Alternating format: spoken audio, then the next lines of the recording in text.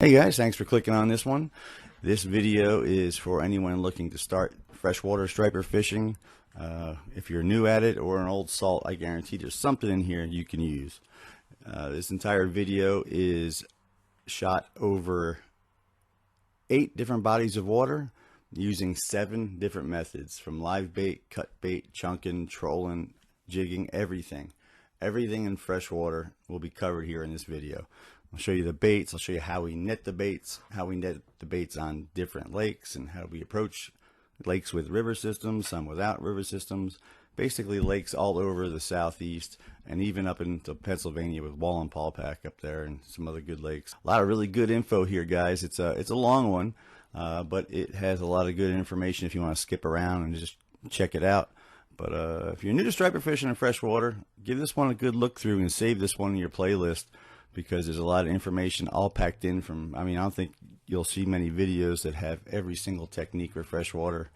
And soup to nuts. I spill my guts in this one, guys, so I hope you like it. Please put anything interesting in the comments if you have any questions or you want to add something, maybe some freshwater tips and stuff you want to share. I'm always looking to learn myself, so if you see something cool, put it in the comments. And I really appreciate your support, guys. YouTube is a little tricky these days, and I can always count on you guys for the awesome support you've shown me and my family. I can't thank you guys enough. Love you. Mean it. Oh, almost forgot. I have a Patreon set up, guys. If you'd like to support us further, there's some cool perks you'll get there, like get my cell phone number, and you could text me as many times as you want with any questions you may have. I'll share on Patreon where we're fishing. I'll give you the numbers and everything. If you have any questions, I always try to help out as much as I can, and Patreon lets me go a little further with that. And man, I sure could use your support. Everything is turning around very nicely, and hey, I love you. I mean it. I really mean it, guys. Thanks. All right, guys, I'm getting ready to do a video. I wanted to show everything we do from start to finish, how we get bait, how we prepare, and everything else. This is a lake, southeastern lake. This is Lake Gaston. Not really known for great striper fishing right now. Back in the 80s, it was a pretty incredible lake. You can get some good numbers sometimes, but a lot of these fish are in the 12 to 14, 16 inch range. So I thought it was a good lake to do it. I haven't fished this lake for striped bass in a lot of years. Only time I'm really fishing here is catfish, and even that's not very much. But I figure let's do it all. Let's start from the beginning. There's several ways to get bait on this lake. This lake is a little trickier to get bait during the day. So say on Kerr Lake or any of these lakes in the south, you can go in the back of a creek usually, and you'll see the gizzard shad popping and flipping. You can throw your net and get some. It's trickier here. This is more of a river type lake, not a whole lot of creeks. There's some on the lower end, but it can be tricky to get bait during the day. So I'm going to show you a few ways how we do it, and we'll take you through the day and see what we catch. All right, real quick, let's look at our rigs, our rods here. We're going to have 8 of these rods. I only have 4 here now, but we got a rig and 4 more up. So here we go. These are going to be for our planers and our floats. That's all we're going to be pulling, because we're going to be in a river system that is shallow, less than 18 feet of water, but as shallow as 10 foot. Smaller baits. This is that owner hook, that MUTU owner circle. I love the straight shank on this, but no bent eye, straight eye. It's a 2-aught, 15-pound test fluoroliter. You can use mono if you like. 1 to 2 glass beads, and our main line here is 30. The reason it's 30 is because we use these for everything. I use them for cut bait in saltwater. We'll catch 50-pound fish on eels in saltwater with these, and I'll catch 3-pound stripers on down lines in Georgia. So we get it all done with 30-pound. If we need to change our leaders, which we constantly do, that's what we do. We're going to be using planer boards and floats. I like these boards. They're not huge, they're not super heavy, yet you can still pull some decent sized baits with them. Zach Royce, these are the Zach Royce boards. Good friend of mine, great kid. And we're going to use Ready Rig TOS planer floats and the straight floats. So we're going to have a couple of those out there, Ready Rigs and the regular Ready Rig as well. So the idea is, our planer boards are going to be out here to the side of the boat. And coming back, we have our Ready Rig planer float right there, kind of off in the corner. We'll have 2 of those, and then we'll have 1 straight one right in the middle in the back. And that's good, it just keeps our lines nice and separate. really nice. It's a nice little spread. It's a shallow river, not a lot of room for a lot of boats. We may only be able to put 1 or 2 boards on each side, probably at least 2 on each side. And if we can add more, we do. I usually don't do down lines because it's only 10, 12 feet of water on the side of the boat sometimes. We want the boards up on the bank. That's where those striped bass are. Once we get ready to set out our boards and floats, we have to use our trolling motor to pull us along. I use the Motor Guide XI5, fantastic trolling motor, compass steer in it, and it's reliable, incredibly reliable. I never have to worry about it. That's why I love it. If you have a Mink Coder, that'll work too. And what we do is use our remote here, and I'll deploy that trolling motor. Deploy the trolling motor, and then we'll pull the boat around anywhere from 0.2 of a mile an hour up to 1.5 miles an hour, depending on current, wind, and what's happening up there. So just set the compass steer to hold us on a heading. We let our boards out, try to keep our baits close to the bank if we can, and get a good spread. In summertime, about an hour before dark, these fish will be up on the surface sucking off the top.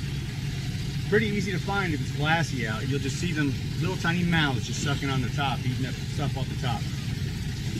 A lot of times these are small baits, but sometimes they're decent. This particular lake, sometimes we can get 5, 6 inch baits behaving like yearlings on top. Usually it's the yearlings that are on top. But we're gonna see if we can get some decent ones by doing that. So we're just looking for them sucking on top. We're gonna throw the net on, pretty easy. 3/8 mesh net, pretty small. See what we can get.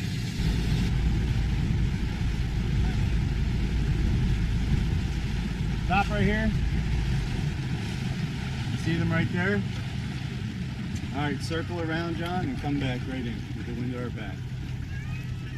We got a pretty big group right here. You can hear them feeding.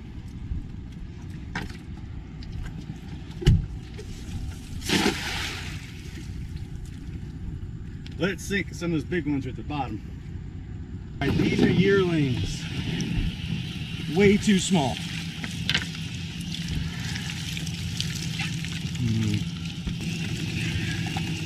All we're gonna do is real quick just pick the big ones. None of these are really big, huh? Not really. There are a few that look decent. Some thread fins and some gizzards in here.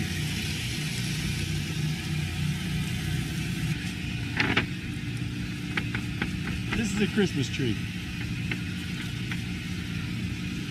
I like Christmas trees. All right, I don't do a whole lot with our bait. This water temperature is 85 degrees, so we were going to put some ice on here for tonight. These aren't terribly big baits, a lot smaller than I'd like, of course, but we're still going to take care of them, right? So what we're going to do is, I just add salt and ice. You can see what's missing out of this tub. That's what I dumped in here. Probably add a little more. If these are bigger baits, I put a little bit more. About 2 solo cups. I do about 2 solo cups per 25 gallons. So maybe for 20 gallons. So anywhere from 4 to 6 solo cups of ice I would dump in here. This is just regular pool salt. And we are going to ice this thing down. So I want to get it from 85 to 75. So nice and gentle. This is well water salt. I'm sorry. This is well water ice.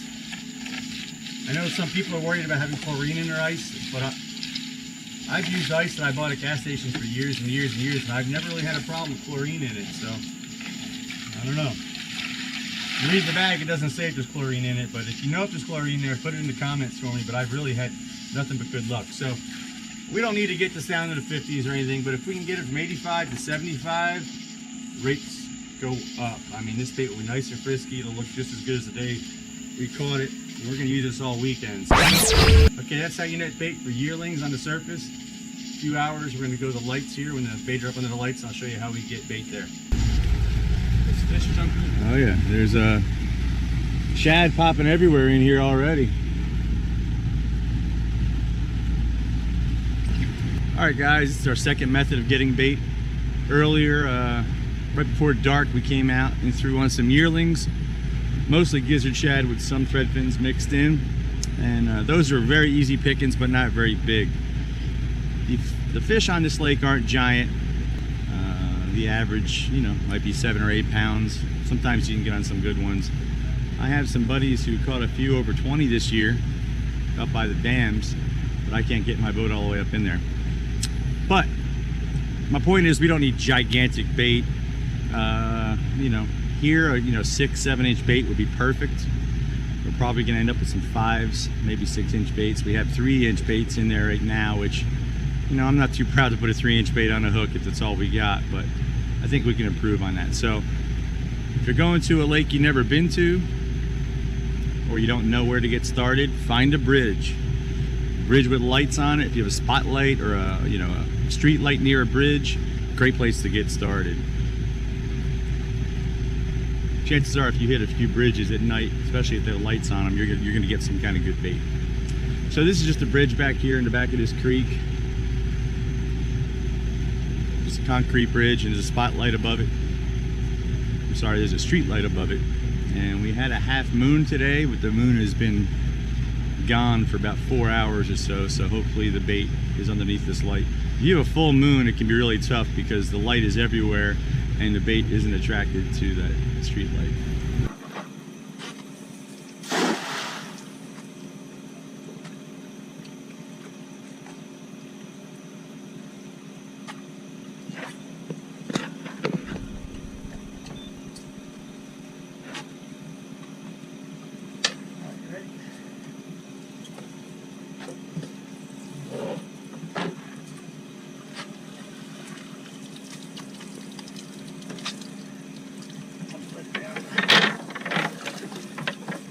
Let go of it. Yeah, right now, shake it. All right, let go.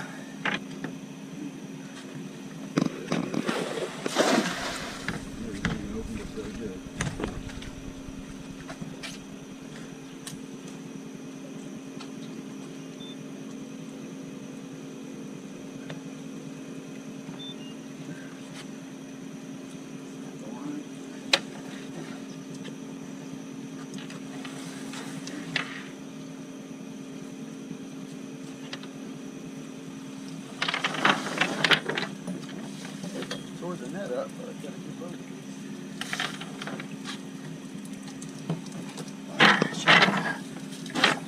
All right, we just netted some herring here by the bridge, some thread fins and some herring. The surface temperature is 85 degrees. We netted these yearlings last night as backups, small baits. We threw a bunch of ice in here and got it down to 75, and it's probably crept up a little bit, but not much. So we're gonna throw some more ice in here. And the salt I put in earlier is probably enough. Everyone likes to kind of figure out how much ice and ask me how much ice and what temperature do you need. Anything cooler than what you're starting with is good. I don't think I need to get 85 degree baits down to 50 degrees or anything like that. And even if you did, you'd shock the baits. Once they get used to that, you hook them and throw them in the warm water. So if it's 85, if I can get down to 75, that's great. If I'm gonna keep these for like 2 or 3 days or something like that, I'd get it a bit cooler and do a couple of water changes. But I won't change this water in a 12-hour period, and I'll just keep it cool. You know, if I feel that it's getting a little warm, or, you know, just kind of have that sense that it's warm and needs more, I'll just dump more ice as the day goes on. I do keep a cheap thermometer in here. The surface was 75 when I started. Right now, it's right at 70, which is excellent. So if it was 85 to start with, got it down to 75, and now we're that low. That's pretty good. Matter of fact, I probably don't need any more ice. I'll throw one more bucket full to get a little bit low, and I probably won't have to worry about it the rest of the day. All right, so you got your radar on? Sure. All right, so let's work on our night vision. So let's start turning off the lights in the boat.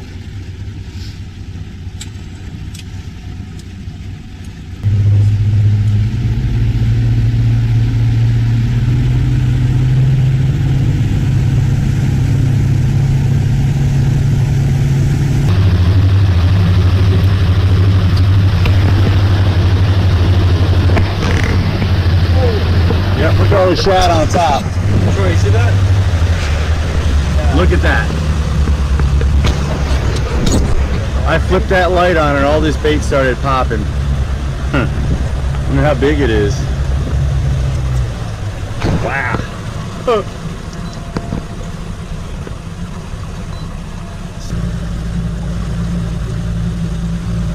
that was a good sized shad up there. Big gizzard just popped.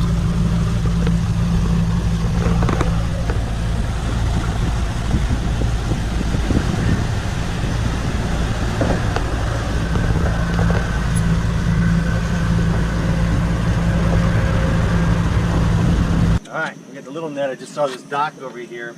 Lots of bait in the area. It's about 18, 19 feet deep, which for this lake is quite deep. See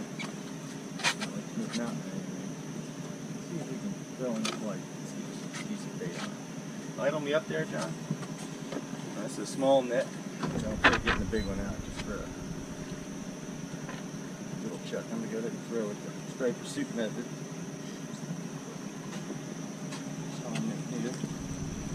Great net. Medium size. Cracking net now. That's so springy. Alright, here we go. Yes, sir. Harnett. Nice here to the right slightly. How deep are we? 16.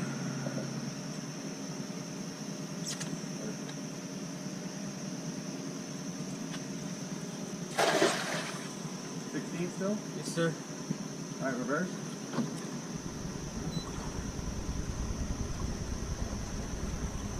Neutral. So tiny.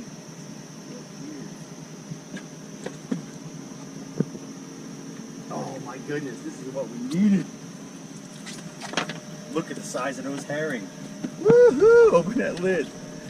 Quick. Alright. That is a whole nother ball game right there. Look up. With a little net too. I'm gonna throw the big net once on this. Step back. I know. You guys used to using giant skipjack and trout for bait and all that big stuff, and I've done it all too, but you guys are used to that.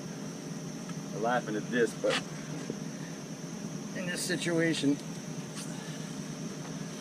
that's primo bait. It's because it's 16 foot deep at the end of that dock right there. The water's cooler up here.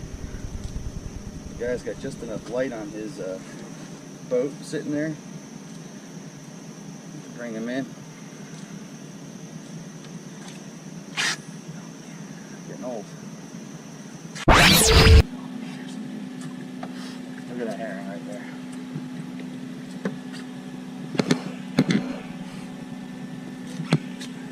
Come over here.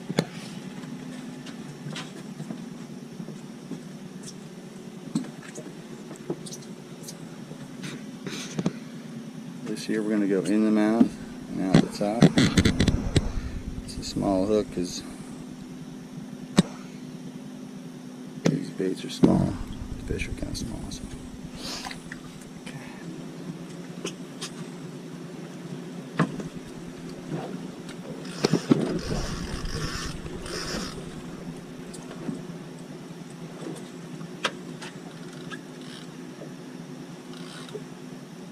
Alright guys, the fish hits and starts screaming, just pick it up and crank. Don't yank, but get to it quick. I don't want to see any of this. No, I got the last one, you get this, none of that. Grab the rod. Okay? While you're doing that, it's gone, it's off. Now if I just yell, before you get to it, if I say crank, it just means crank with it in the rod holder. I might just say crank, crank, crank first. And there's some really sweet herring in here. I haven't netted this many good sized herring like this in this lake in a long time. Alright, coming through. Can't wait. Okay, get this in the water quick. Getting in the mouth out the top. And the reason I do that is because I have found that they get less foul hook that way. Because if you go through the nostrils, I would have to use one of those little bait buttons sliding up the line and rehooking the hook point back into the bait's head. And I miss a strike. On the floats, I tend to let a lot more line out behind them. We're not going to run over a jug line, are we, John, up front? These are the TOS floats. Just put them on the line. There is one to our right now. Okay. And I grab the line coming from the rod tip. I put a little twist in it. And I grab the loop of the twist. I don't grab it like this. I grab it so the loop is in the release. When the fish pulls, it just pulls that little twist out. The float pops off every time. So you don't have to worry about the float getting stuck, especially on smaller fish. All right, John, pay that one out. Okay. Okay. I think we're okay.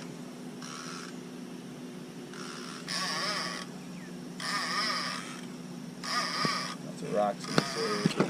We're about 15 feet behind the board on this one. Mix it up. Don't be afraid to mix it up. Especially when you're getting started for the day.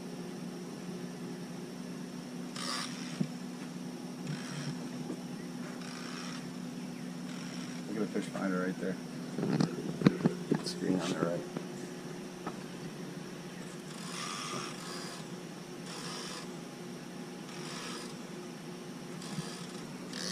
In the water quick.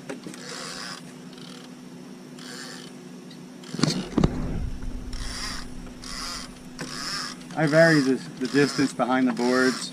This one right here, I don't know, about 10 foot behind the board. This river is shallow. It's only 18 feet where we are right now.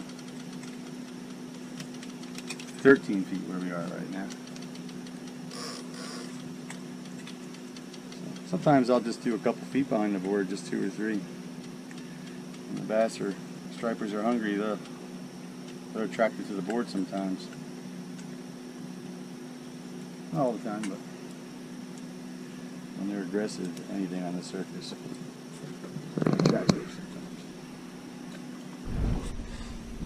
Just came across some nice marks there. Catfish, small stripers. You see the shape of the fish on that one.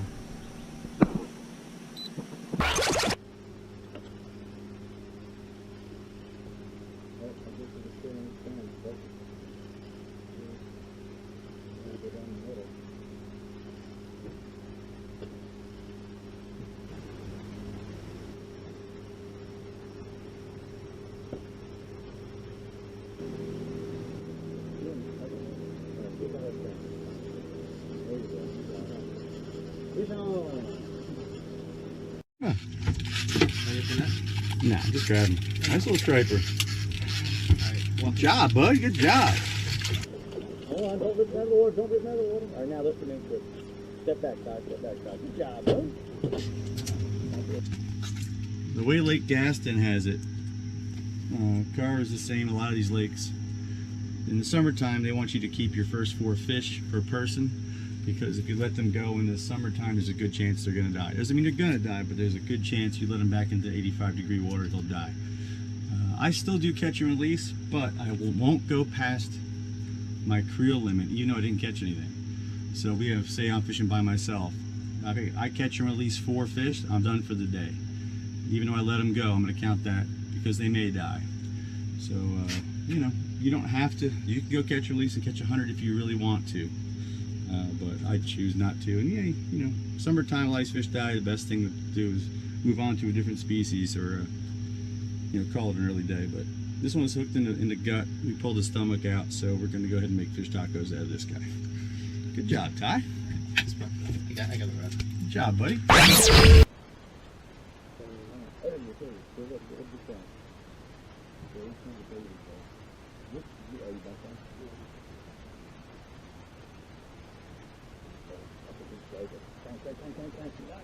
Alright, come here. Keep cranking, keep cranking, keep cranking. Keep cranking. Keep your rod high, Todd. Yeah, you gotta tighten it a touch more. Nothing's coming in. Okay. Tighten it a little bit. There you go. Here recording. Good one, Ty. Uh-oh, I caught a pool noodle with it. What a pool noodle. Kyle, you're gonna need the pump to get that fish in. So you have to crank down, crank, and now pull up. Stop cranking, pull up, and then crank down. Just do a little smoother. Attaboy. Put the rod on your other arm. There you go. That's it. That's it. Pump and take, pump and take. Try to put them right here on this side for you.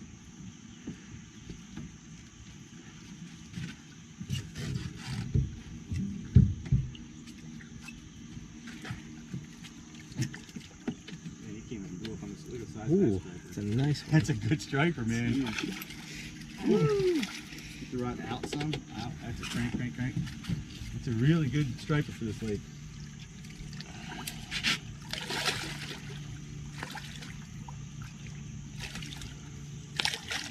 Not huge, but I tell you what, for here, that's a solid fish, buddy. Good job, man. So you can see that little circle hook, man, that little owner. Mudu. I like that straight eye on these. So that was on a big herring, one of those nice big herring. Not huge fish in here, but for this lake, that's a good quality fish. All right, Ty, take a picture.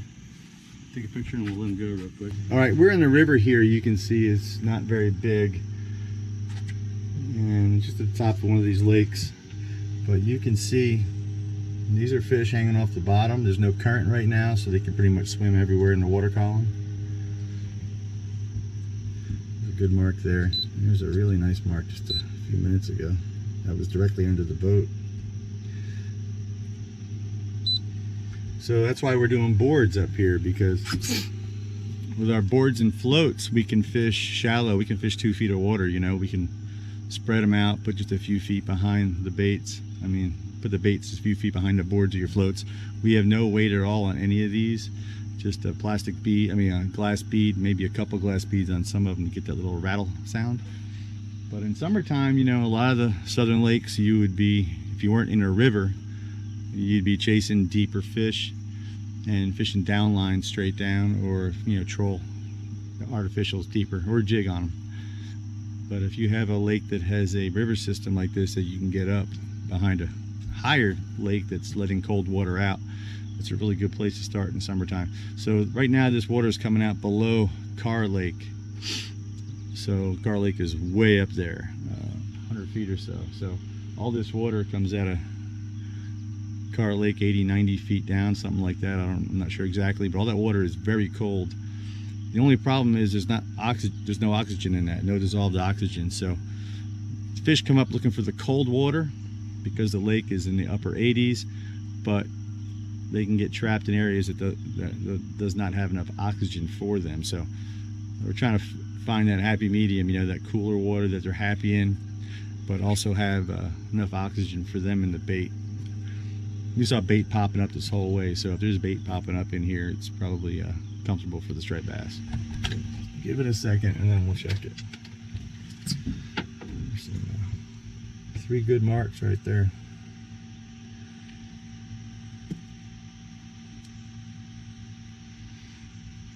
Yeah, when the current's running really strong, these fish will be all the way down in the bottom, but with no current, they can go anywhere they want. Ooh, fish on, keep cranking. Nice, John. Reel this front one in. Catch that fish, Troy. Catch that fish, Troy. Drop high. There you go, Troy. Kyle, keep doing what you're doing. Attaboy.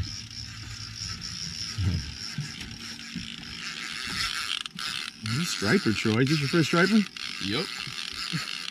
Tyler, run to the front with that board. Run to the bow, buddy. I'm no professional. All right, these are 2 of the baits that we caught. This is a gizzard shad here. This is a thread fin. The herring were much larger. You saw those earlier. You'll see they both have that little thread fin on the dorsal, so that's not the way to tell them. If you look at the mouth, see how blunt that top nose is? And this mouth here is a little closer to the mouth of a herring. Also the yellow tail, this little bit of purple that you kind of see through there, and the dot is not nearly as pronounced usually, and when it is, it's closer to the gill plate and up high, where this is a little further away from the gill and it's a little darker. but you can see that yellow fin in the mouth like a herring. Big difference. That's really the best way to tell. All right, I'm gonna take a minute and show you our rig here. This is a 2/0 owner hook. This is a circle. I like the ones with the straight eye. MUTU is the model number. The demon circles are nice. Owner, really good hooks. I really like them. That straight eye is important. All right, we have 3 to 4 feet. This is fluorocarbon. It's 15-pound test. This water is not terribly clear. You don't need fluorocarbon in water like this necessarily, but I like to go ahead and use it on everything. You never know, right? Now my main line is 30-pound test. That's because we use these rods and reels for everything. So we'll troll with them, we'll use cut bait, we'll fish in salt water where there's fish this big, and we'll use them in lakes where there's fish this big. Basically we change our leader depending on the fish we're going for. So if we're using small baits, we'll go with lighter line if we can get away with it. If we're in cover or tight to, you know, structure, we have to go a little heavier. But here there wasn't much structure, rocks in some area, but these fish are pretty much coming to the top when they're hooked up. And there's nothing really solid on the bottom except for a few little areas. So we only went with 15-pound test. If you go with 15-pound test, it's nice and light. The baits look much more natural. Smaller diameter, a little less apt to scare the fish away. So 15-pound test was good for this. It's really good for freshwater stuff, a lot of freshwater stuff. Like I said, unless you're on the bottom, over structure, 15, 12-pound test is nice. This is our 30-pound main line. You'll see a glass bead. These baits were small, so I only had one glass bead. If we have big baits where they can really pull and really put some action on the line, I like to go with 2 or 3 glass beads because they'll rattle and knock together. Plus the bead is good because when you're using your board or your float, when you trigger the board, it slides down, it stops here. It doesn't go over your swivel and go all the way down to your fish. And it's also really nice when you're pulling boards, anything really, to have a lighter leader than your main line, because if you snag up, you'll break your leader and you won't break your main line and your board won't float away on you. So these are our reels. These are the Accurate 400s for freshwater, especially for small fish like this. These are way overkill, of course. Like I said, we use these for everything. But our Abu 6500 or the Accurate Fury is a great freshwater reel. Striped bass. Great for saltwater too. And we just had our floats and boards, and hope this video helps a few of you out. Please subscribe, I'll be your best friend. Stay safe on the water, leave a few for me. Go fishing, man. It's a nice day.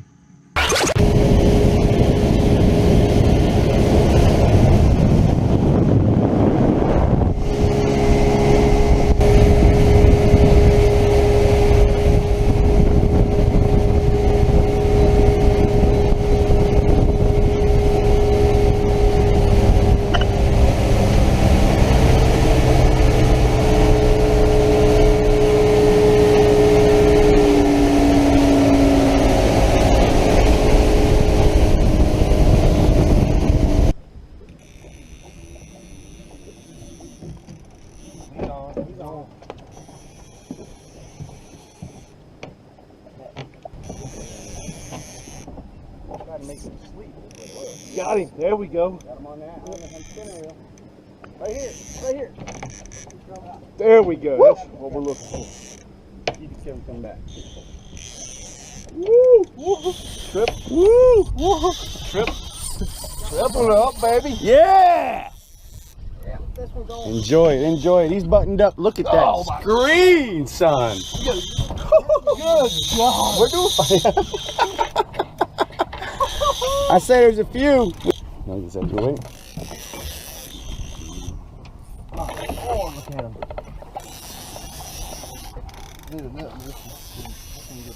That is a long leader on that one, buddy. Yeah. All right, We can sort it back up now. We got some fish. all right. Let me get the net and I can get him out. Look at that. Look at that. Whoa. There you go. Let's go.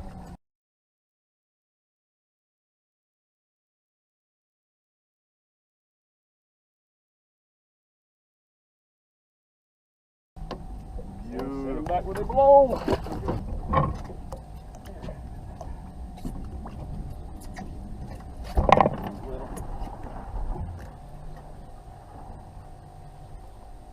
Short pump his ass right now.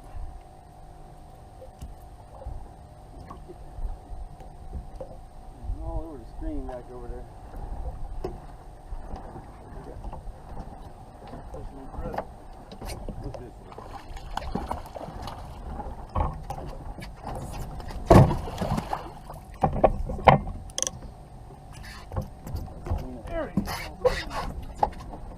Spinning reel? Oh, come on. Hey, you getting screenshots? Yep. Come back for it.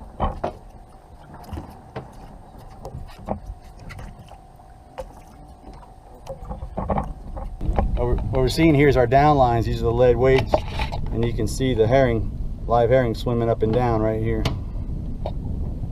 Same thing here. That's a herring. That's a herring. These big strong ones are the 3-ounce weights. These strong returns. Your herring just swimming up and down. We don't have it set all the way to the bottom. These are trees right here. I'll back it out so you can check it out. We'll go to the range and 80 foot so you can see the bottom. These are all standing trees in here, and we're looking for these isolated striped bass above the trees. See, that's a good mark there. We can see that's 39 feet down. There's a little stack of them there. Some more here. Hanging in at 36, 39 feet. Right at the tops of the trees, tempting you to put a bait down right where they can yank it and pull it down in there and snag you up. There's also a great example where that separation will do. This is the lead weight here. And this is the herring swimming along. You can see the herring shot up here and it's still swimming along. That's a good sign. A fish came by and looked at it and scared that herring. He stretched that leader out really quick and came down. You can still see the herring swimming right along now.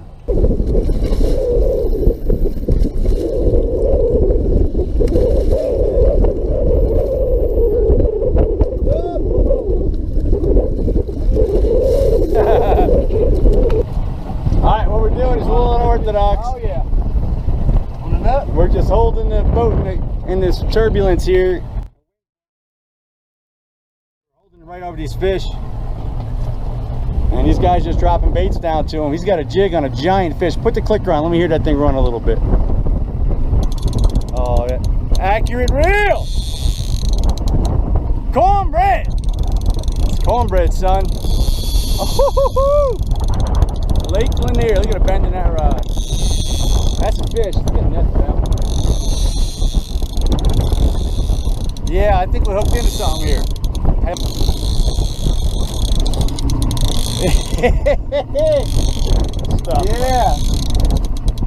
Look at the bend in that rod. Got no trees or 65 feet of water. There are some trees. Yeah, there are some trees down there. We got 30-pound test. We can button it up a little tighter. 25-pound leader. But there's a lot of scope on that. We're sitting here in 40-foot shot.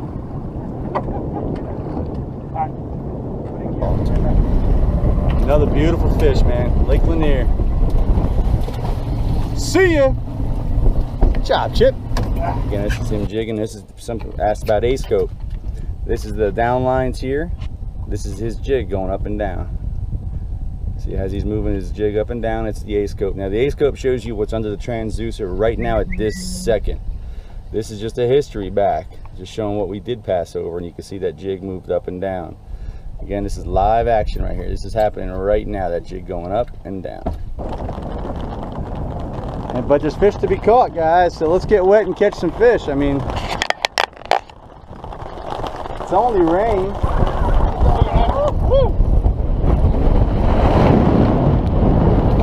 Here, you must step back. All right, you got it. Came up and hit that spoon. There you go. All right, boys, I'll hold this here. Look at that. That's a beautiful Lanier striper. Nice job, brother. It's warm water. You got to launch them down as hard as you can. Hopefully they get down into that, past that 90-degree water. And get... Oh God, he hit the board. Wow.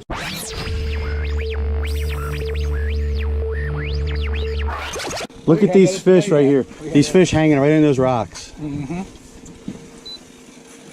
That's where they Fingers are all white. See those fish hanging in those rocks right there? The orange board's gonna go nuts here. Uh-oh, he's gone. Ah! What the heck happened? Uh-oh, he's gone. Ah! What the heck happened?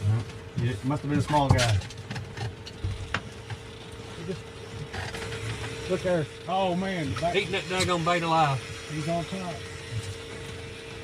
Look at that. Still on top. Ain't no way it broke one. Chasing that bait. Yep. Look Big fish still here. Oh, popped up on it again.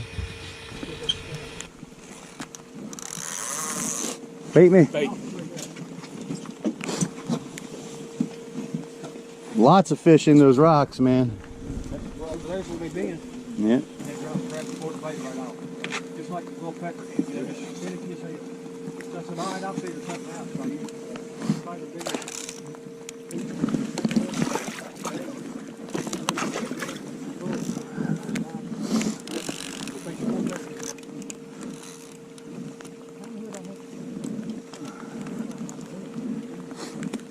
Put the board on back.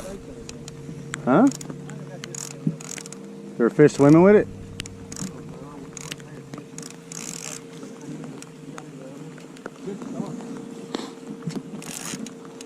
Sir.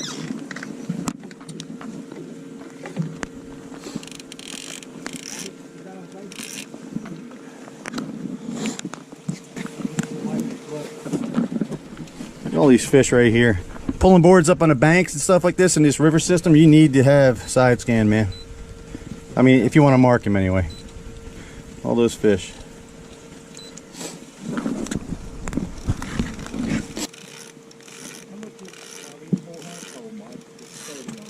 Well, I have stacked, so I have braid. So you got braid behind. Yeah, I have 50 yards of braid and about one.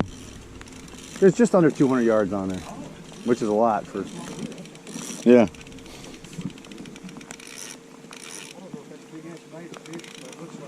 Big bait. That's Could be fish. yeah, that's fish. Right here. Yeah, those big ones right there. I mean that's those big shadows, man. That's a nice fish to the left here. That's a really good fish right there. There's multiple fish, 2-3 fish on the left right here. They're here right off the port side. You see how long they are? You only get that with the active imaging transducer. I've used 3D and all the other ones, and How far out are they, Mike? to mark fish 30 feet, 25 feet. Inside board. You see how far they are over the bottom return? Usually you only get shadows out there when the fish are here, but to get the returns actually that far, I've only had that with active imaging. Yeah, they're long fish. They're swimming along. You watch those back boards. That's what I was thinking, that right there inside. Yeah, those they're right over them fish.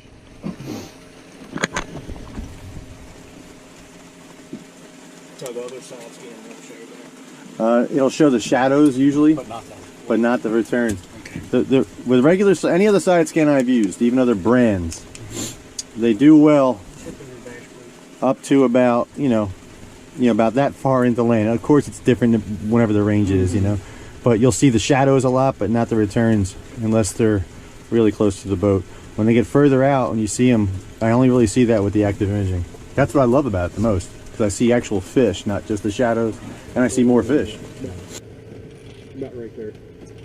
That's about what I gotta do that.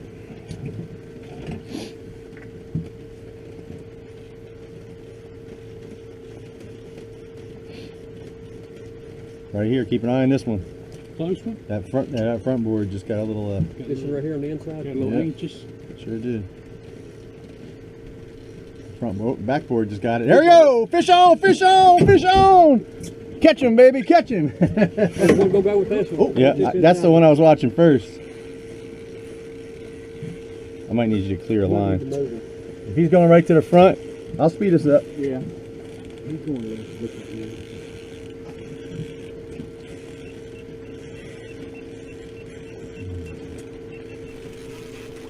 Flat's loaded with fish. Oh, you know what? He wants to come up to the front. He's beating us. We're plowing mud. Yep, he's beating us. Now trim your motor up. Big motor. Oh boy. Hold on, wait. That's how shallow we are right there, man. Turning the mud up. Why don't you get a net for him up front?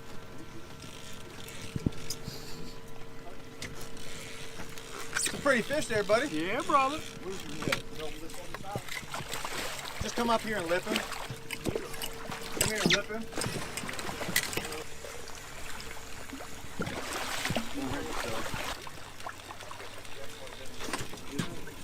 Pretty fish. That's a chunker. Nice one, brother. There's buddy. You got to give him like. That's a Dave Farley special there. You slam that good sized gizzard. About a 30, 31 incher. Nice fish, bud. There you go. Yeah.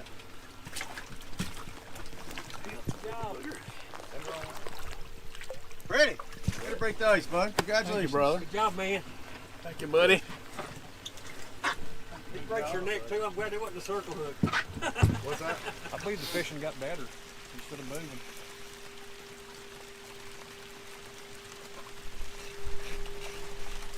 If you've never pulled planer boards before,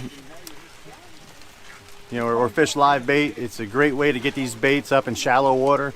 It's winter time right now. It's February. These fish are up in only 2 feet of water here.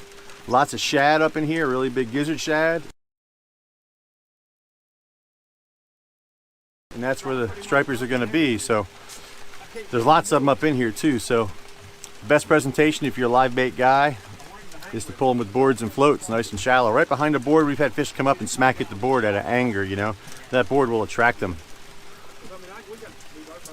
If you never used live bait before, it's a great way to do it, catch some good sized fish. You know, if you never did it before and you want to pull some boards, I have some videos showing how we put them out.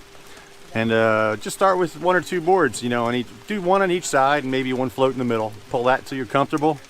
Then if you want to add a second float or a pair of TOS floats, and then just add a board on each side, you know, until you're comfortable. If you're not comfortable with multiples, 3, 4 boards, just do 1 or 2 on each side. That's a great way to fish.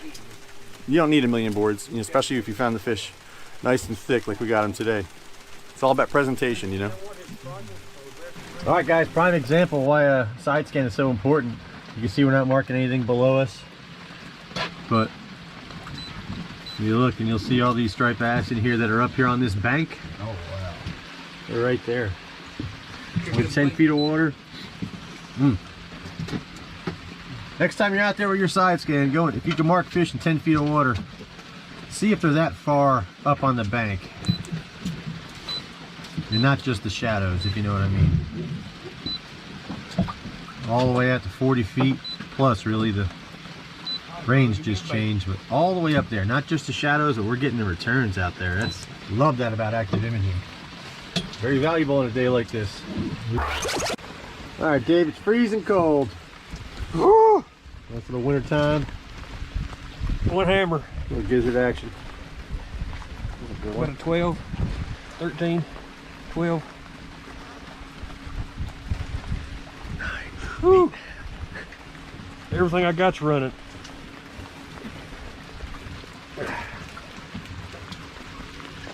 You all right? You're shivering so darn much.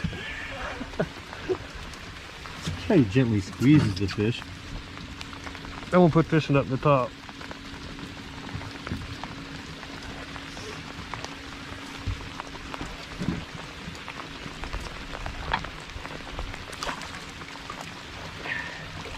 Go fishy, fishy.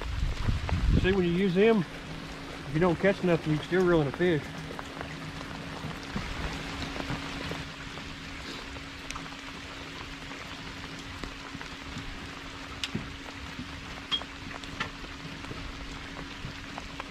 I wish it would just be a little colder so it would snow. It'd be a whole lot drier. I can't tell if my nose is running or it's raining. I think it's both. All right.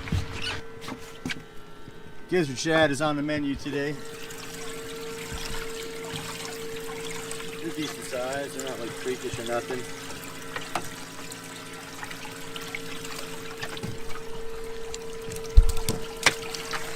You never want to net a bunch like this, but you guys are special, so.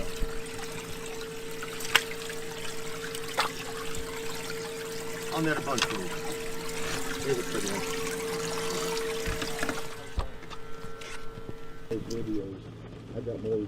Watch this. Watch this inside one. Oh God, he hit the board. Wow, smacked the board. That board ticked him off. Did you see what a body on that fish? I didn't. Oh, you got him now. He swarped, actually chewed at the board. See the rod tip's still bouncing. I knew we shouldn't have went nowhere. We don't need to go nowhere.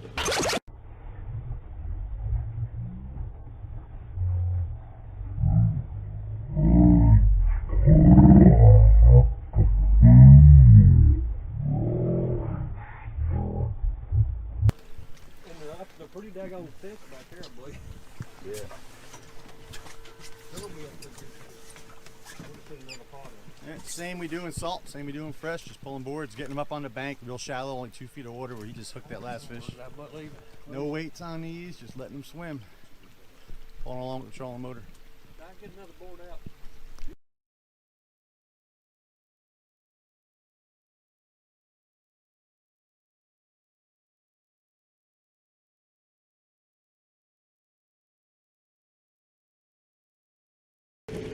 And now you can do it. He hit it. Woo, woo, woo! Come here, brother. Fish on, fish on! He's a screamer! He's a screamer! He's a screamer! Don't set the hook like I did. Don't set the hook, just pick up and fight. That's a good fish there, I believe. Come back under that, help him out, man. You gotta go under that rod. There you go. I'm speeding this up so that fish is gonna come back. Tighten that drag. No, it's good, it's good. It just seems to be taking it strange, huh? I sped us up so that fish. Go right with him. I am. I had to speed us up to get that fish to come back. Woo! Pouring rain out here on Smith Mountain. Get your chew. I'm speeding this up, so it should be good.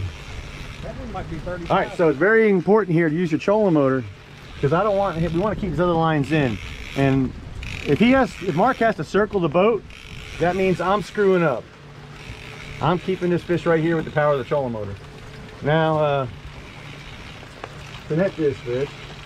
You got a net?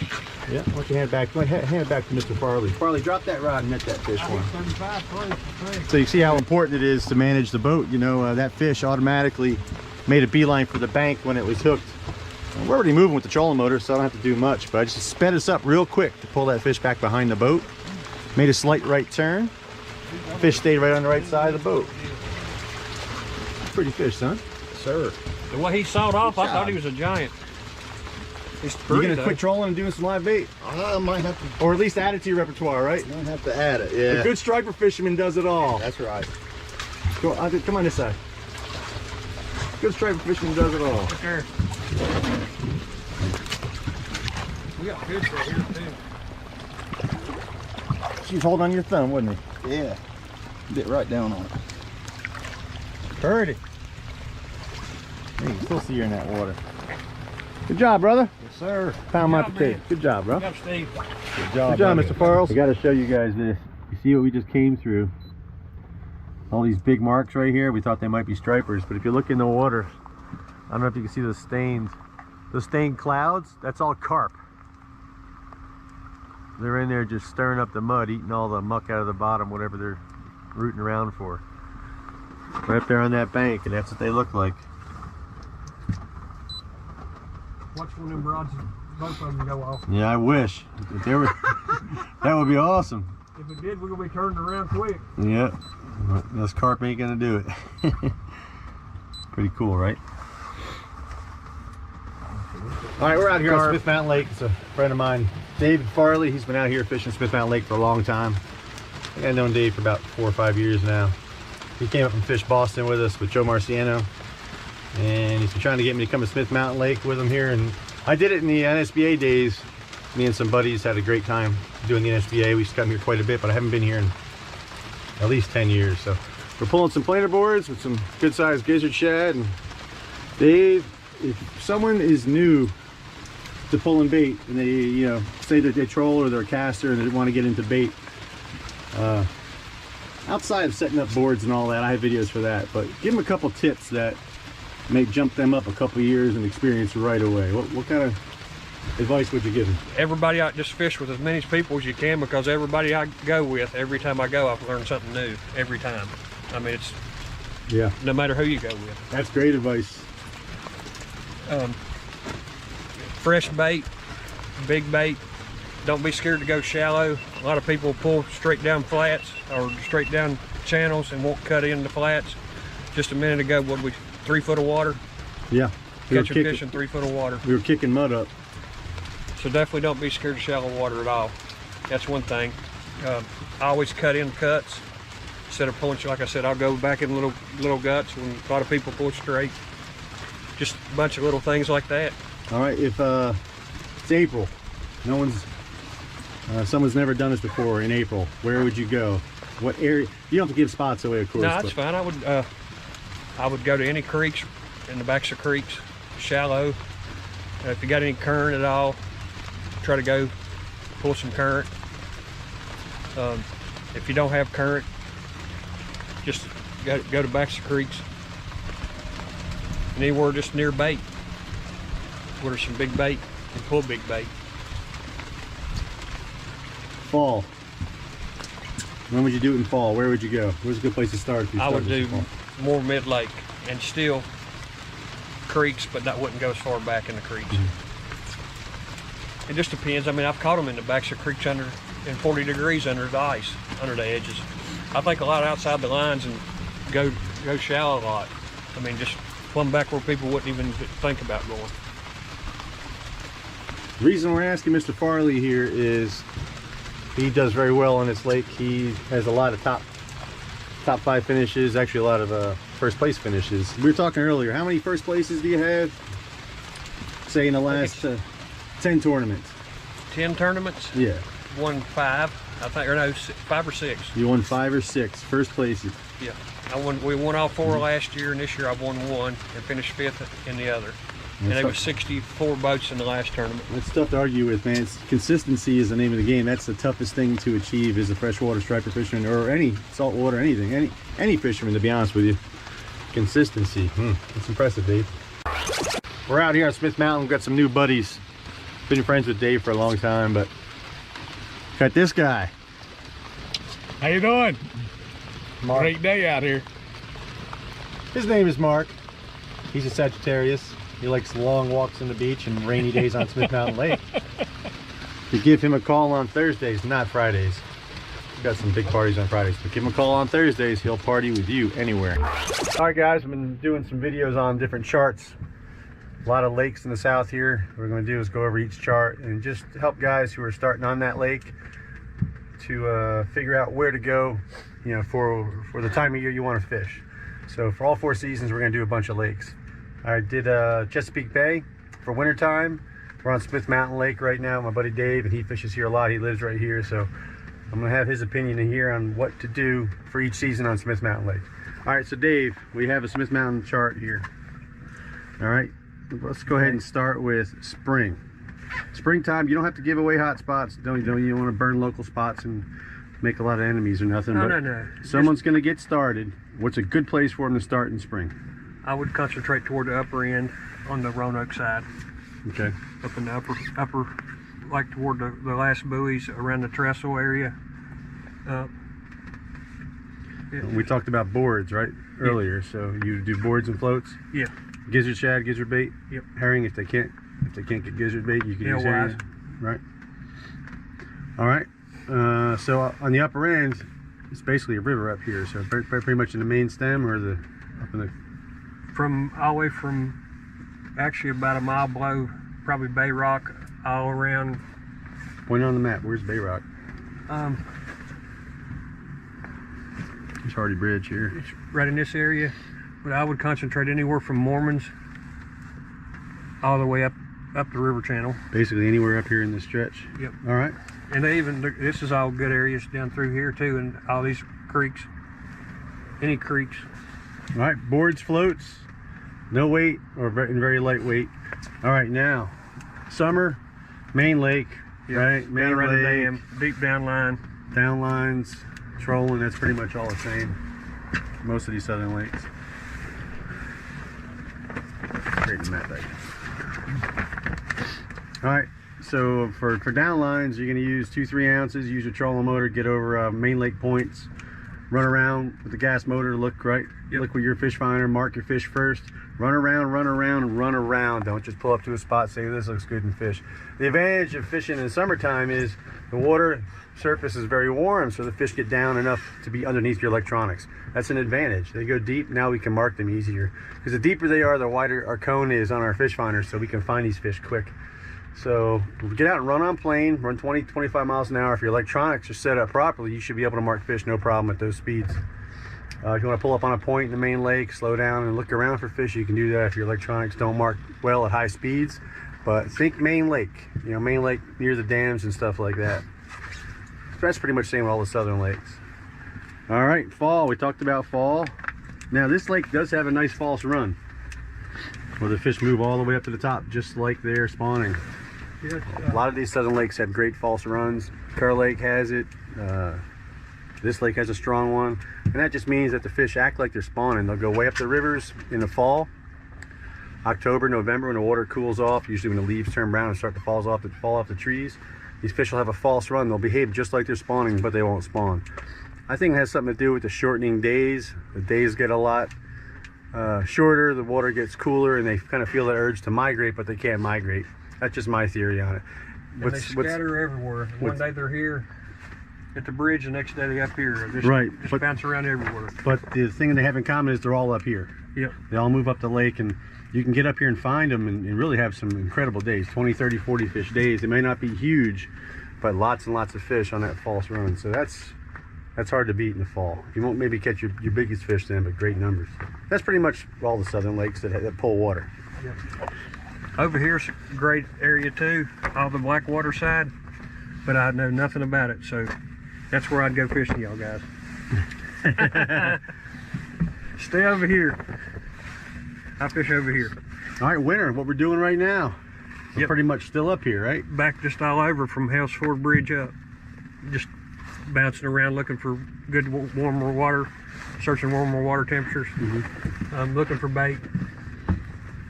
Can we catch a fish while we're doing this? All right, also winter, if you're not a bait guy and you want to troll, I know we've caught fish around the main lake. A lot of the main lake points just inside these creeks, trolling umbrella rigs, anywhere where you don't have to deal with trees, of course. Right, and chasing birds is another good time. You know, the good thing, because looking for birds in the winter. Main lake, secondary point, stuff like that. I imagine it'd be the same down here. It would have to be the same. I just never fished that side. Yeah. Casting flukes, running looking for birds, trolling main lake points. Good stuff. Yeah, I would think back in the summer, I meant to say too, would be a good thing to do is a lot of night fishing with trolling. Yeah. It's really good at night. I know this lake is really Or big. not trolling, pounding the bank. casting with red fins. Yeah, in the summer months. Yeah, this lake has been a lot of fun at night casting red fins at the bank. Oh, you can put big numbers Summertime. up. You can put big numbers up in the summer. Certain times. Make your arm sore with the red fin. All right, we're using the GoFree tablet here. I don't know if you can see the iPad here, but GoFree. Now I don't have to keep asking these guys if they're seeing bait on the screen. I can see it here at my structure stand, off to the left and right. When I see them, I'll go ahead and throw. The trolling motor pulling us along. We're gonna see some here off to our right. Go ahead and give her a throw. 11 feet of water. That's what we're looking for right there. Those are nice big gizzards.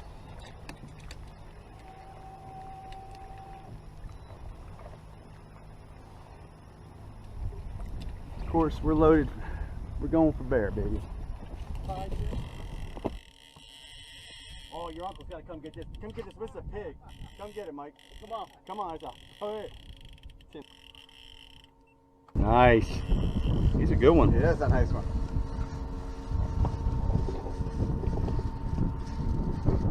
Whoa, baby. It's been a long winter for them. Bring him in. Guy with the rod's got to bring him to the net. There you go. Woo! Well, it was a little crazy. That's a keeper, right? Say the least, that's a keeper. Yeah. That's a good keeper, wow. That's a 9-10 pound fish. That's what we get on these bigger baits, on these shallow points. That's 3. Alright, I had the fish on the boat grip. The boat's just going forward here and we're towing him along. He's ready to go. Give you one last look at her. 11 pounds, Kerr Lake freshwater striper. Alright. See ya. Go live. Alright, it's March. We're out here at Kerr Lake and we're fishing some planer boards back in the creeks. We got some good sized gizzard bait. We're gonna hook them in the nose. I don't know if you can see here real quick. That little orange piece of rubber right there. These are called bait buttons. They have them in Bass Pro. They have a little dispenser. And what we do is we put those there. We hook these baits. they'll want to slide up if you don't have this bait button here. It'll slide all the way up and rehook, just like that. And then you're pulling the bait rehooked. And you'll get hits and fish come off and you can't figure out what's wrong. That's what's wrong. So this little bait button keeps it from sliding up. All right, we're about to come up on this bank right here, shallow. So got the rod and the rod holder here, clicker on. Pull out about 10 feet behind the board. These boards here will actually attract the fish as well. As this board comes up in the shallow water and makes a ripple, they'll come up behind it. All right, my friend. Good We're going to go ahead and click the board on, let it out, try to get it up on the bank. Yeah. And we pull these boards along the bank here as we're coming across. Right now the water's warming up back in these creeks. We're off the main lake. The water's about 5 degrees warmer back here by the middle of the day. The sun warming up. The bait comes back here and striped bass move on these shallow points and these creeks back here to eat the bait. And that's what we're doing right now. We're catching some pretty good fish back here, up to about 12 pounds. It's pretty good for Kerr Lake. We're going to go about 2 miles an hour, 1.5 miles an hour. We'll slow it down to a crawl right on the points. And that's what we're doing. All right, these big baits are the key. We've had a bunch of short strikes. Ooh, taking drag. Taking line. We turn the clickers off in freshwater. You're good right where you're at too. He doesn't have his thing phone. He's doing fine. Okay. Good. It's about time, man. I've had a hard time buttoning them up. Good fish. That'll be a tournament winner today. Definitely. It's a good carp fish. He's in the other line. That's all right. That's all right. Just go ahead and net it off. Take your time. Take your time. Good fish. Nearly back in the creek. Big old gizzard bait in the wind. Let's go ahead and turn it loose. Ready to get out of there. Nice. Good job, Chris.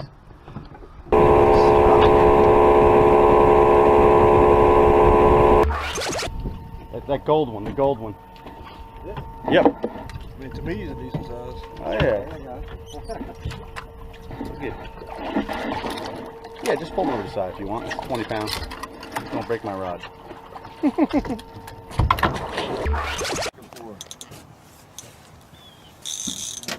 Swell out there.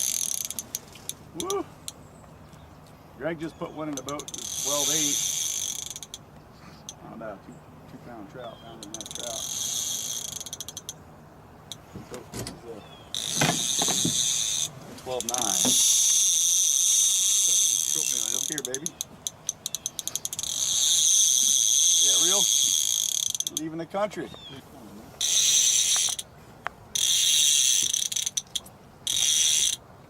Alright, Greg, she'll be ready over here, I think.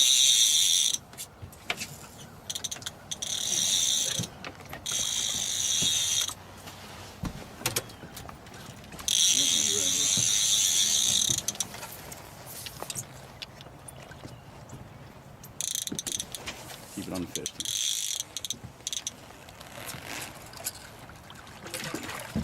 Going through. Got it.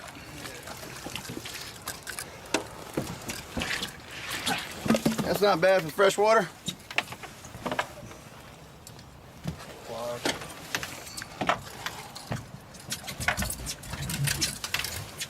Just keep dipping to it. 24 in the butt. 24 and a quarter, 24 and a half. Okay. All right, 24 pounds. You got on there, Tim? I did. All right, we're gonna let it go. Swim off. Yeah, nice. I think Greg got a decent one here. Yes, he does. Taking line, Gregory. He had chuck anyway. What about a fish? Pulling them umbrella rigs here, man. The cooler water up here. I think maybe the key. It's pretty cool.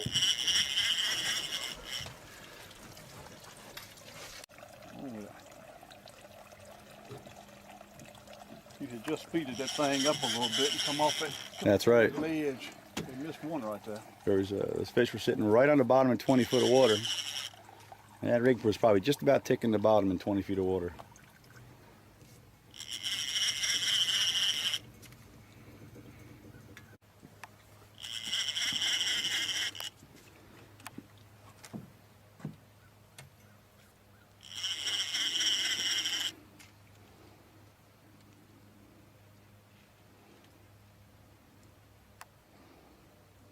trick to netting that, Tim, is to net the fish and not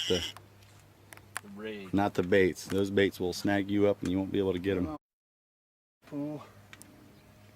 About what I said. Yeah, very nice. So no net? No. Now go ahead and net him, Tim. Don't matter. Yeah. He's in a team. Yeah, he's a little, I think it's more like 18, 19. Really. He might be a 20. Tim.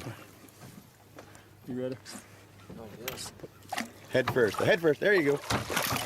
Very nice. Hold him right there, dude. That's a 20-pound fish, son. Well, down here on Lanier, just dumped the boat in the water. Here with the one, the only Striper Steve Knight. That's right. Ready to nail him today, brother, or what?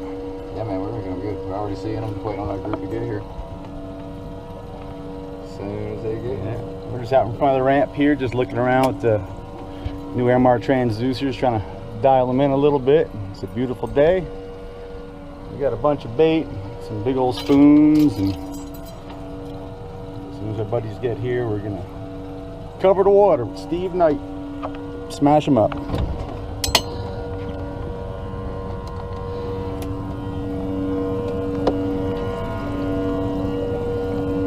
There's some big, nice big baits in there. Yeah. All right, one thing we're doing here, what Steve likes to do is, and he's kind of, man, he's kind of perfected his technique. He's looking here, these are all standing trees here. They didn't fell all the trees when they flooded this lake, and you can see that's 40 foot down right there, so you can see guess how tall that tree is. And he's not fishing in these fish that are hanging on the tops of these trees. That can be real tempting. I've done it myself. I've stopped and tried to catch those fish, and he's right now anyway, we're looking for fish that are not in the trees. That's a good school of shad or herring right there. There's a lot of fish right out there. We're gonna re-drop out here on a different bottom. And when you find good spots, you know, go ahead and drop a waypoint on them. That's what you got your machines for, you know. All right, there's a good one right there, right between all that timber. So what are you looking for right now? Really following a trail of fish and trying to follow them to the school. So a lot of times they'll lead them. You know, you start seeing a single, double, triple fish, you know, then they'll lead you to the school. So that's really what I'm looking for. Trying to get on that trail. Lead me to the rest of them. We see plenty of scattered fish around here. Okay.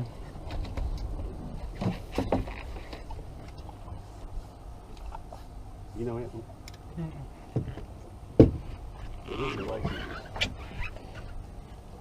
We have 4 down lines set out here, only 4, and right now we can see all 4 on the screen at one time with one transducer. 1, 2, 3, 4. Look how far apart those are set. And that one transducer, just a medium chirp transducer, less than 300 bucks. It's Airmar TM150. What we're seeing here is the steady lines are those lead weights.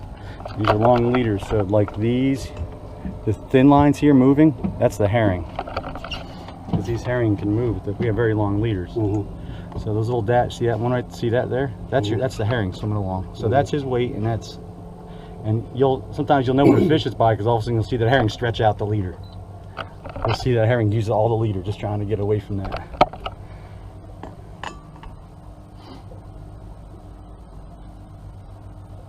So this is the herring line. Yeah.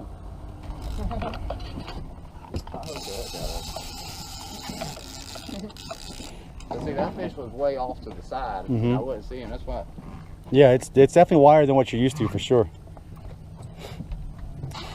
And we could set a specific frequency if you'd like. I'm just learning. Yeah, that's right. I understand. What it's doing, you know? That's exactly right. That's all I'm trying to do, is trying to learn. And it just helps you find out where the fish are in the water column. Right. Yeah, you can step up. This is a firmly made boat. Imagine that. Yeah. Well, drag's paying out nice. You need to come over. Just don't trip on the wire.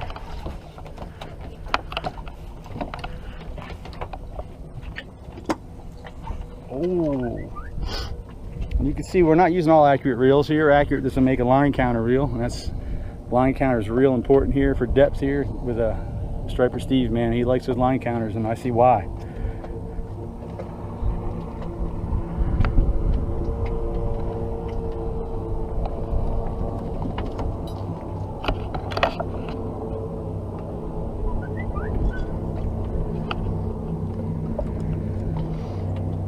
There's a good little fish, huh? There are a bunch of transducers back there. Oh, that's a little bit, huh?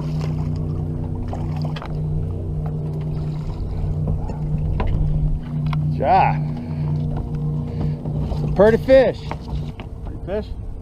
Give a warm water release, man. Just let them plunge straight in. Not very pretty. It's about a 2.3. Just give me the old flip on it.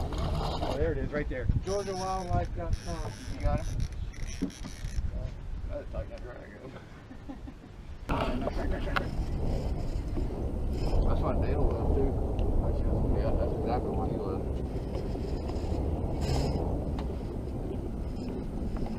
That sounds rough on that thing, huh? It's the clicker. It's the counter. Yeah, that's the when counter. Oh, I got you. counters are loud. Quit! That's a bass fisherman moved there with that 20-pound test line. Reel him in. I'm not putting any pressure on it. I'm just line guiding. I don't want to bunch up on the wrist. That's right. The other thing, it'll slice your damn finger real quick too. All right, Steve. So people want to come book trips with you. What's the best way to do it? Call me, hit me up on Facebook, Striper Steve's Fishing Charters on Facebook, or my phone number is 404-580-3255. I just got You it can here. find me at www.stripersteve.com. That's about obnoxious. It is obnoxious. You know, put the clicker on, stop taking drag, didn't it? We just put that clicker on so we could hear it take drag, and it stopped. We need to swap. Step all the way back, Jimmy. Go to the starboard side, Jimmy, all the way back. Yeah, look at that. That's a nice one, Jimmy, right there. That's a nice fish. Nice fish going back up.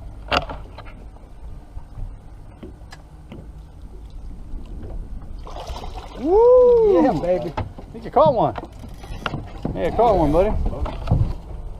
That is a beautiful Lake Lanier fish.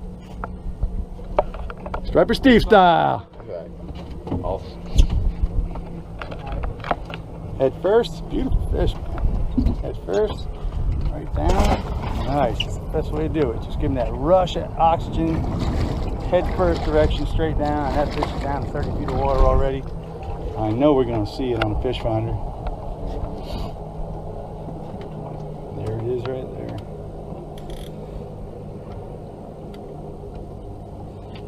Excellent, man. Good job, good job, good job, man.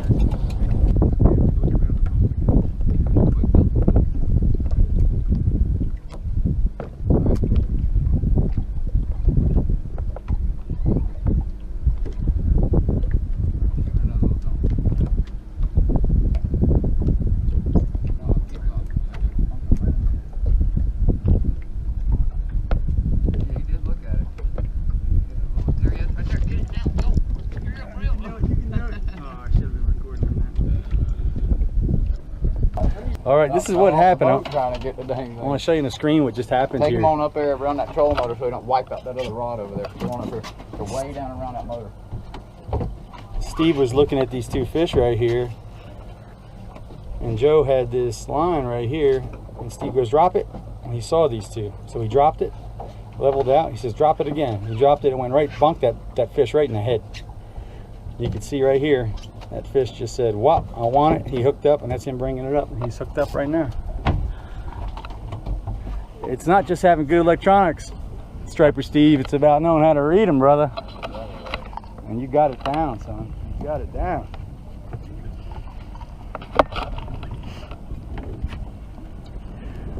And we are using the, oh, it's a good fish. These long leaders make it a little tricky. Good fish. Using that motor guide right there to anchor lock us in. Good job, man. Good job. Good job. Good job, brother. We had to read it. Had the play-by-play going. That's pretty good. That's pretty good. Okay. Same exact thing just happened. There's that fish right there. I'm telling you, it's not the same one. This was the first one. And that's the one that just happened now. Nope, you should get underneath, go underneath that motor over here. You're going to wipe these other ones out. You can go all the way around. That's it. You're doing good. Way down in the water with that thing. All right. Nicely done. Thank you. Way to go.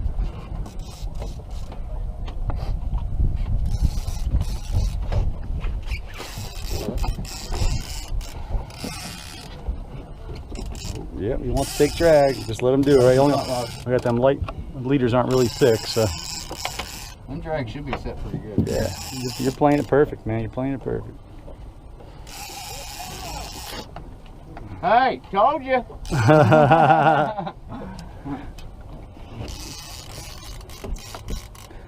Nice. A little better fish. It's a little better. Just tangled in that other rod. Which reels are these, Steve? The Dakota 500 made by Shimano. Real good reels. Got the line counter in it.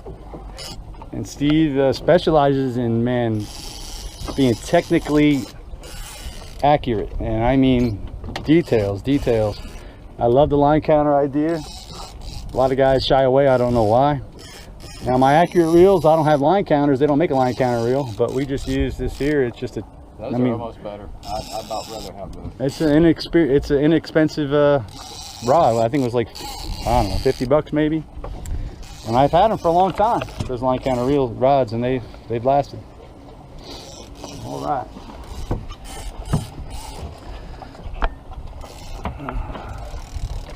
Almost. I screwed you that time.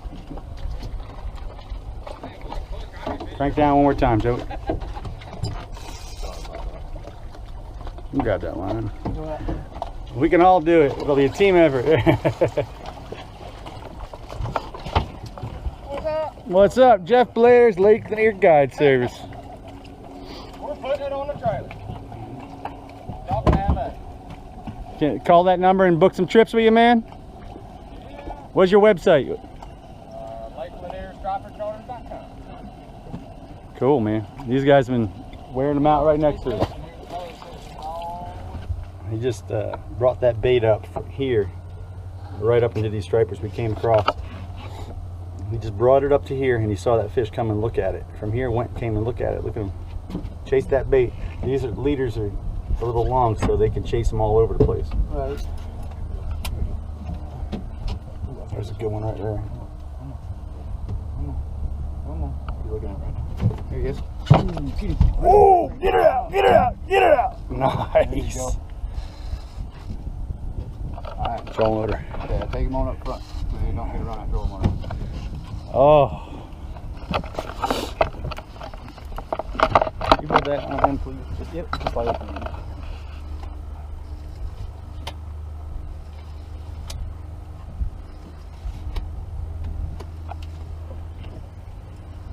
Buttoned up. Little striper Steve knife. Alright, it cut off.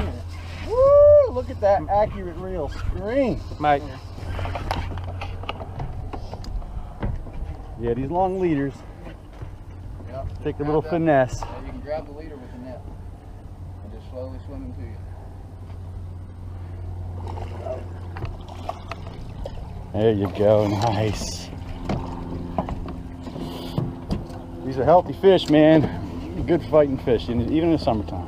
Right now, the surface right now is 88 degrees. For every second we hold that fish in that 88-degree water, we're cooking his brain. Yeah, we got dead fish floating all over Lake Murray right now. That's where he just released that fish straight down, and it's just, look at that, went right back into that little school.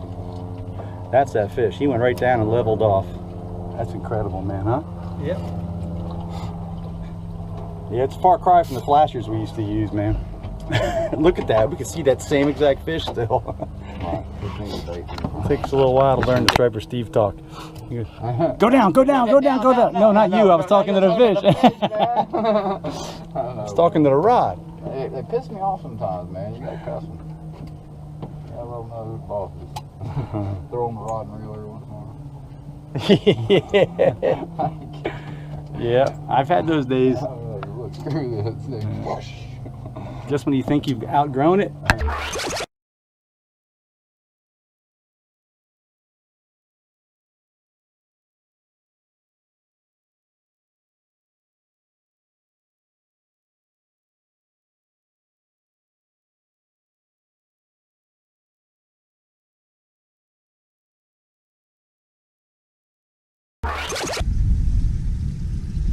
Oh yeah. Come on up. Wow. Big girl. Another big girl. Wow, so thick. So thick. Jeez. That's thicker than I marked bait. And they're all like this. And they're all good sized fish. They're all good sized fish. Look at that.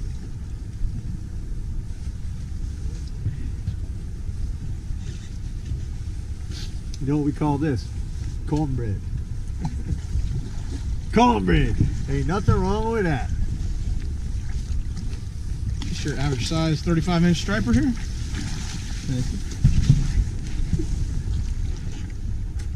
Good. Right down in there. That one's worth getting a photo of. Let's see.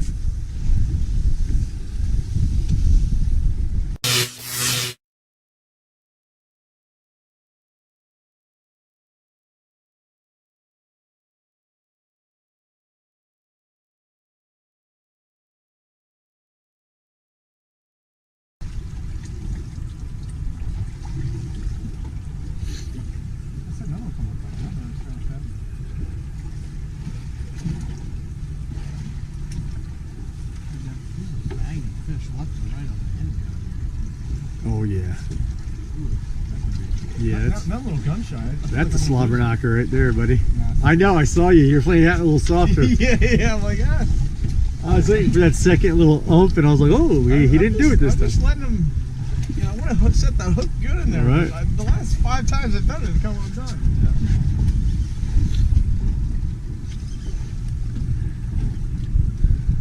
See, Alan is a high performance machine. He can adjust on the fly. Yeah, I mean, not a lot of guys know how to do that. That's right. Go a little softer if it's not working. If double hard doesn't work, try single hard. Oh, wait! Sun. And another good fish. I like that sun hitting. Good shoulder. So pretty.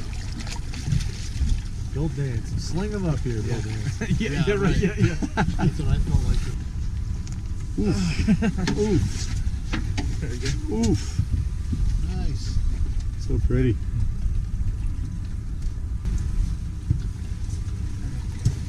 Nice fish.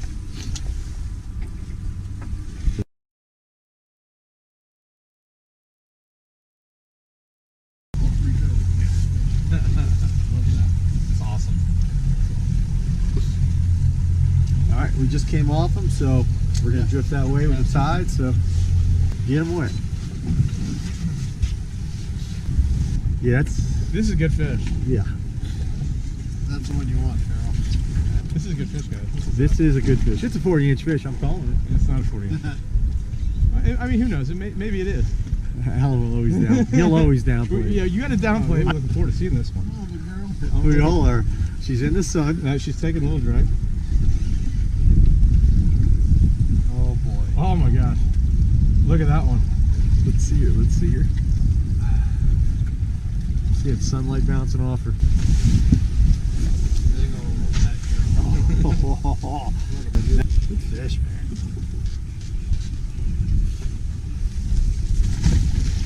Deep 6. There we go. On a pink BKD.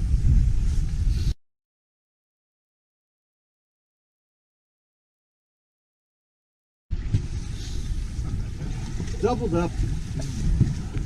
Got some shoulders. Did he?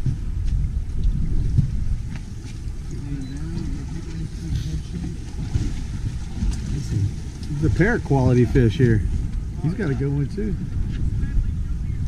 What's up, brother? The legend! It's Walleye Pete Dahlberg. Look at this fish. Beautiful. Oh, we got double header here. Brother. Nice. 30, 34? 34? There we go. Beautiful fish. Right down like nothing even happened, right? Nope. There's some quality fish down in there. Another double header. You know why we don't have more than a double header? Because we only got 2 in. Mine's not as good as Craig's. I thought he was pulling line. That's good fish though. They're all good, man, right? Yeah, as long as they bite, they're good.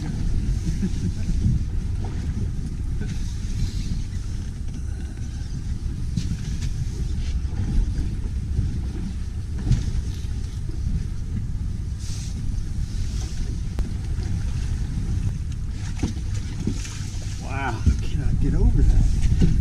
I've never had that happen with that transducer before. It just locked out. Stripers. Oh my god. The stack of fish there, buddy. You're so cool.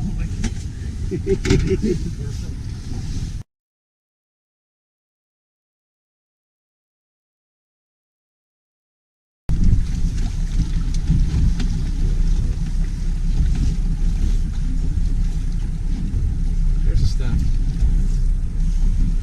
There's a pretty stack. That's a big stack. Nice. Oh yeah, it changes the depth range. Yeah. They're thick. You can see what I've done. I zoomed in here on the bottom. See if I back it out. That's standard to full depth, 1 to 40. You just turn the knob 1 click to the right, it zooms in, and the more you turn it, the further it zooms. You can see the depth numbers are reversed now. So on that bottom section, when the fish are this thick like that, the zoom can really help. Pulls them apart a little. One thing you notice, you see no noise. No noise. And right now we have a 275 high low Y here, 150 medium chirp here, and the structure scan transducer is going. And I'll show you if you look. I'm sorry. Noise rejection off. Look over here.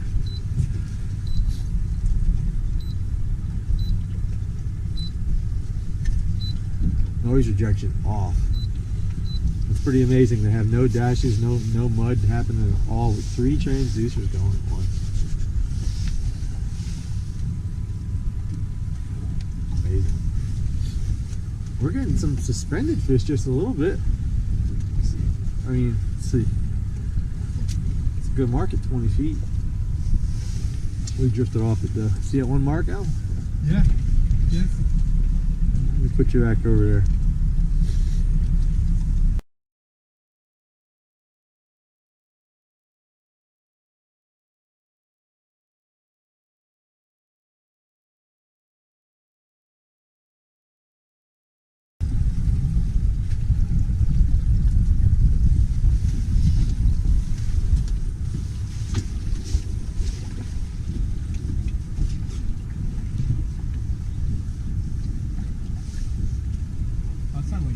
I was gonna say.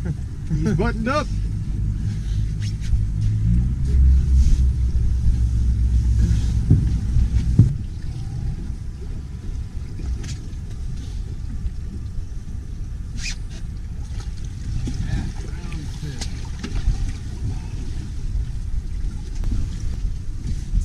That's a pretty fish.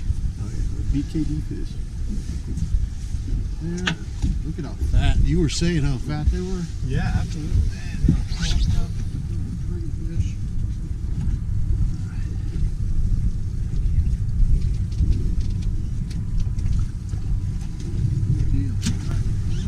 Oh, I've got some shoulders.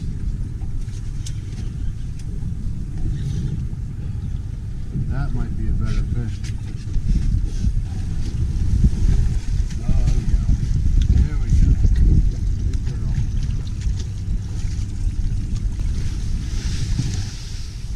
Good looking fish, buddy. Nice. That BKD is gone. Gone, it's in there. I told you I wasn't worried about it coming off. I can feel it in the other way. It's in there. Suzuki motor's unbelievable, man. Yeah, you know what? I've always been impressed with this. Freezing cold, ice all over it. So reliable. Last thing you worry about, you know? BKD gone. Swallowed it. Well, they call him bass candy for a reason. Beautiful fish, brother. Beautiful. Again.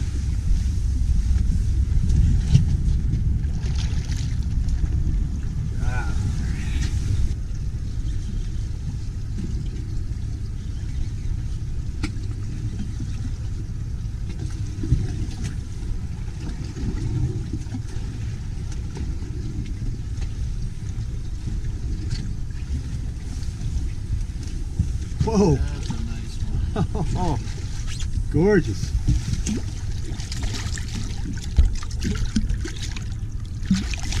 Some ice on the tip. There she goes. Wow. Yeah, look at this marks. Yeah.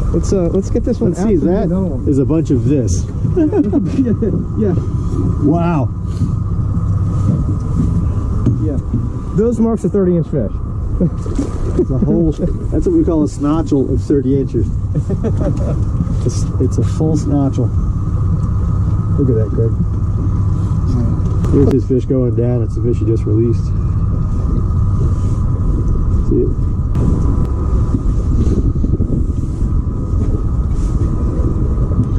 He's buttoned up. That was quick. Wow. Holy cow.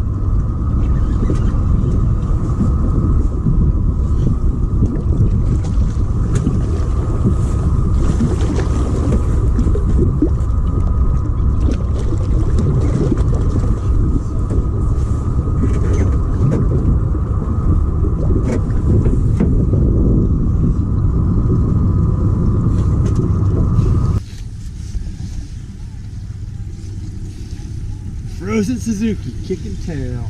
Love that motor. Allen's button. All I'm doing is using the Suzuki. It's so quiet. I just leave it running the whole time. Just keeping us on these fish. Let these boys light them up. Quiet motor, man. It is. Decent fish. Pretty fish. Yeah, not bad. It's about 27, 26.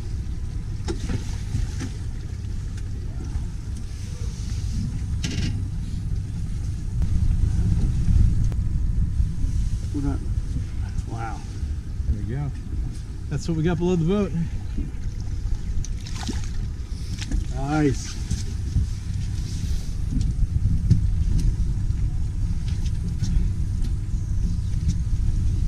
That is a thick school right Sure there. is. Oh.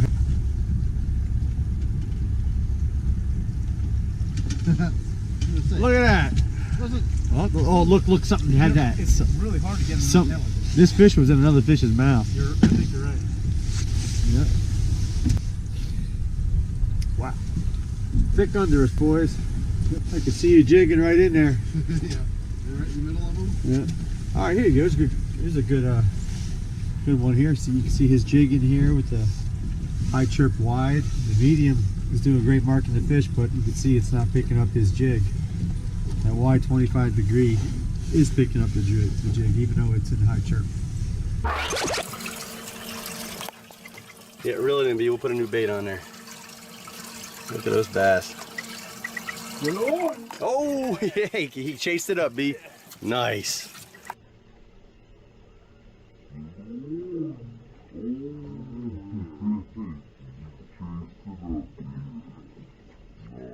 Yeah. I'm enjoying the chaos, man.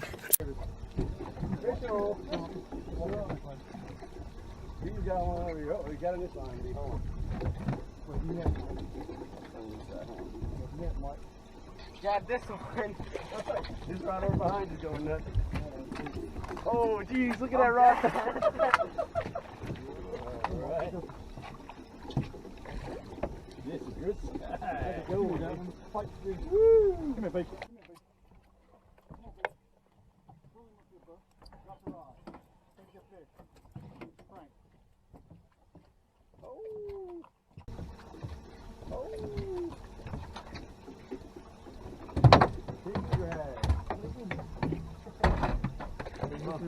We're missing one over there. We lost one over there.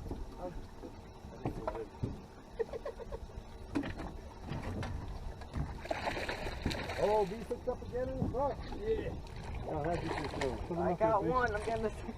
Oh! You're fighting fish, man.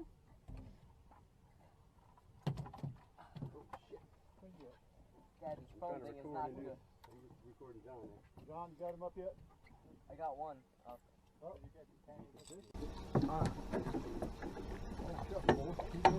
a good fish.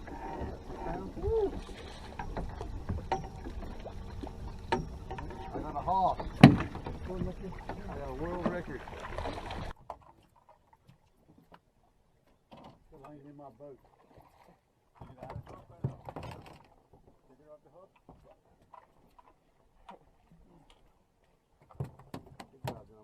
Fish net, the big net, buddy. Oh, we're lit up now. We're lit up. Fish everywhere. Hurry up, B, because we were about to catch a lot of fish. Fish on the front. Fish on in the front, B. Get in the net and go catch that fish. Come on, B, you can do it. You can do it. Crank him in now. Oh, yeah. Crank him in, man. That might be a big fish, B. Hey, Greg. Oh, never mind, you're good. He's got a nice fish. I'm trying to catch another one. He's got a nice fish. I'm trying to catch another one. Oh, no, yeah. No, it's all right. Right here. Where we at back here?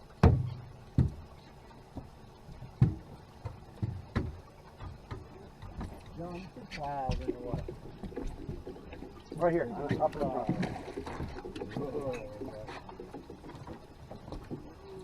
Come on here, B. Nice fish. Woo! Nice. Good job, B. Good job, B. Do what? Stop.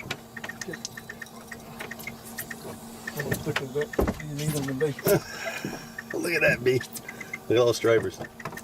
That's the NSE unit. That is the new Evo, SS Evo.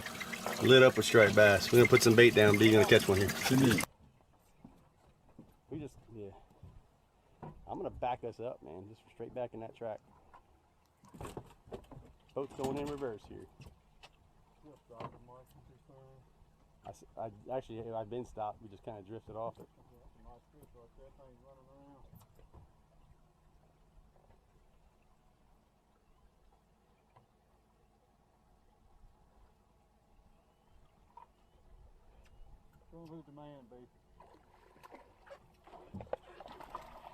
Watch this rod right behind us. Here, B. John. Crank him in, John boy. Coming back. Set the hook on him, John. Oh, come on. There you go. There you go. Just keep him out of that line. Pull him this way if you can, buddy.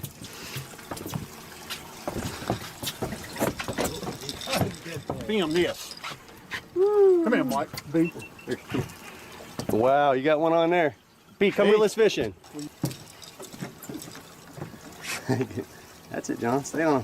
Come on back here, John. Come on back, buddy. Flow it up now, Mike. Force him that way, John. Pull him. There you go. Attaboy. That's right. Screen is still lit up. Good job, buddy. In the box right here. When do you want me to record that screen with that camera? You drop it.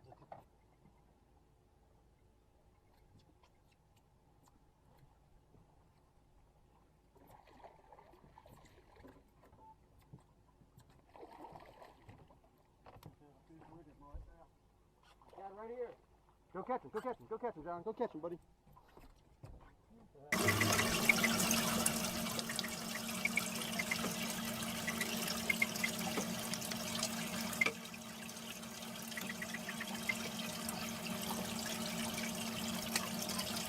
Yep, you just dropped one down to the bottom and reeled it up, Greg? Yep. Picking it up? Yep, I caught you doing it. I got a double mark with it. I got the weight and the herring. Somebody procure the net. Hey, grab me that net, please. Need a little assistance. You can down, you can drop it. Careful, careful, B. You might be taking it away from him like that. Thank you, sir. He's a done deal.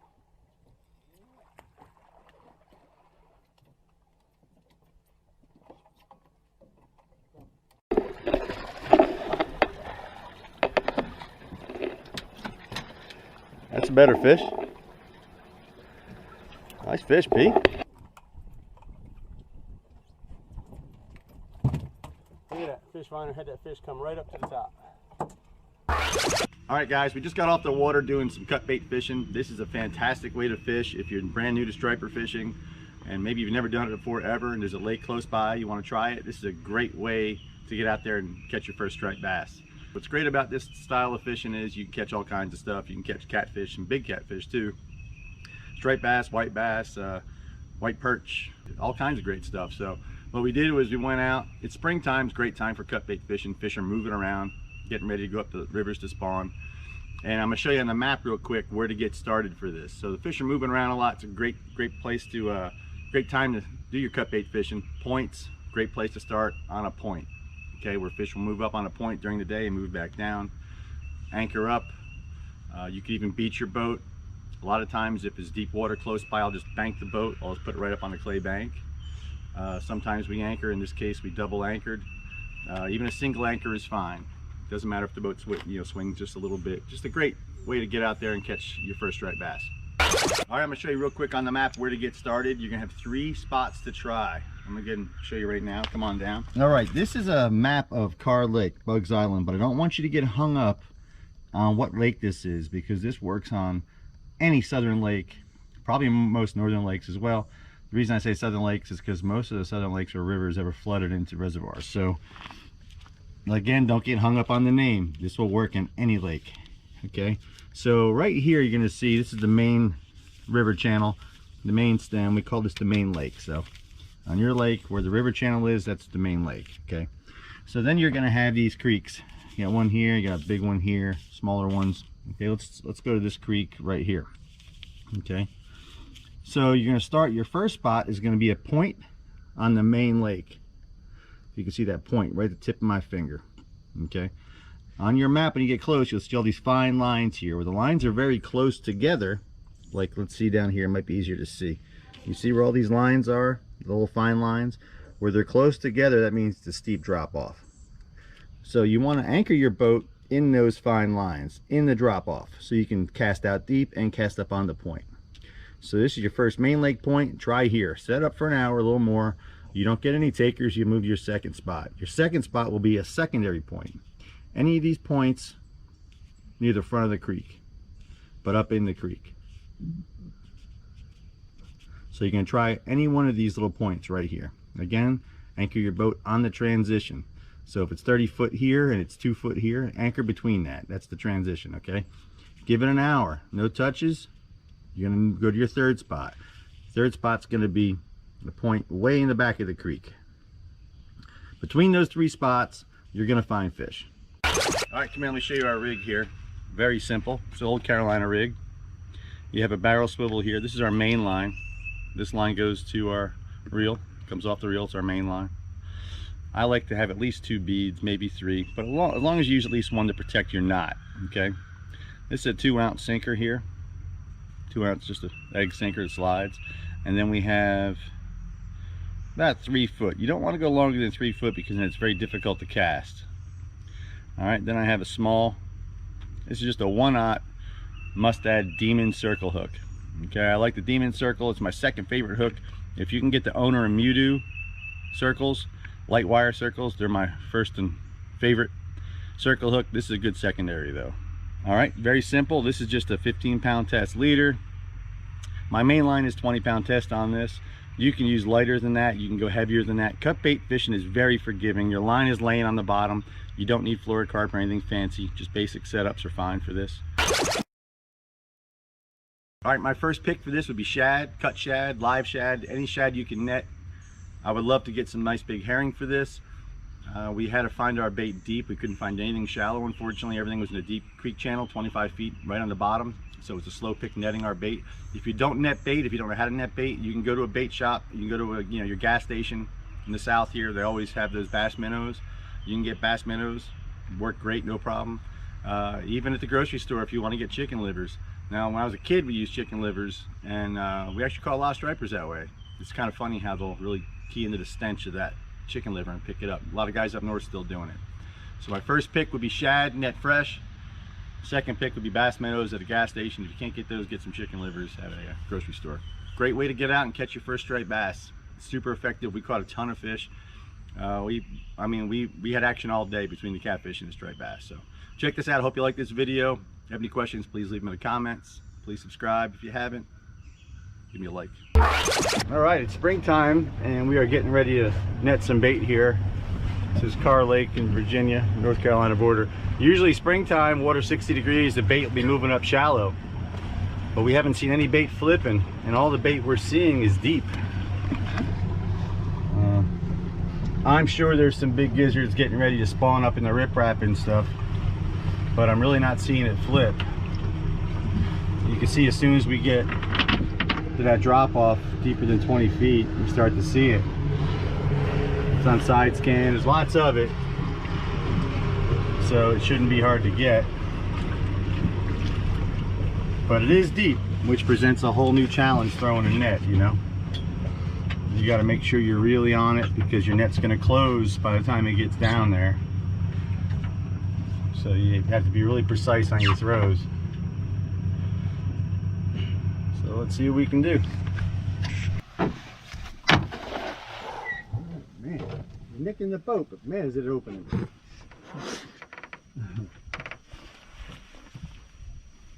You've got your shoes on, you have just enough height to not hit the boat. Hard to beat that. There's the cast net. Did he get it? He was on a few. Definitely got a few. Here's a net coming up. Over here, Kyle. Let's see if he's loaded. Hey. There we go. That's oh, and we just killed them all. I scared every crappie out of here for these guys. I pick them all up. Here, Kyle, it's a thread fin and a gizzard. All right, you can see here. That's all bait and stripers. You can see the stripers here, the hard dashes, and then these small ones here, small haze, that's shad. It's funny because we're trying to net bait and there's stripers sitting on this bait. So we're not going to go far once we start fishing. Net ledge.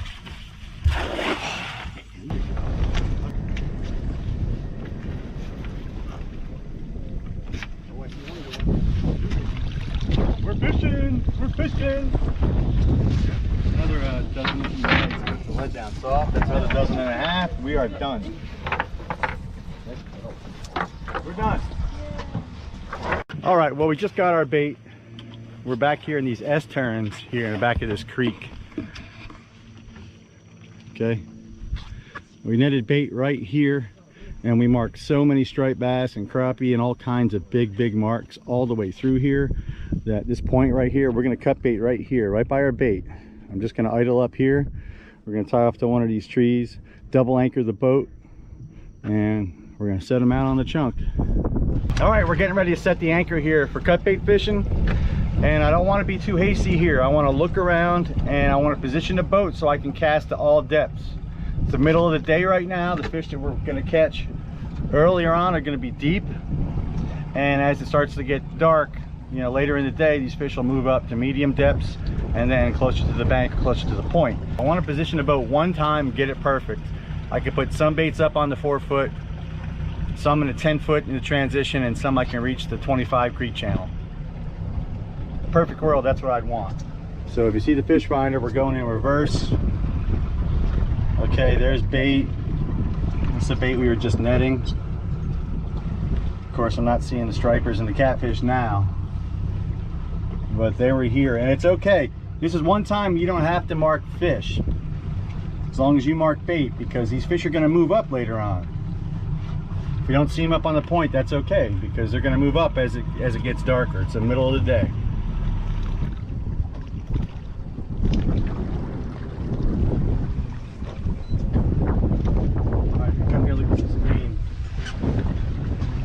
Here's the point where we just dropped that first anchor.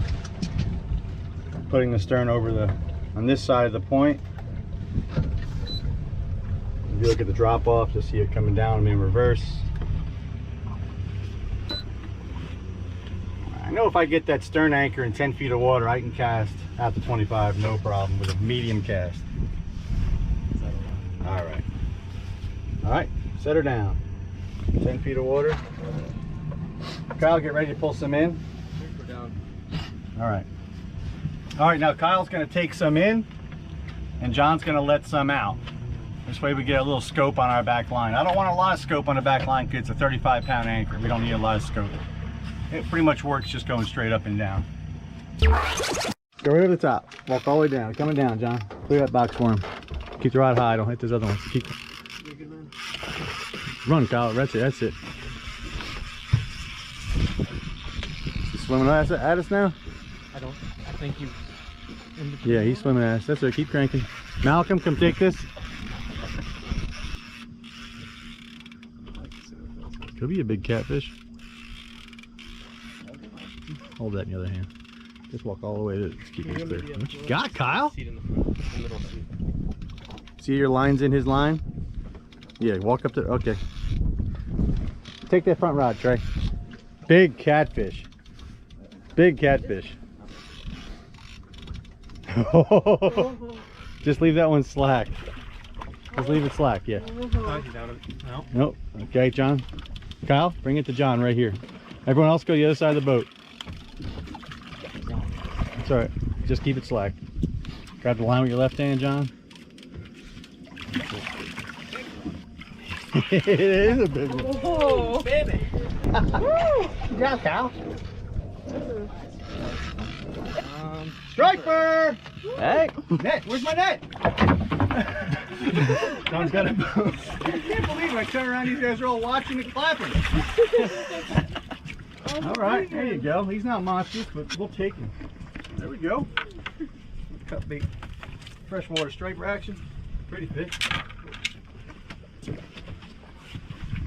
Good job. Pull the hook out. Pliers. You guys see that? I'm camera shy.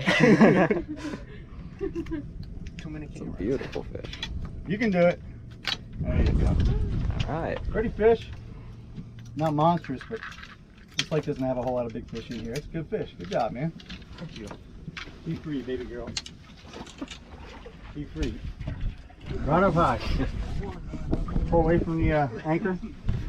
Away from the anchor. You're pulling towards it now. The other way. There you go.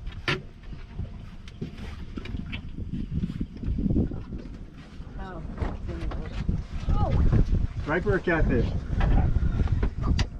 Keep cranking, don't stop. Get him to the boat.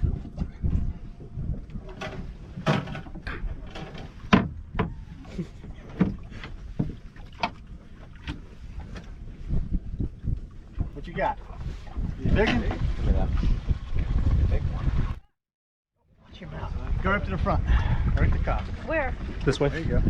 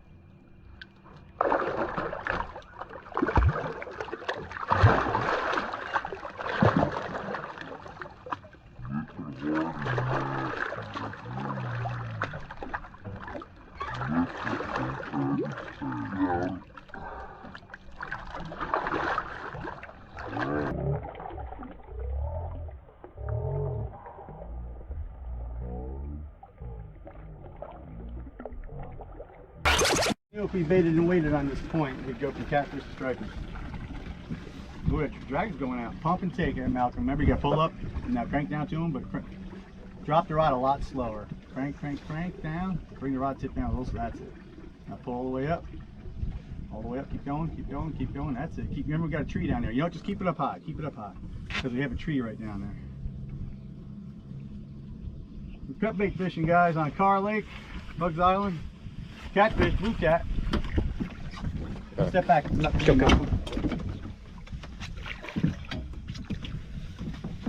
Good get him, John. All right. Got this. Oh, wow. He's barely hooked.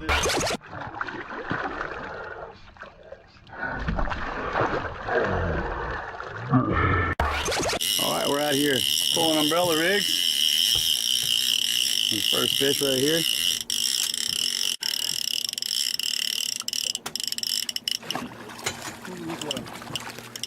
We'll grab him. Yeah, we just grab him. Here's a little peanut to get us started. Cow catcher style, but it ain't a cow.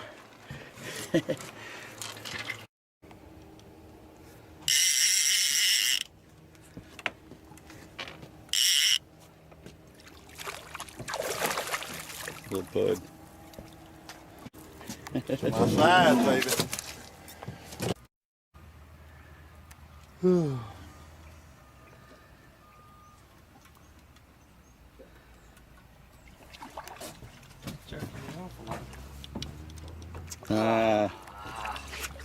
A hybrid? Yep. Nah, it's striper. Is it? I think Greg got a decent one here. Yes, he does. Taking line, Gregory. Head check anyway. What about a fish? Pulling them umbrella rigs here, man. The cooler water up here. I think maybe the key. That's pretty cool.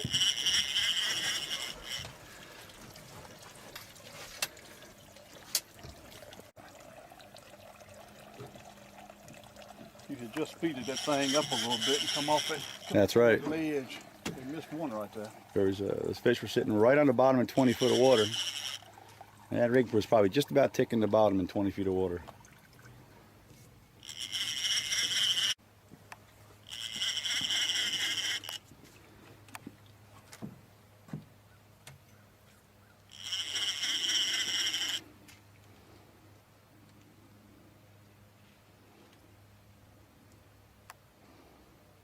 The trick to netting that, Tim, is to net the fish and not the baits. Those baits will snag you up and you won't be able to get them. I don't know if you even need to net him. I don't know. I don't think he does. Might be about 15 pounds, maybe. 12, 15. I don't think he's much more than that. I know in just about 1 second in this pool. About what I said. Yeah, very nice. So no net? No. Not good net him, Tim. Don't matter. Yeah. He's in a team. Yeah, he's a little, I think it's more like 18, 19. Really. He might be a Tim. You ready? Oh, yes. Head first. The head first. There you go. Very nice. Hold him right there, dude. That's a 20-pound fish, son. Bring him over here. Hold him right there. So you're using accurate reels, good for trolling too. He's gone under the boat. He's gone to the boat. He's either very smart or very dumb. Hybrid. Hybrid. Yeah, he was out there in the middle too. That'd be a fish right there, Greg, no? He says no every time, doesn't he? Pounds. 6 pounds. 4 ounces. 4 ounces. That one's coming up to the top. Ooh. I'm gonna say 9 pounds. Is 9 getting cocky? 7.5. 7.5. Oh yeah, that's a pretty fish. Sure is. In that clear water. Oh! Get him? I got him. Around all over the place out there. Tim said that's one. All right, we are doubled up. Freaking 8-8. Tim has a pretty decent fish, I think. I should have showed you the fish finder on this video first. It was all lit up.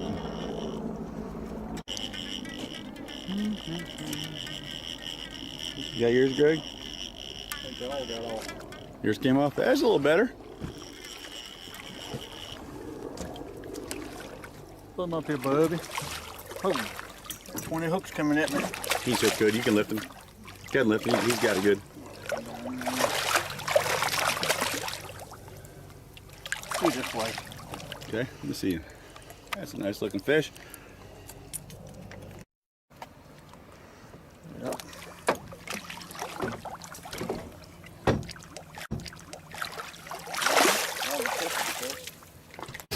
Old umbrella rigs here. Okay, there they are. There's a school right there. These fish aren't terribly large, but you can see on the sides structure scan. There they are right there. See them right there. There they are.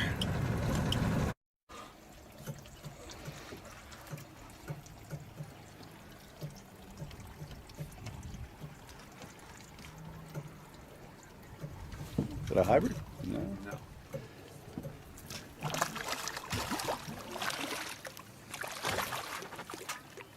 Take that thing, boss. Yeah, boy. Whoa!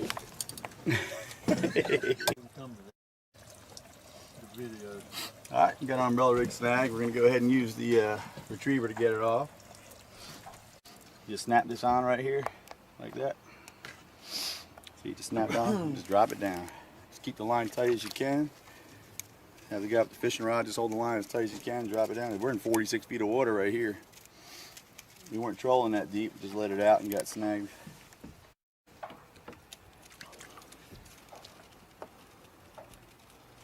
"46 feet of water right there. Sure did. Just give it an easy pull and it'll straighten out the, wow, it's really snagged on there. It'll straighten the hooks.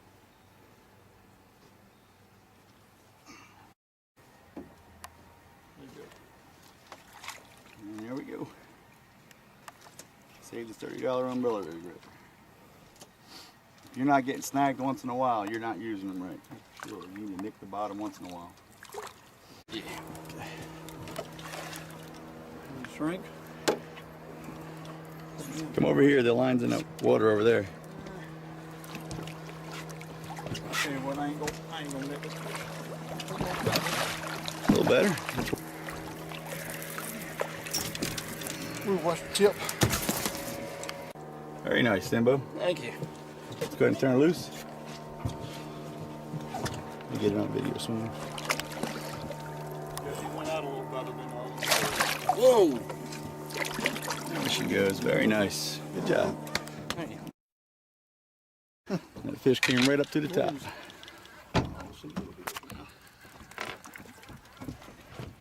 Have a 10-pounder.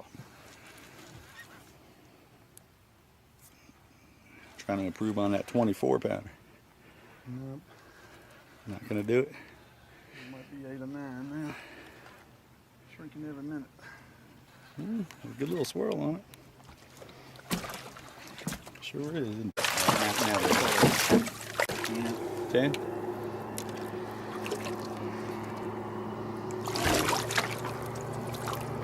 Yeah.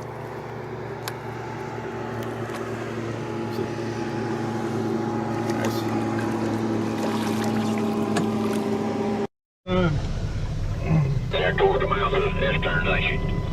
Yes, sir. Yes, sir. Oh my goodness! Never mind. Going off. Oh, it's gonna go off. There we go. Fish on, fish on, fish on. Fish. Go get it. Go get it. Fish on back there. You got 3 on. Oh my goodness. Info. What are we doing?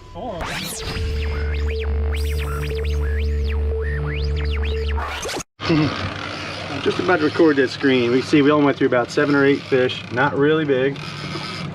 And he's hooked up on a U-rig. That was at 75 feet. Right there. Right there. Oh, button up, tripled up. Can we get a quad? Can we get a quad? A little better fish on this one. You might have more than one fish. Yeah, you might. I'm watching the chaos. All right, man. So the word of the day is adapt. Maybe you never troll. It's worth trying, man. Do whatever you need to do to catch those fish. So many people I talk to, well, I only troll, I only use live bait, I only use cut bait. No. Step outside your comfort zone. He came off? Yeah. There's still one on the All right, other put it in the rod holder and catch this one. Stick that in the rod holder first. That was a good fish, too. I need to go. You gotta go over. Chaos, chaos. All right, so what I was saying, don't be afraid to try something new. Don't label yourself. These fish aren't huge, but they're striped bass if we want to catch them. Middle of summer, these fish aren't very deep. Why do you think these fish don't go deep here, Steve? Any ideas? Yeah, the water's so still, there's no oxygen for them. They can't live below the thermocline. Thermocline's probably at about 12 feet. Got a tree on our left side here. Marking a standing tree right there. Now our surface temp here is 92, so you don't want to sit and revive the fish at the surface. You want to dive bomb them straight down as best you could. Man, he really wanted that stuff. Yeah. So we just drop them head first, and that's it, quick as you can, because that top water is 92. If holding them and reviving them there, you're not doing them any favors. Actually 95 right now. He'll cook his brain, get him down to that cooler water. There's a couple fish down below 15 feet. Yeah, we're over a tree. There's a tree right there. Don't mess with fish.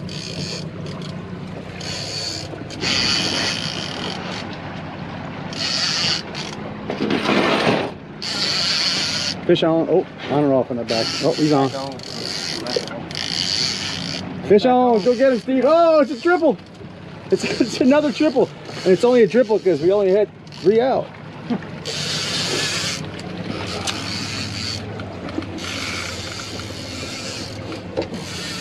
that's a triple. We only had 3 out.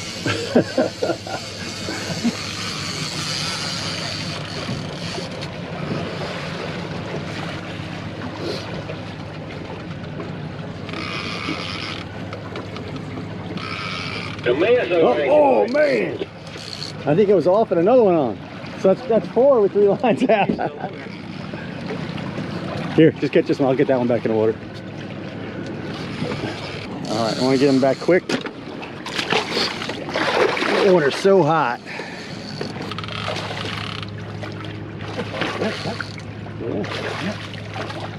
Can't believe how feisty they are, man. All the way to the boat, they fight, and then they fight again once you get them in. And perfect release. All right, back in gear, get more.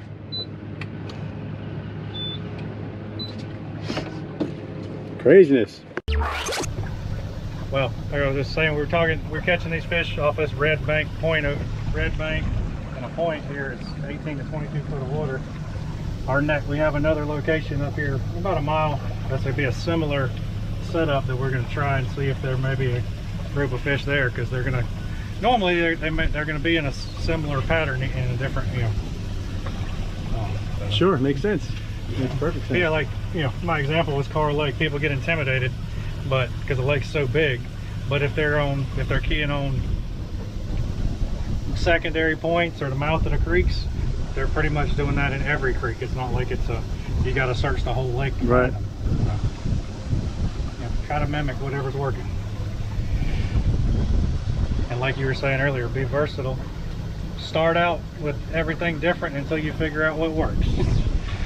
Because it's not going to be the same every day.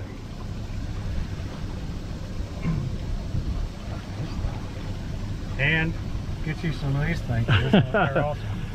No outdoor AC.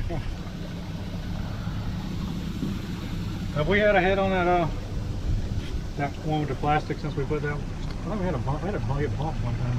Yeah. I was wondering if we should try to find something that had a little more tail. Yeah, a little wiggle too. Because that thing just kind of. Yeah. I don't know. I mean, I don't know what you got. So, of course, we didn't have enough sense to bring more of these, but this with this chartreuse tail, with this more action, has actually been way more productive than this straighter. Yep. Like this is tore up pretty good. Yeah, that's experienced. See all these little schools of bait. What do you think that is? That threadfin or? Yeah, this lake's mostly got threadfin. There's some gizzard. Gizzards used to be the primary bait in here, but they started stocking threadfins. I don't know if that has any effect to why we're not getting the side fish, or if it's because of the different strain going from the Roanoke fish to the Cape Fear fish. I guess, anybody's guess is as good as anybody else's. All right, for you guys that have never done this before, it's gonna be your first time. What you didn't see was we rode around, we tried a few spots that Steve knows of. He lives right around the corner from here, so he fished it quite a bit. I only fished it a handful of times myself, so we hit 5 or 6 spots and went over them with the fish finder to see what we can mark. And we marked them on a few spots, not real heavy, to spread out. which isn't a bad thing. When they're spread out, sometimes they're eating better, you know. So if you're gonna come do this on any lake in the summer, you wanna look around first, see what you're marking, at least mark bait if you're not marking a lot of fish. If you can mark fish, of course, that's the best thing you want, of course, right? We're pulling several different baits. We got some umbrella rigs out, 20-inch umbrella rigs with 9 baits on them. They're just storm swim baits. 2 of them are lead core, which is single swim baits on them. But everything's a different color, you know, so we scatter the depths, but we don't want to go too deep with these. We're looking at where we're marking the fish and above. So we're only marking these fish about 10, 12, maybe 15 feet down. So all these lines are between 15 and like 8 foot out. And you know, the fish are going to move up to eat anyway, so that's what you want to do. You don't need downriggers for this. There toward the mouth of the Eastern Nation. Yes, sir. Yes, sir. Oh my goodness. Never mind. Oh, it's going to go off. There we go. Fish on, fish on, fish on, fish. Go get it. Go get it. Fish on back there. We got 3 of them. Oh my goodness. What are we doing? 4 of them. What are we doing? Craziness. You're gonna have to get one. Cigar will do it. That's 4 on it, isn't it? We got 4 on? Oh, all 4 on. One on this one right here, too. I can pump it out of gear there. Come on, boy. Get him. Geez, this one's pretty good, dude. Is it? Or it's a lot of fish. That one came off? Looks like it. Oh no, he's on there. Yeah. I thought that was me. I mean, I must have 2 on that are swimming the same direction. That's a pretty fish there, buddy. Yeah, there you go.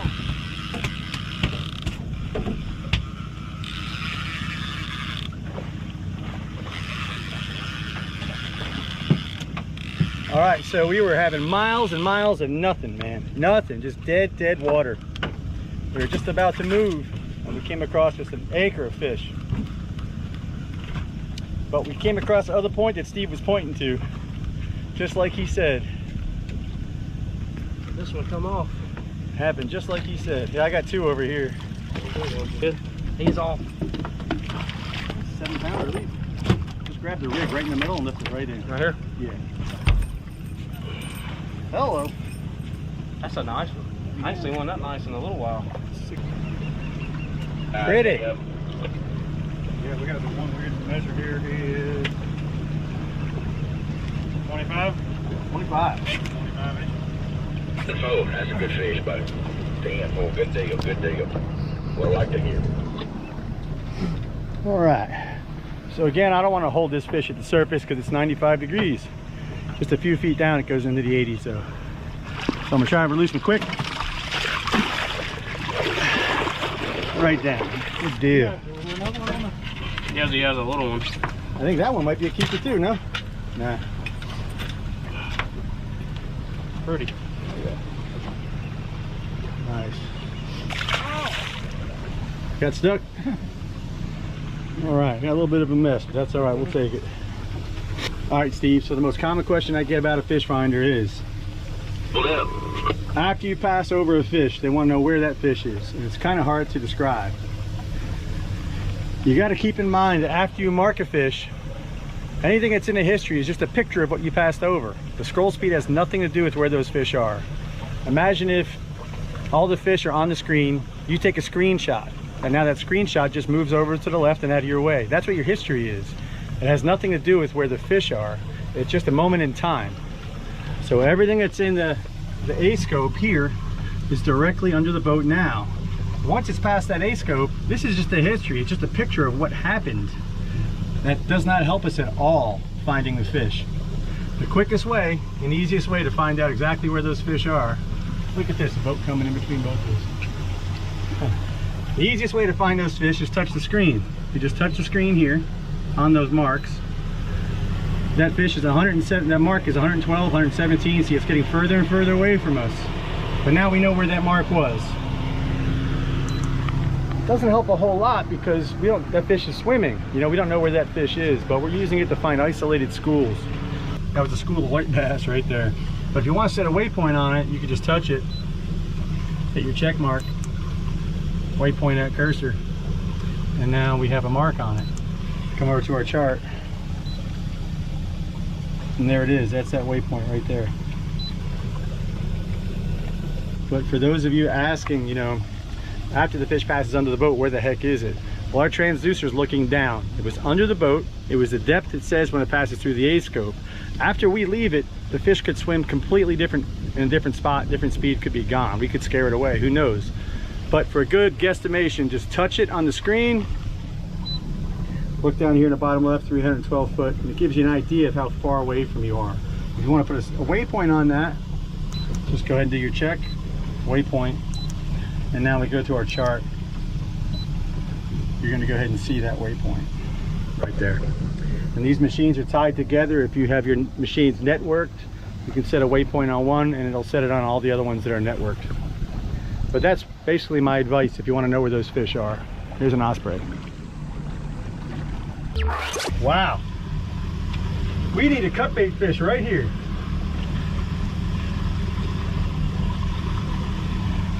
We need to anchor up. Look at that, Steve.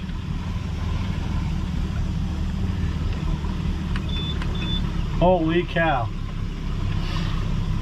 We need to set a waypoint on that.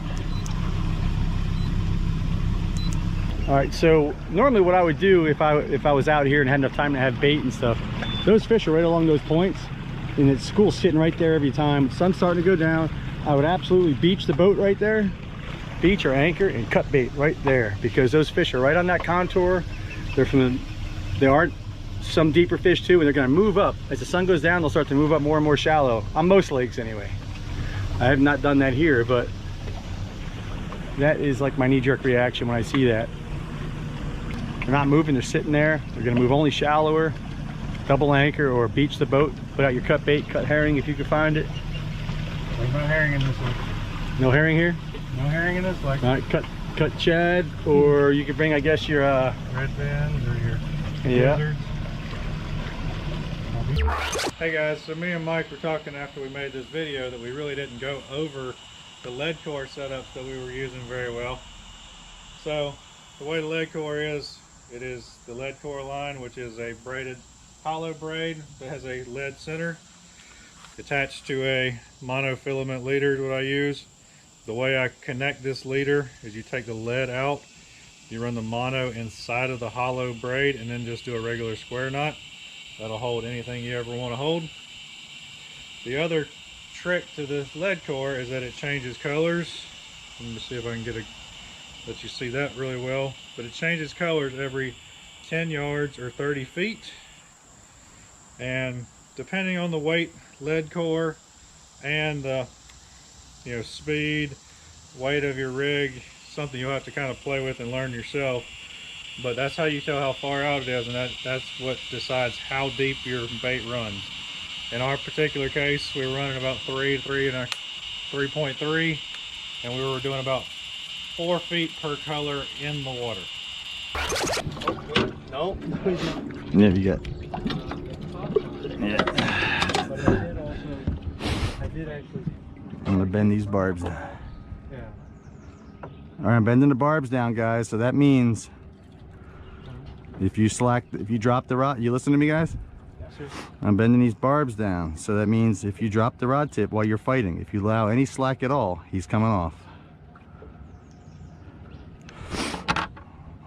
So keep your lines tight. All right. All right, Trey, let's see your rig here. All right, so we got herring, barbless hook. We bend the barb down so you can see that we have to hook the baits a little deeper into the head, otherwise they'll come right off. Now your regular old 3-4 foot leader, 1 ounce weight. That's it. We're an 18 foot, and she's just gonna let out about 19 foot of line. That's it. You just want to be straight up and down on these fish with this weight drifting. This is for numbers. If you want to get a big female, you're better off going up into a cut, something like that, and where you're a little out of the current. Put a big chunk on the bottom. Used to be able to catch the river herring up in here and use the big river herring for bait, but they're protected now. I can't use a river herring. I'm not sure if they're still protected, but I think they are. But I know you can't use them for bait. You can't catch them out of here, so we had to catch our own bait. These are just herring, alewives, and some bluebacks. We netted out of the lake. Now you can see the traffic. If you come here, be prepared to share the river. Okay, a lot of people are asking if I use my live wells here in freshwater, and I do.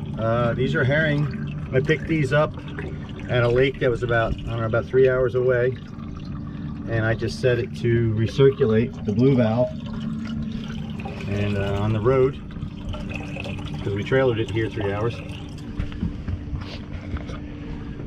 Half of them back there and half of them over here.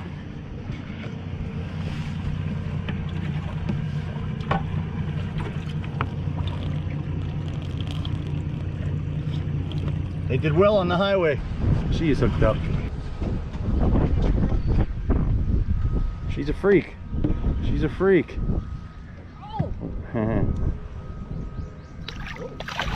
These are very, very healthy, very wild, very strong fish. Barbless hook.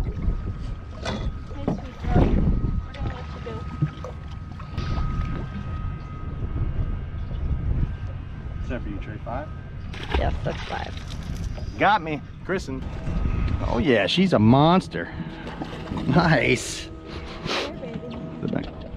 Just bring the rod tip to me. Rod tip high.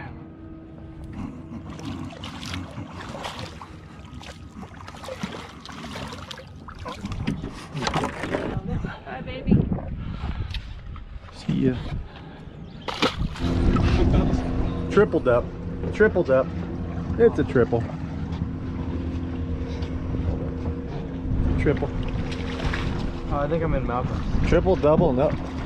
Double. You are. Thanks. Double. Double.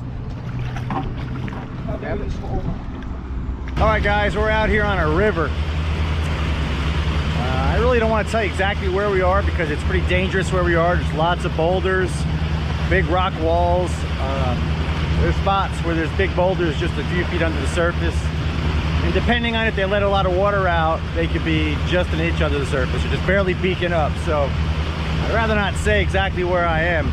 But I'm on the Roanoke River. The river runs all the way out to the sound, out to the ocean. It's a very windy, zigzaggy type river. Probably over 100 miles if you run the river by a boat. So you can catch these stripers the entire stretch of this river. But be very careful. If you've never been there before for the first time, go with someone who has. Go with a guide. You can tear your lower unit clean off. I used to guide here a little over 20 years ago, so I know it pretty well. Even I had an accident.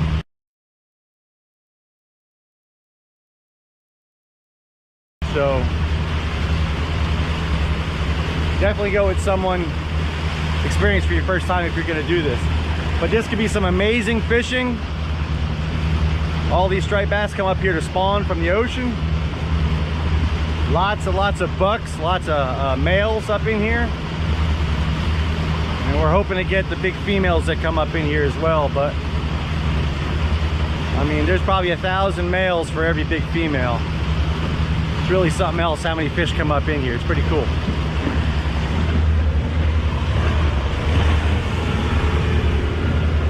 And you'll see stuff like that all the time.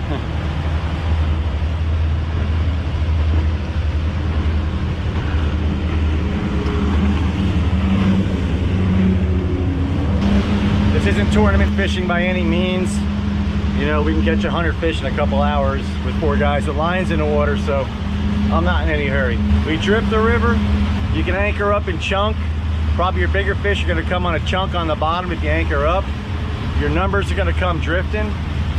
You'll want to go with a guide. A great guide is a Ponytail Guide Service. Great friend of mine, look him up. He's been doing this for years and years and years.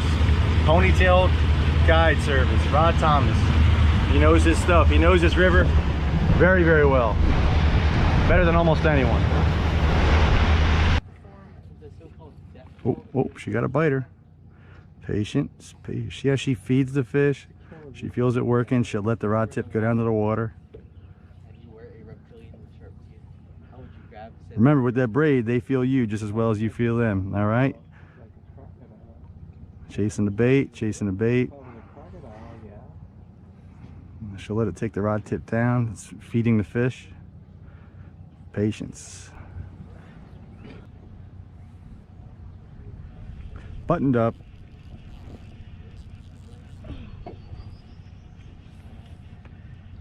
Come on, baby. Come on. Pretty fish, huh? Those bucks.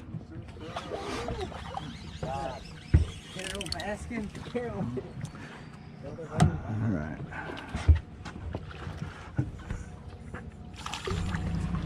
Buttoned up. We're catching them the whole stretch now. We were catching them just in that one spot.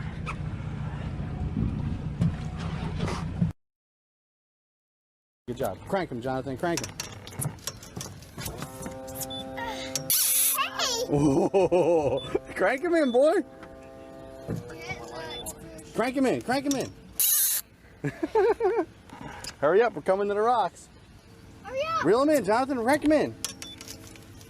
Crank. Crank. Crank. Stop pulling. Stop pulling and just crank. Crank. Keep doing it. Keep cranking. Don't stop for a feet. But it's slow down. Just keep Keep doing cranking. it. Keep cranking. Keep going. Pull this way. You gotta pull the opposite way. He's pulling you. That's it. Now crank. Michael, don't drop yours yet. I love that drag. Got it. Oh.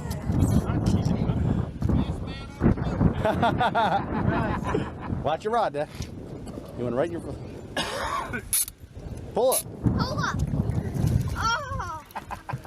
Now pick up. Some zucchini here. Swing it to me.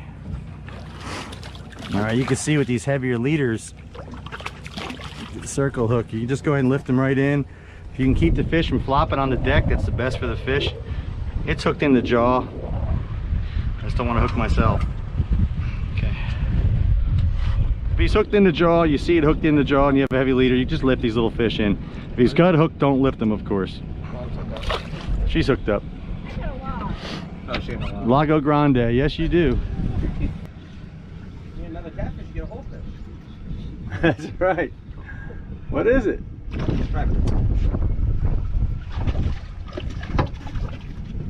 Not gonna just call it catfish. Can he do it? Set the timer. Set the timer for Malcolm. Cool. Send her back, Malcolm. Good job. Had one on, Kyle? I did. I lost it. Oh, there's one, John. There he is. I saw him come up. There he is.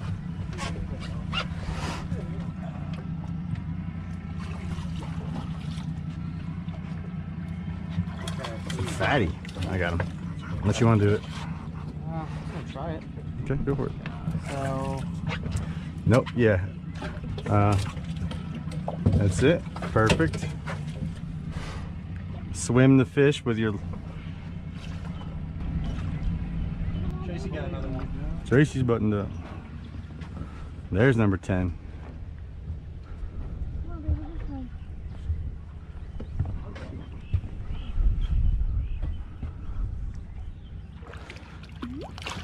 Man, still the biggest ones were the first few fish.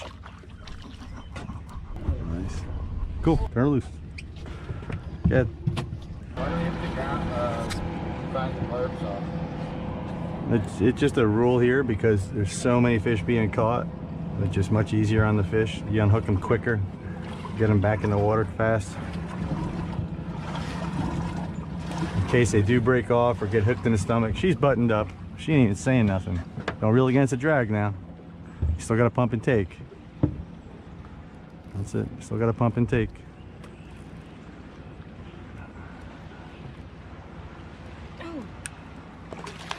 Lock that camera. Oh, the camera. What happened to the camera? Camera malfunction.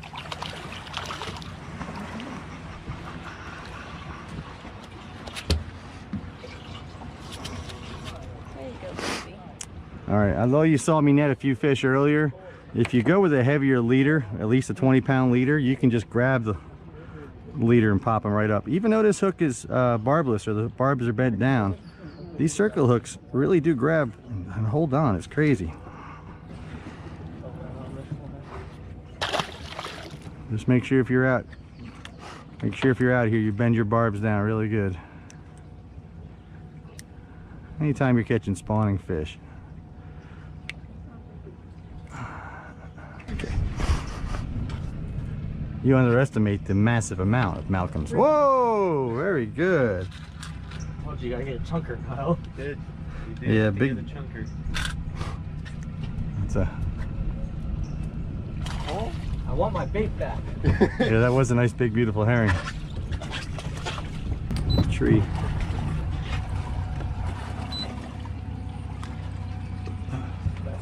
Hooked up. Kyle's hooked up to the tree. Is it good? It's a good fish though, Kyle. There's a fish sitting in that tree. Fish sitting right. Where you going? Get up here to the. Don't let the line hit. You go too far, the line hits the boat, breaks off. All right. Well, how many is that for you, Kyle? That would be 5. 5. Uh-oh. Tracy's got 12? This will be if I can get it in the boat.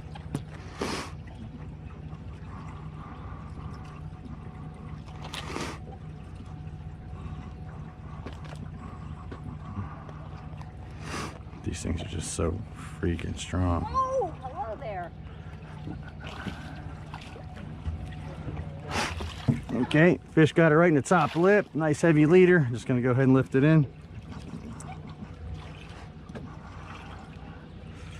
Barbless hook. Pretty. Touch.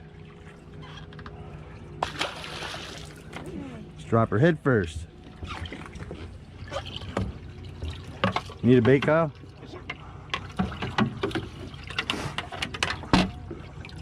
There you go, there's one in there. There's 2 in there. Take your pick. All right, Trey. Swing it. What you got there, Kyle? I got an anchor. Cool.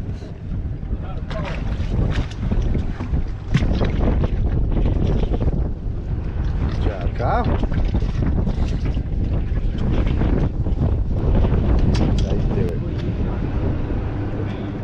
Visualize and attack. Good job, Kyle. Send her back. Kyle got himself one. Nice. Hey, a little guy.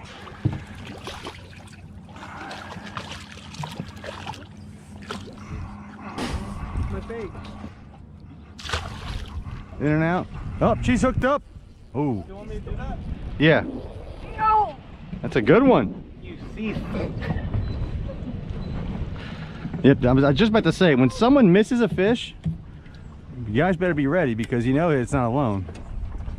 Malcolm, check your bait and get it back down there. Come here, baby girl.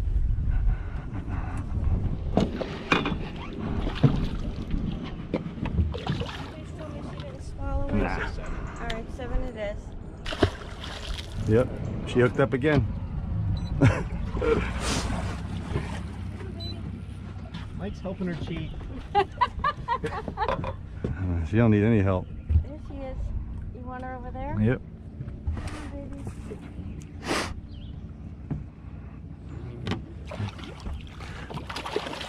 baby. Once you get the touch down and they know exactly where to set the bait, it's just deadly.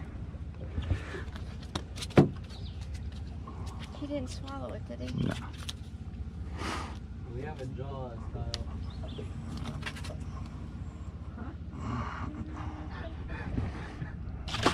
That's impressive. Yeah, what do you want me to do with the fish net? Oh, Malcolm got one. He's buttoned up. He's buttoned up. Reel yours in. Oh my goodness, Malcolm is hooked up. Could it be? Once. Could it be? Could it? He's done it. See, you were adjusting it, right? You let more out.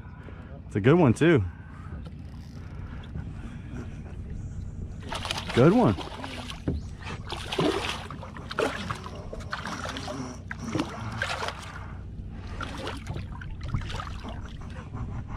Look for half a fish. All right. Pretty good one. Straight up and down. It's a log. Yeah, it's a log. Lago Grande. How big of a log? Yeah. Oh, what? Lago Grande. Yeah, Mike is fishing, so you know it's windy. I only go unless it's blowing 50. Whoa! Kyle's hooked up. Look at the wide stance on Kyle. Kyle ain't playing no games. Look at that. That's spooky. Kyle plays no games.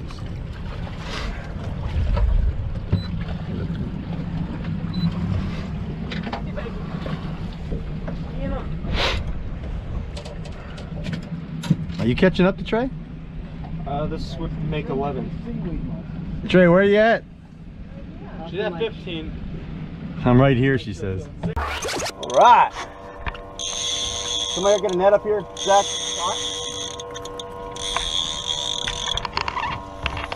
Look at that fish. Under here, in the gold net. Got the trailer hook. Nice. It's a little crazy, you don't have the cameras all set up. Crank that baby in there, boy, let's see him. We're using some big baits.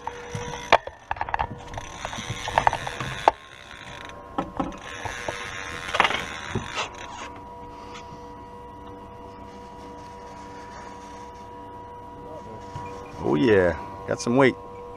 I don't think a fish knew it was hooked till he got here. Ooh, loosen that drag just a touch. Yeah, when I get close to the boat, I like to loosen it just in case. He must have went through a school of them because board on each side got slammed. We don't need a net here. We got something. I don't know what he's got. Yeah, but it's big. It's large.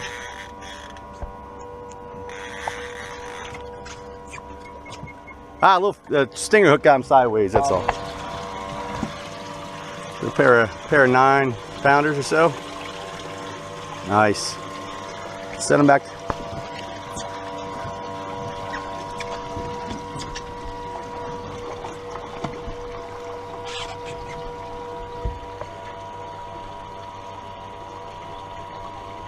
Yeah, the boat's moving forward. Just hold them straight. We'll be good to go. Nice. Good job, man. Cool. Pound my potato. Good job, man. Nice. Good way to start. Almost got 6 lines out. All right, we're out here in the middle here, and there's a hump that I've always tried to put the baits right on. And we just came across it. We kind of got lucky. So I'm going to touch the hump right there, and I can go ahead and I can hit menu and new waypoint, and I can name it hump right here. So next time we come out, I won't have to look for it. Enter. There it is right there. Save, clear cursor. Now when I go to my chart page, it'll always be there.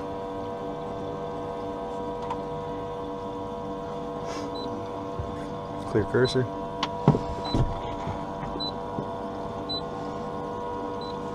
There she is, hump. I don't have a chart card in here now.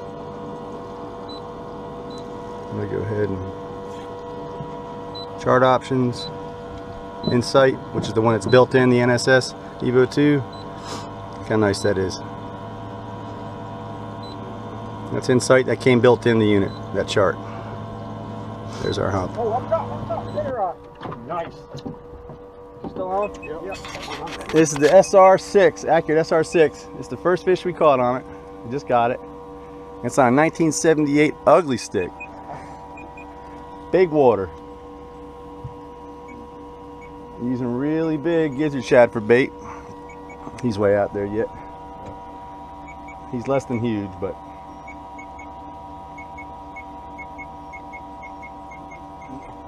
as you can see, we're marking some fish. Some bait. Blew up on that one. Yep, blew up right behind it, didn't it? Sure did.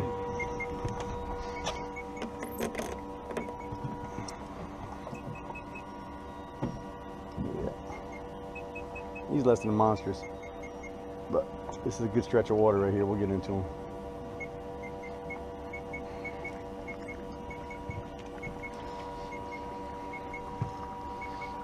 Probably about a 5-pounder.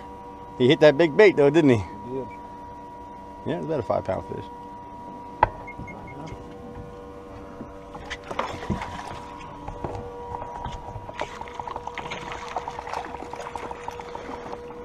Might be 6. A little bigger, 7 pounds. He took so much drag when he first hit, he wore himself out, didn't he? That's about 7 pounds. Nothing to shake an ugly stick at. About 6 pounds or so. Got a 340 pound dude holding it. It's really a 22 pounder.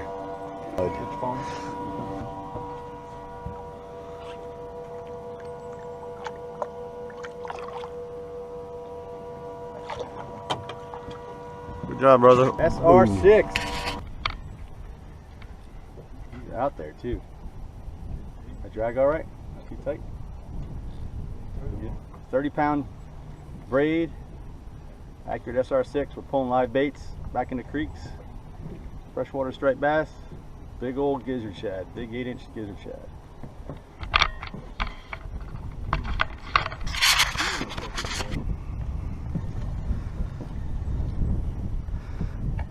It's that old 1978 ugly stick.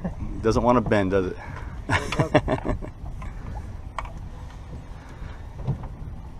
This is a hot rod today. Whoop.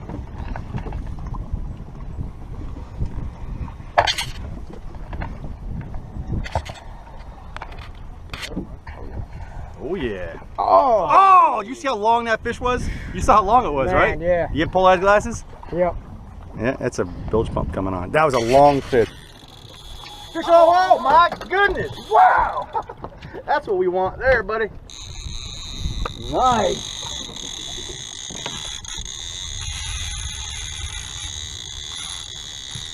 Huh? How do I bring it in without... Oh, you're fine, you're fine. That's all, just a little bit.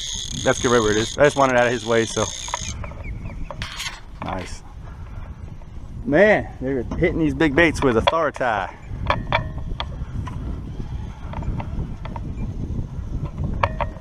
It's on tape. Hello? I'll let you get the net there, buddy.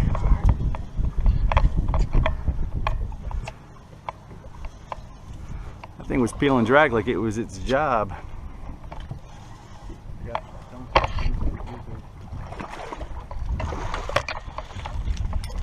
Woo, it's a hog.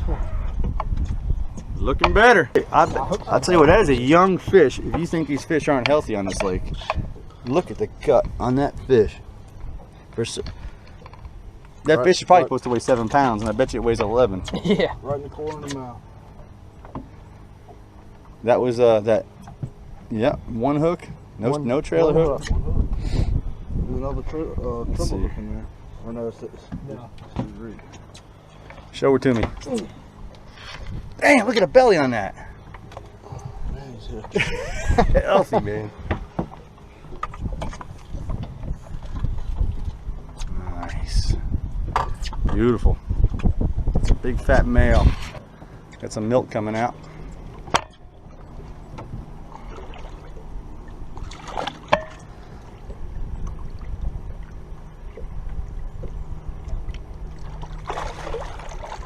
Nice.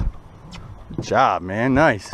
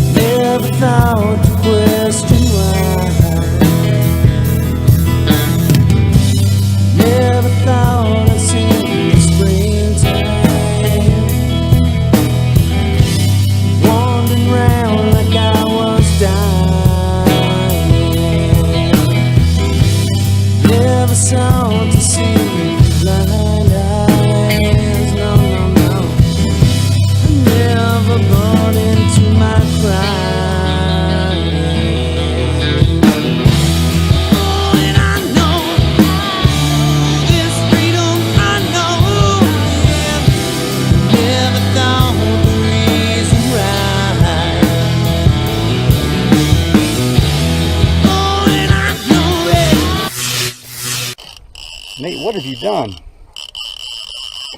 I'll go ahead and click that for you. That's it. Keep his head in the water. John, when you keep the net in the water, hit his head, John. Get that fish. Get that fish. Get that. Good job. Third time. Did that with the first one too. That's a 10-pound fish, Nate. Nate, for the first time ever striper fishing, you've had 2 fish up to the boat and caught them both, and both just fell right off the hook. Good job, Nate. First time ever striper fishing. Good job. Gotta thank Captain Greg. Yes, sir. We're out here summertime, and it's limit 4 per person a Carlite, and you're supposed to keep your first 4. Because of the heat, these fish will die usually when you let them go, so we're going to keep our first 4. We'll throw that one in a box, and we'll make sure it gets eaten. Good job. Can you help with that, Sam? Chris, can you net that for him? Hey, Nate, come up here. Nate, come catch this one. Oh, there's a screamer here, buddy. You got it? Hold them on the hole. They're hooked up all around, though. Couple of them to the bottom. Big fish. Mike, check that bait. Yes, sir. Oh, Oh, down in the water. Head in the water. Lord. Keep his head in the water. There's that net there. Keep his head in the water, Nate. Keep his head in the water.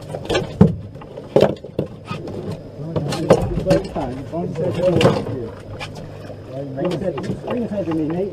Oh, you want to see something? Where's the hook? Where's the camera? Boink. Good job, man. Crank down to it. Crank down. Now pull up. Now pull up. That's it. I'm gonna let you come on back. Walk on back. Hey, walk on. You got another hoss. Come on back. Jump up here. You can jump up.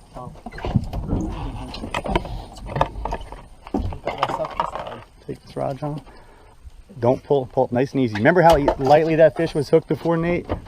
Picture this one's hooked the same way, just barely hooked. That's it. Nice. Just keep the line tight and keep his head in the water.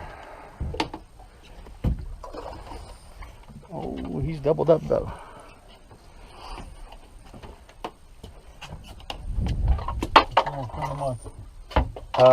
No, we passed over them. They're on the history though. Just pull them right to him. Just you pull it to him is what's going to happen. Get that one up. Scoop him up. We got fish sticks, baby. Fish sticks. Oh, we're on them now. They're on the bottom. All right, guys. I want to take a second and show you the rig we're using. This is a 2-watt owner hook, MUTU. I don't know how you say that, but it's an owner 2-watt circle hook with 5 foot, maybe a little longer, 25-pound fluorocarbon to a small barrel swivel with 2 beads. These are 2 glass beads. Always use glass. I know they're expensive, but the glass makes that nice clicking sound. With eels, I'll add more 3, 4, 5 so they really click when that eel pulls. Plastic makes almost no sound at all. Now we're using 25-pound fluoro today. You can see it's kind of thick. It's higher than what we need. I would prefer 12, 14-pound maybe, but we ran out, so we're using this 25 today. Weights wise, all we do is we start everything with just beads. And I hate weight. I hate lead. I hate everything about it. It kills the way the bait looks, scares fish. It's just, man, it's a necessary evil. I get it, but I try to use as little as possible. So I'll start with just the beads, and then with down lines, we got to add some weight, right? We're moving, chasing these schools. I'll start by adding split shots. We don't need a slipping weight in this system here, so I'll start adding a few. We ended up with 4 today because we were kind of moving around quicker than normal. You can use your egg sinker if you'd like. You can put a slip sinker on there, but these fish are taking the line down and getting hooked immediately, so they don't need to feel the sliding weight to relieve any pressure, so the clip down weight does fine. And that's it. Really simple. The rod bends down. As long as the rod bends and stays bent, we crank it, set that circle hook in the corner without yanking, and go. You may notice this is offset. Nowadays I really don't use offset personally with me and my guys, but when you have people that are a little less experienced, that offset can save the day once in a while, because if you accidentally yank, get excited and yank, that offset may save you. If it's not offset and you yank, you'll pull that hook clean out. So if you're with guys who are a little green, the offset is probably not a bad idea to go with. You kind of get the best of both worlds a little bit. But if you are with guys that are seasoned vets and really know how to be patient, bend that offset out or buy some non-offset circle hooks. That's it. You bring it to him, Nate, okay?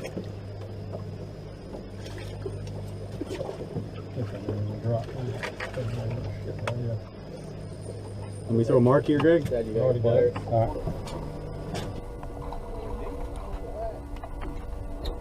Chris? Come here, Chris.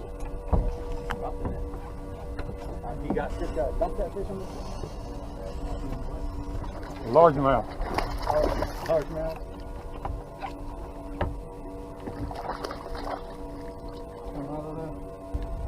It's free full.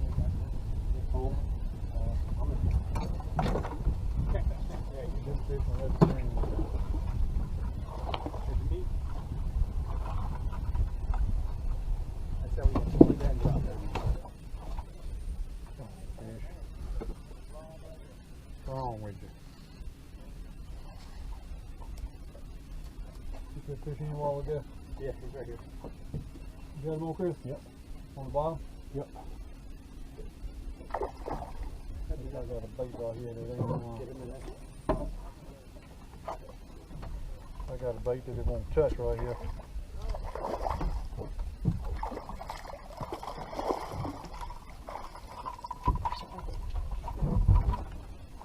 Careful. You got the injury. Well, who were you? Let me throw a mark here, Greg? Right there.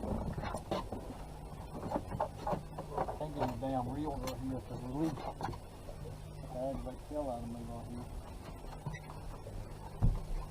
Just from the bottom, I couldn't get a bait from it.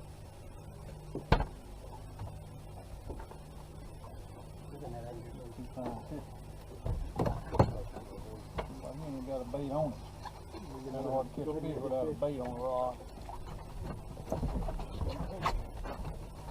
That corner just got off. Just making a mental note. You get fish out there, Mike. Hey, Nate. There you go. Mike, hold on. What are you dragging at? Are you baiting it? Man, look at that screen. Give me a bait, Mike. Now. Please give me a bait. Oh, no hook on this one. Look at this green. Put this fish beside me, somebody. Nate, come catch this fish. Nate, come here a minute. That's a haul. You got it?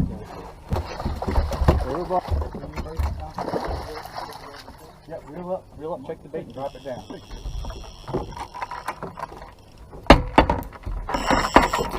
And Nate's got one.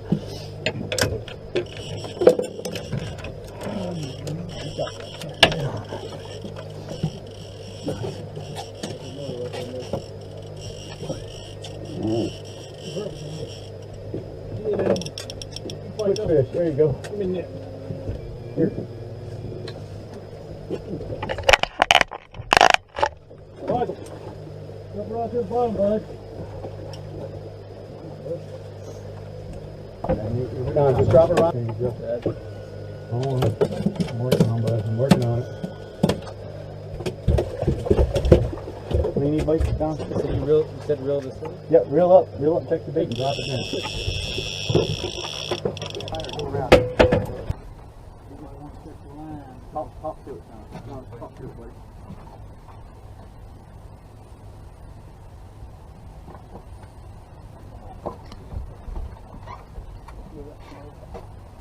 Talk to it, John. Drop the line and drop your crank. Y'all dropping baits to the bottom, boy. I have folks in here. There you go, John. Matt? You help with that, Frankie? Chris, can you know that for him? Hey, Nate, come up here.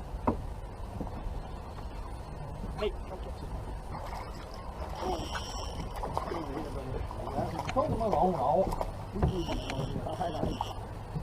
You're hooked up all around, though. Dropping on to the bottom, Mike.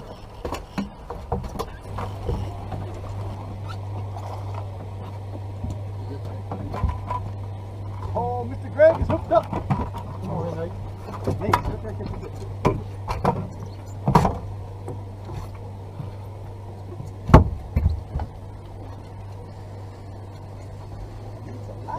got, it's a linebacker. A stick fish. Mike, took me a bait. Right there. Oh, get that one in the water. Keep his head in the water. Lord. Keep his head in the water. See that net there. There's another one in it. Keep his head in the water, Nate. Good fish, Nate. You win the prize. Don't even hear. You ready, John?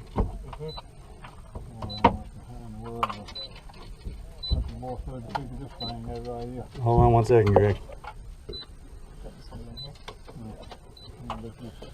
What y'all doing? They still here. What y'all doing? Alright, I'll cut it off. Go away. Alright, here's a great example. I was running at about 35 miles an hour. I just saw the noise. See a white, it's all blue. I don't see anything solid.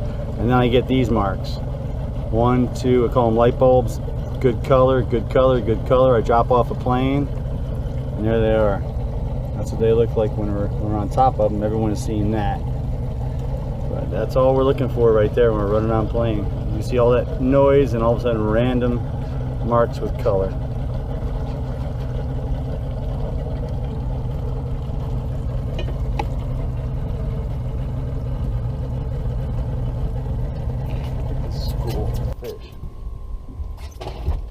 Striped bass, and they're just very picky right now. They don't want to touch the bait. Look at that.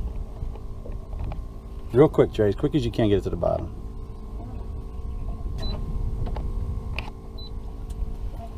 There he is. Here. Drop that rod. Drop it to the floor. Reel. There we go. She's buttoned up again. On which reel? Custom SR6. Nice. And the screen is lit up with stripers. Steve, catch a fish, baby. Look at that. Look at that. You got one, Steve? Yeah. Look at that screen. Yeah. I just...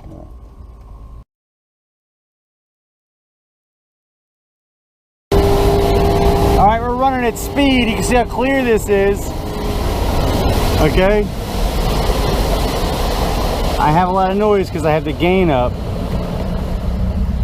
But as soon as I saw this, where we're getting all this color in here versus this, I knew these were fish I was marking. So I came off a plane. They're small. I went from probably 30 miles an hour down to idle speed. Again, you can see how it's all white, only blue, and then bam, I saw this red in here. I knew that was bigger fish, and here they are.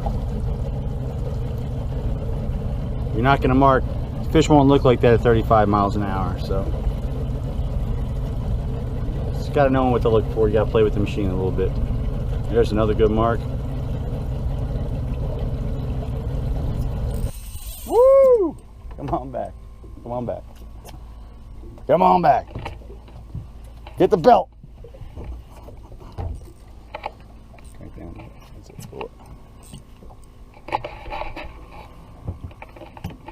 Bring him a little quicker. Crank down, let the line go slack now. That's it, crank down. I knew that sucker hit it. Came up, hit it again. Came up and hit it again. It's gigantic, I know it. Beautiful clear water, isn't it? It is. Come on, baby.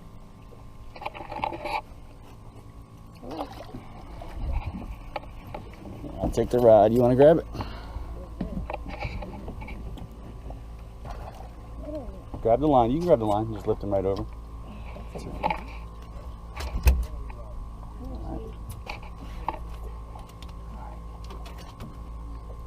Hard. Squeeze hard. Yeah, that's it. Now lift them off the deck and they'll sit still. Nice. There you go. You got my finger. Yeah. It's on the back. Yep. It's warm water, so you want to drop her head first. Just drop her head first. That's it. You want to shoot down to that warm water.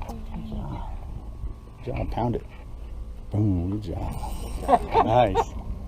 Nice.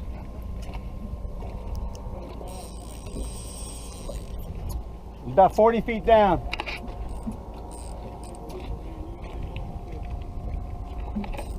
Nice, that's a good fish.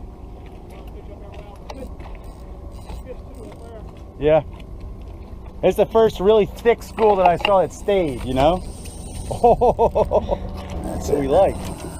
Nice. Nice.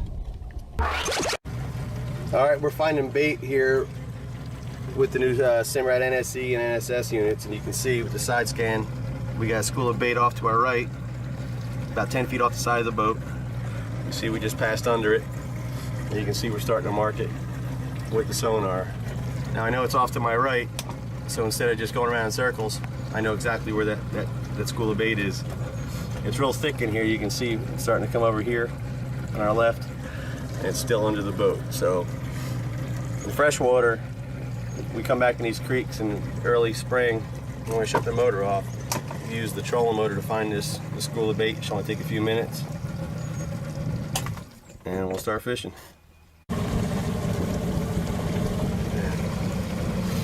Funny, it's all off to our right.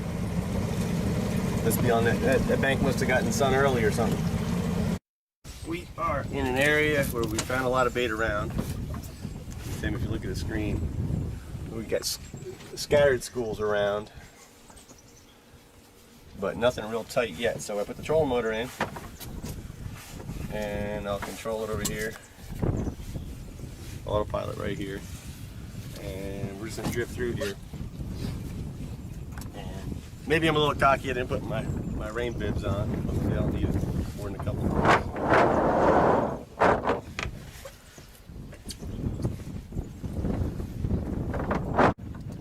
see some off to our right. See it off to our right, Tim? Yeah, see it all off to our right there? It might not be. Not quite under us though. I want that sonar on the left completely all clouded up. Okay, here we go, yeah.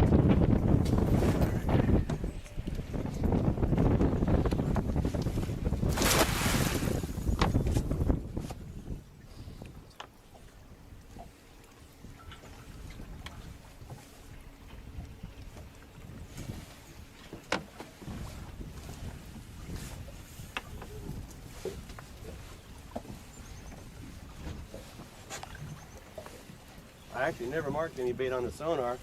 I just got it on the side structure scan. I only saw it on the structure scan, did not see it on the fish finder at all. Take a look at this.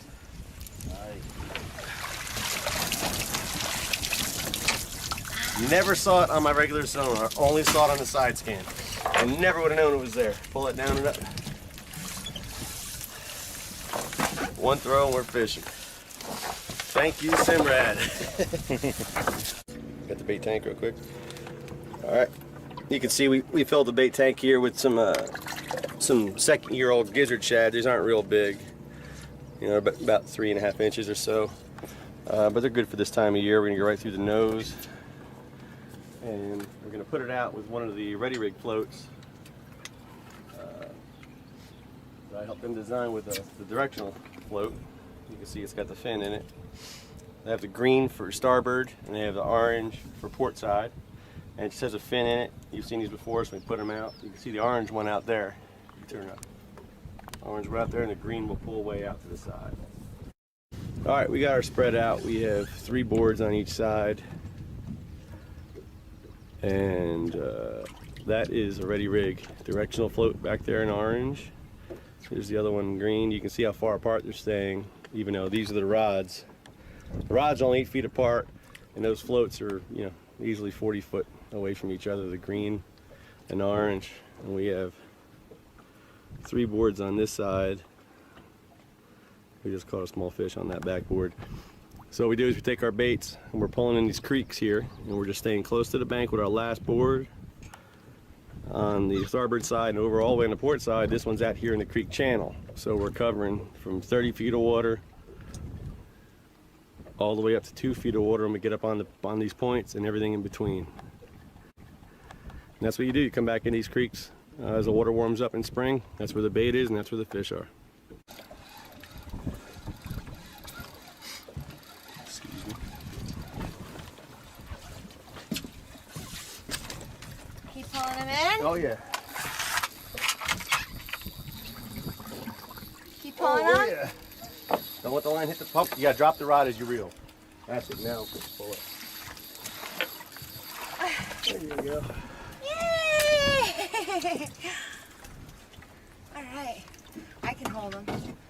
I'm a real man. How do I do it? There you go. Yay! You're not a keeper, but you're cute. He is very attractive. Ow, he's biting me. Deep 6. Throw him. Yep. There you go. That'll revive him all job. day. Ah! All right, well, that's a good way to start. A little one there. Good job, Billy. Thank you. Go ahead and chuck him loose. There you go. Look at him go. Pretty. I just paused this here. I'm going to show you on the structure scan. That's a school of shad that we just split. Off to the left side, off to the right side. And if you look over here with the shadows, these are smaller stripers. We're passing over the open part of this bay right here. There's a point there. It's the mouth of a small feeder creek. And you can see we're right across the mouth of this bay where stripers are going to come in and out to feed. And right across there, the structure scan looks over into that mouth of the bay and you can see there are small stripers and you can see their shadows right there. There's one fish came under the boat right there. Billy, run up front, bud, just to kind of reel that one in a little bit. You can take the clicker off if you want. Clicker off. But you gotta, oh, he's still taking line. Wow, that's a good fish you got there. That's a decent fish.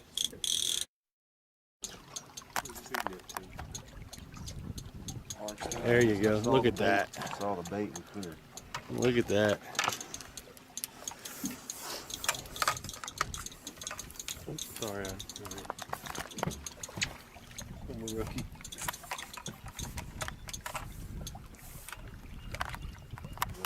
Put the net down, let him swim right into it. Yeah, he'll pull the fish to you, Bill. That's it. Nice. Getting a little better now. That's keeper size too. Put him right here, Billy. Getting better. Can you take a picture of this one? Is he a keeper or no? Nope. Okay. I don't need it. Getting better. These are on the deep side board. Fish on, fish on, fish Sean! on.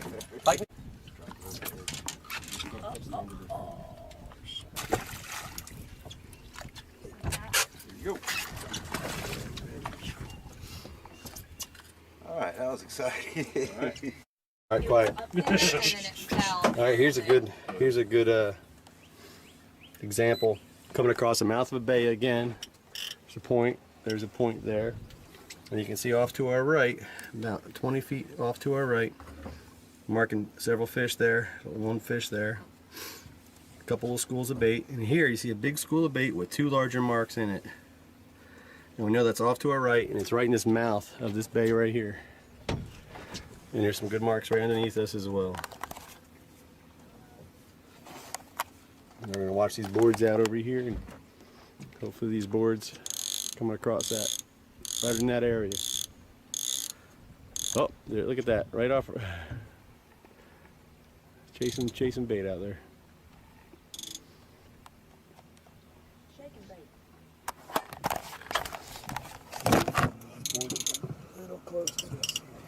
There you go. There you go. Keep the rod up high. Tighten the drag up top a little bit. As you can see, we're still at the mouth of this bay, right where I said, and that fish hit. Right there, that fish hit. He's underneath that one, so I think you're okay, Tim. That was a starboard. Wow. Yeah, right off the right side or off the right mouth of the bay. Cool, this hybrid net thing I bought from Freshwater. He's a cutie. Bring him to me.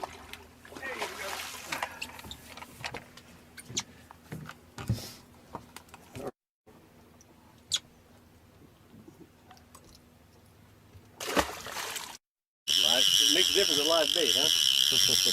Actual living bait. Yeah, that's one me and Billy just swapped out. All right. It's all big tail.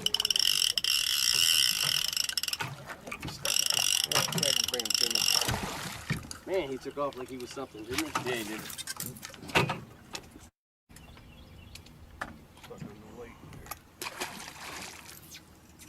It's going under. It's okay, you're doing fine. You're doing fine. You got a perfect spot. Wait a minute.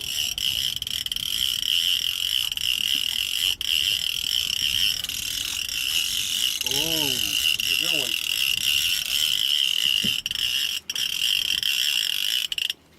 Got the net. You got the net. Oh, shoot. You got the net. Oh, that's a good one. I got a rod and a net in my hand. Oh. You got a rigger hit. Oh, sorry. Sorry. There you go. He's a pro, man. Ready? He's got a red nose. He's no good no more. That bait. We are still almost out of bait, even though we had all that. We're almost out of bait. So. That bait was out there a while. I was wondering if that bait was still alive. I'm gonna have problems. No, you're doing fine. Why don't you grab the net here, Bill? Yeah. He didn't guide the line on. Oh, I think he's gone. There you go. Billy's done. Just food fighter. Oh, we just lost the big one over here, but lost the biggest one of the day. Oh, yeah.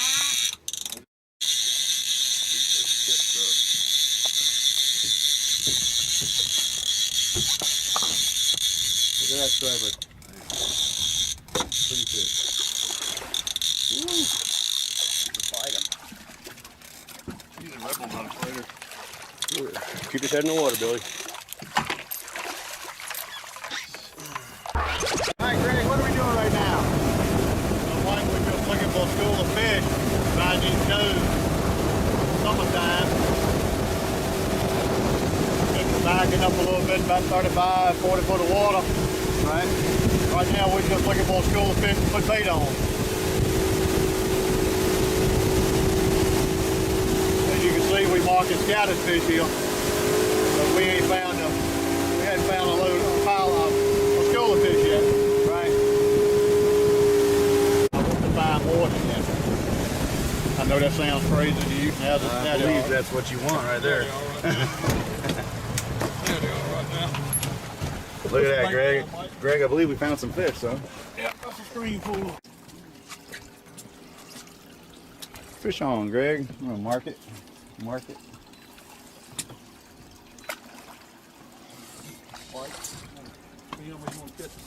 You got one on right there. Drop one to the bottom.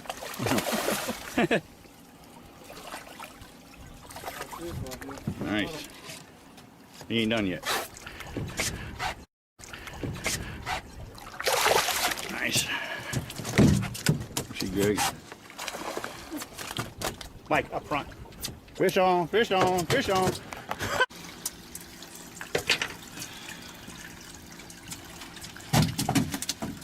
One on that screen right there. Fish flipping. Yes, fish on the screen.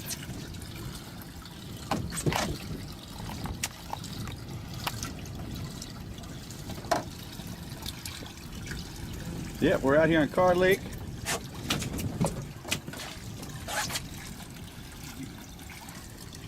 In the second week of July.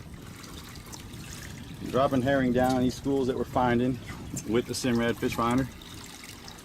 You gotta mark them first, right, Greg? Yeah. You gotta mark them first. Take a look right here, Mike. That's right. On screen right there. That's right. There they are. Nice to see. Very nice. All right.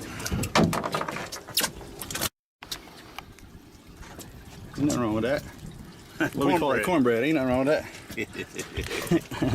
Some bait on the hook.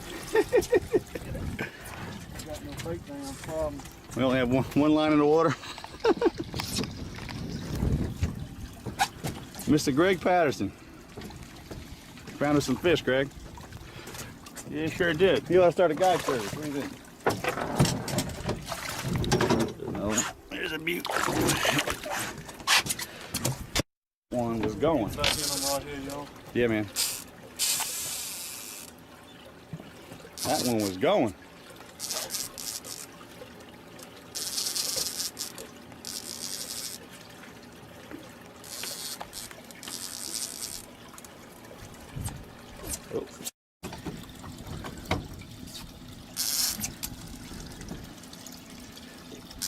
Put a track on that thing a while ago, Mark. Yeah, I did. Yeah. Mm-hmm. I'm gonna do another mark, actually. A little better fish? Yeah, man. A little better, definitely. Very nice.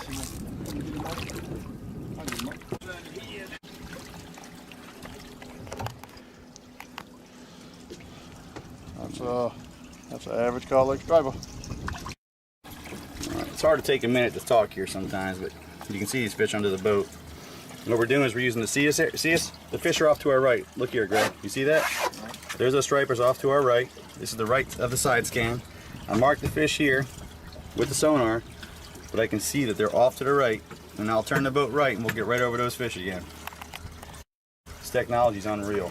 I would never have known it to turn right in the past.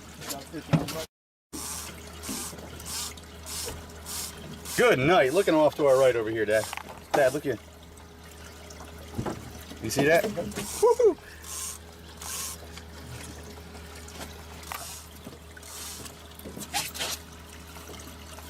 Look at all those marks off to our right. Gotta cut the wheel to the right here. I don't know if I'm fighting you, if you're steering right or I'm steering right. That's 40 foot off to our right. Those marks. Those are some good sized fish to mark that big. You can see their shadows too. That is fantastic. Yep, 30 feet. Good marks right here at 30 feet. Fish on, Dad, fish on. Fish on, fish on. Yep, 30 feet. We marked them right there. Gotta have those electronics, right, Greg? Picking them up. That's right. You can see right there. They're all over us, man.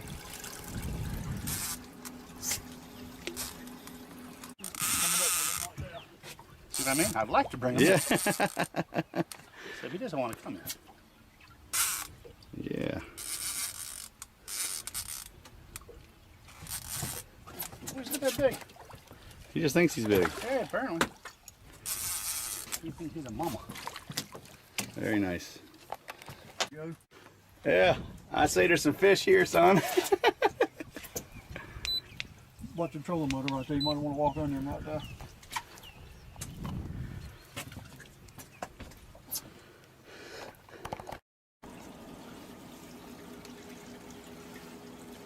We knew they were there. We knew they were there.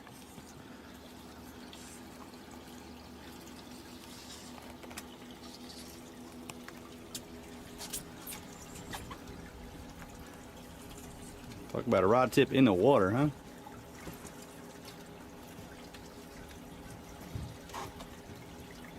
That's a good looking fish there.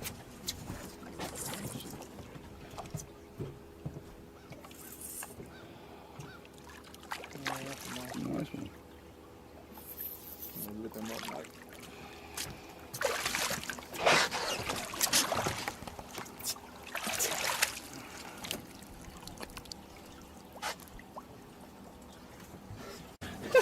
Ow, he burnt me. You got 3 of them on at one time. You burn your thumb? You burn your thumb, Greg? Had everything on me.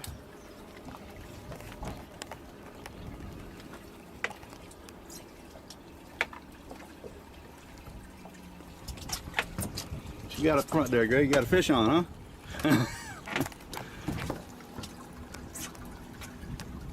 Oh.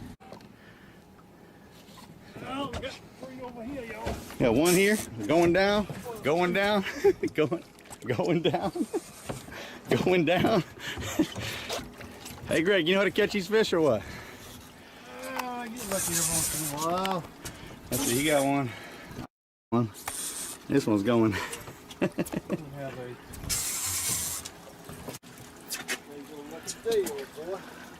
Not bad, a little summertime striper on Car Lake, right? Good job, good job. Some of the nice baits Greg gets right there.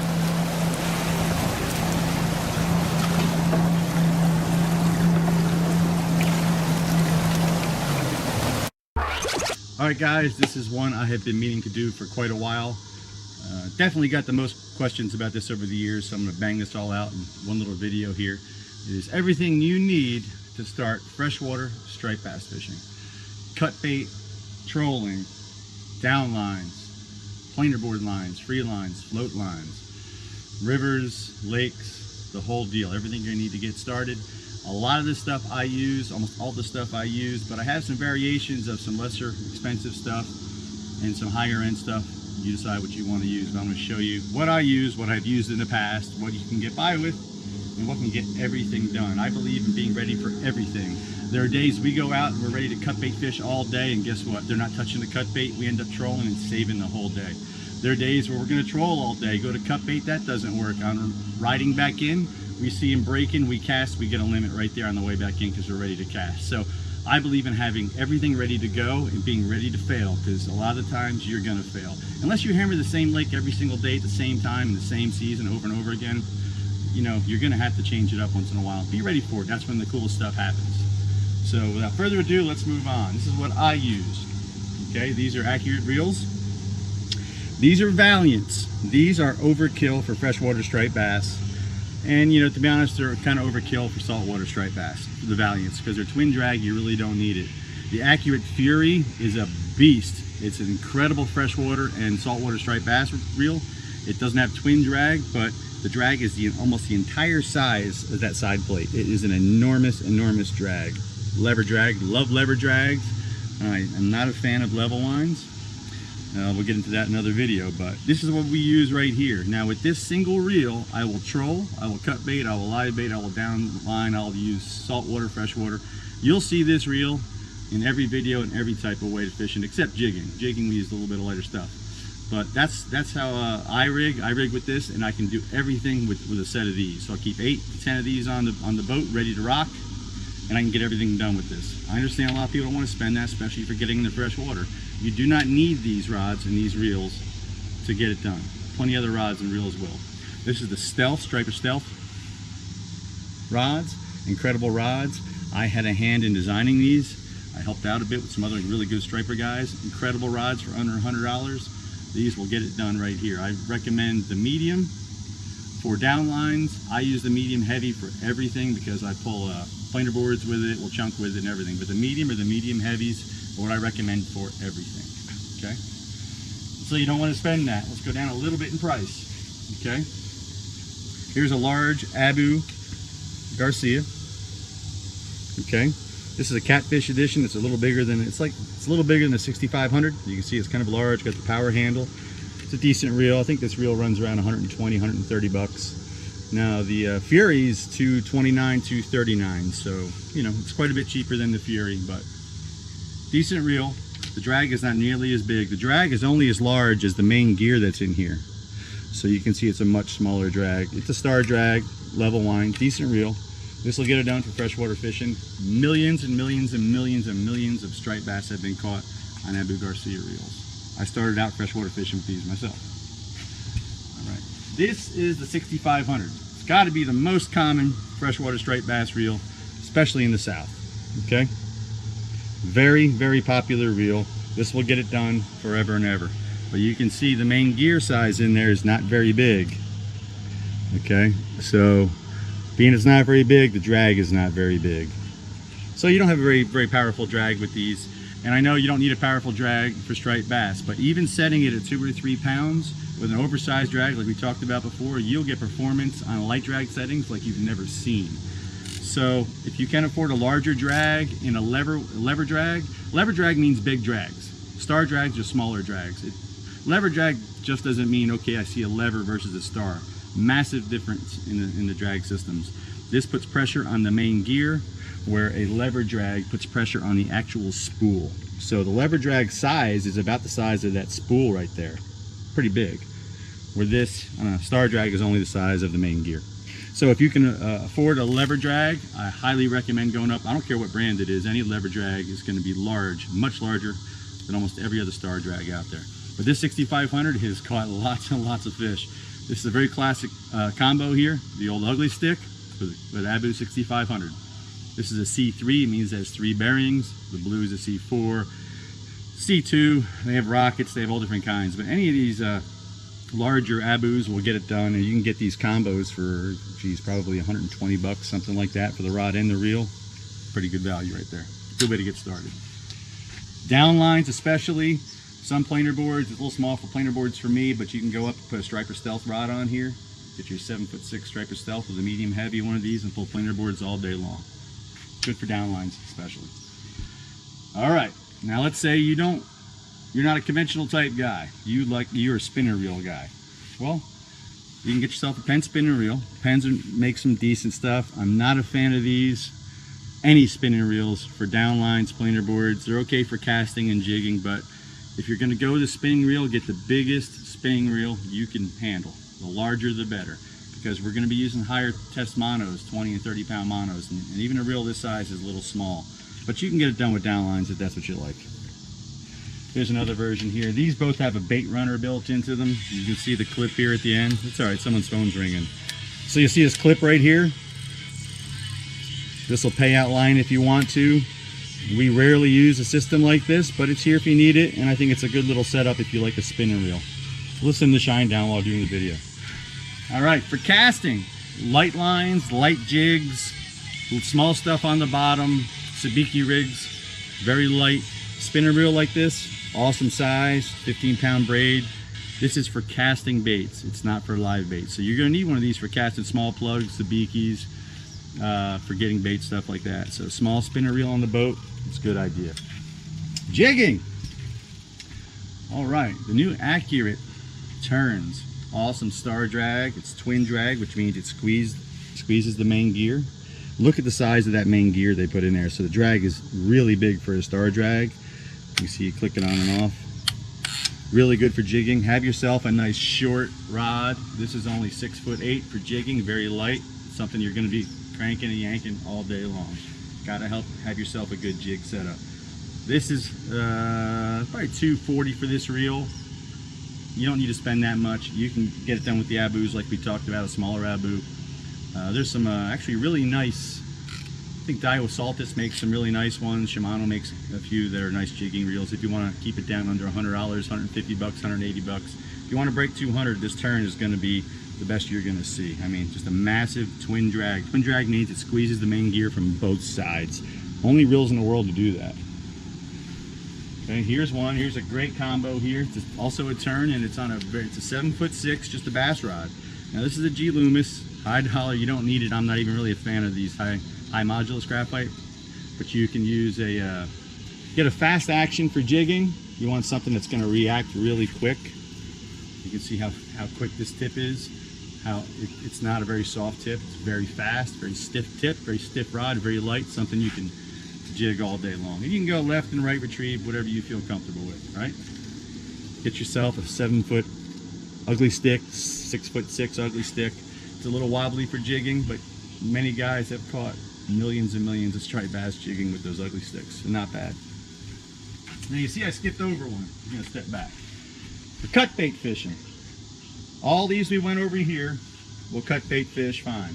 But if you want to cut bait fish with a spinning reel, you gotta go big, because we're using large diameter mono, 20, 30 pound mono, okay? The reason we use mono, not braid, is because the line's laying on the bottom. We don't, nicks and stuff, rocks will snap braid like it's not even there. So you gotta use mono for cut bait fishing. This is a Penn here. What is this, a Penn Conflict? It's a decent reel, not very expensive. Giant spool diameter, get the biggest diameter you can handle. This is on a Big Cat Fever rod. These are fantastic rods for under $100. It's a step up from the ugly stick for sure. For the Big Cat, it's a giant step up from the ugly stick to the Striper Stealth. Striper Stealth are some bad rods. The Striper Stealth spinning reel, I'm sorry, the Striper Stealth spinning rod will be out next 6-8 months, something like that. I'm helping them with that a little bit. They've been working on that. Should be a great rod. Okay. Let's move on to the gear we need. You're gonna need it all. We got lots and lots and lots of stuff, okay? This is for everything. This is so you can do just a little bit of everything. Rigging, you're gonna need lots of egg sinkers, 1s, 2s, and 3s. Glass beads, not plastic.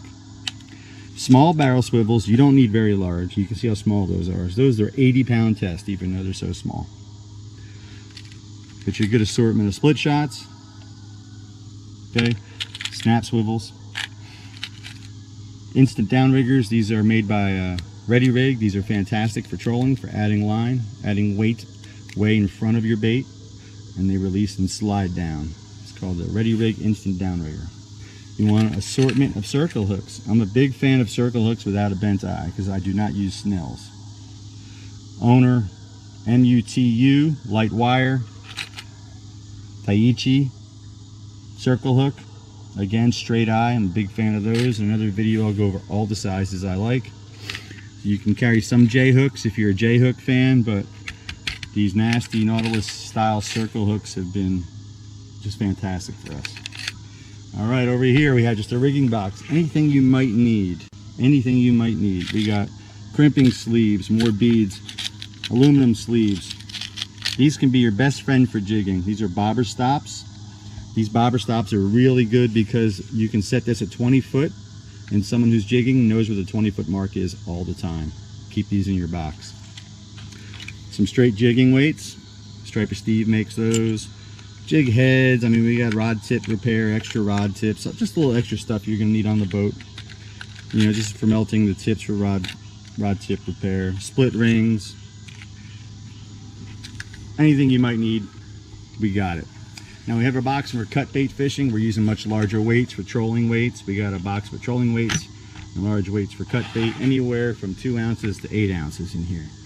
This is our speed box. Keep a speed box on the boat ready to rock. 8 or 10 of your favorite baits. So we have some jerk baits here. We have some good old swim baits. We have some bucktails ready to go. I even have some jigs in here, some top water plugs, some bottom jigs. And the idea with this is when you're out fishing all day long, you're running in, you see, or you pull up on someone and they're vertical jigging on a school and you mark it. What boxes are my jigs in? Look in there, look at all my boxes stacked, which bag? You don't need to do that. You'll have the speed box here ready to go. You put it somewhere close where you always know where it is. You open this up, you have 1 or 2 of everything in there, and you won't miss that bite that might only be there for a few minutes, right? Gotta have that. Vertical jigs. We got our All Pro. These are Wang jigs and Ultra jigs. Fantastic jigs. We got 2 different sizes here. You can see here, these are called butterfly jigs. They're basically flat fall jigs. When you go full slack, they drop like this. Assist hooks instead of treble hooks. I like these for a few reasons. One, you got a little bit of flash on there. Instead of being something that'll scare fish, this going up as you crank it in will attract the fish. Can attract them anyway. And when you're hooked up, you won't get leverage on a stiff treble hook and throw that fish off, right? These are the 100 gram. These are 160s. And then when we open her up, we have some of the classic jigs here. We've all seen these. We've used these forever. We just call these jigging spoons. They're like 2 ounces. Here you go. Here's Braid brand right here. Braid makes some really nice ones. And you can see the treble hooks get stuck in everything. There's a Braid one right there. So get yourself a good variety of these. Flutter spoons. Love flutter spoons. Especially if you're just getting started. A good flutter spoon here can really make the difference over a flat, heady jigging spoon. These fall a lot slower, and that flutter action can really catch a fish if you're not terribly used to jigging. Love flutter spoons. Keep a bunch of these on here. I know the last few years these have been pretty popular. Ben Parker spoons. These are the 8-inch magnums.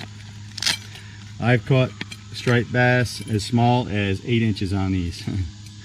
Nice big flutter spoon. They're designed to look like a gizzard shad, but these actually, this one here looks more like a large, very large blueback herring.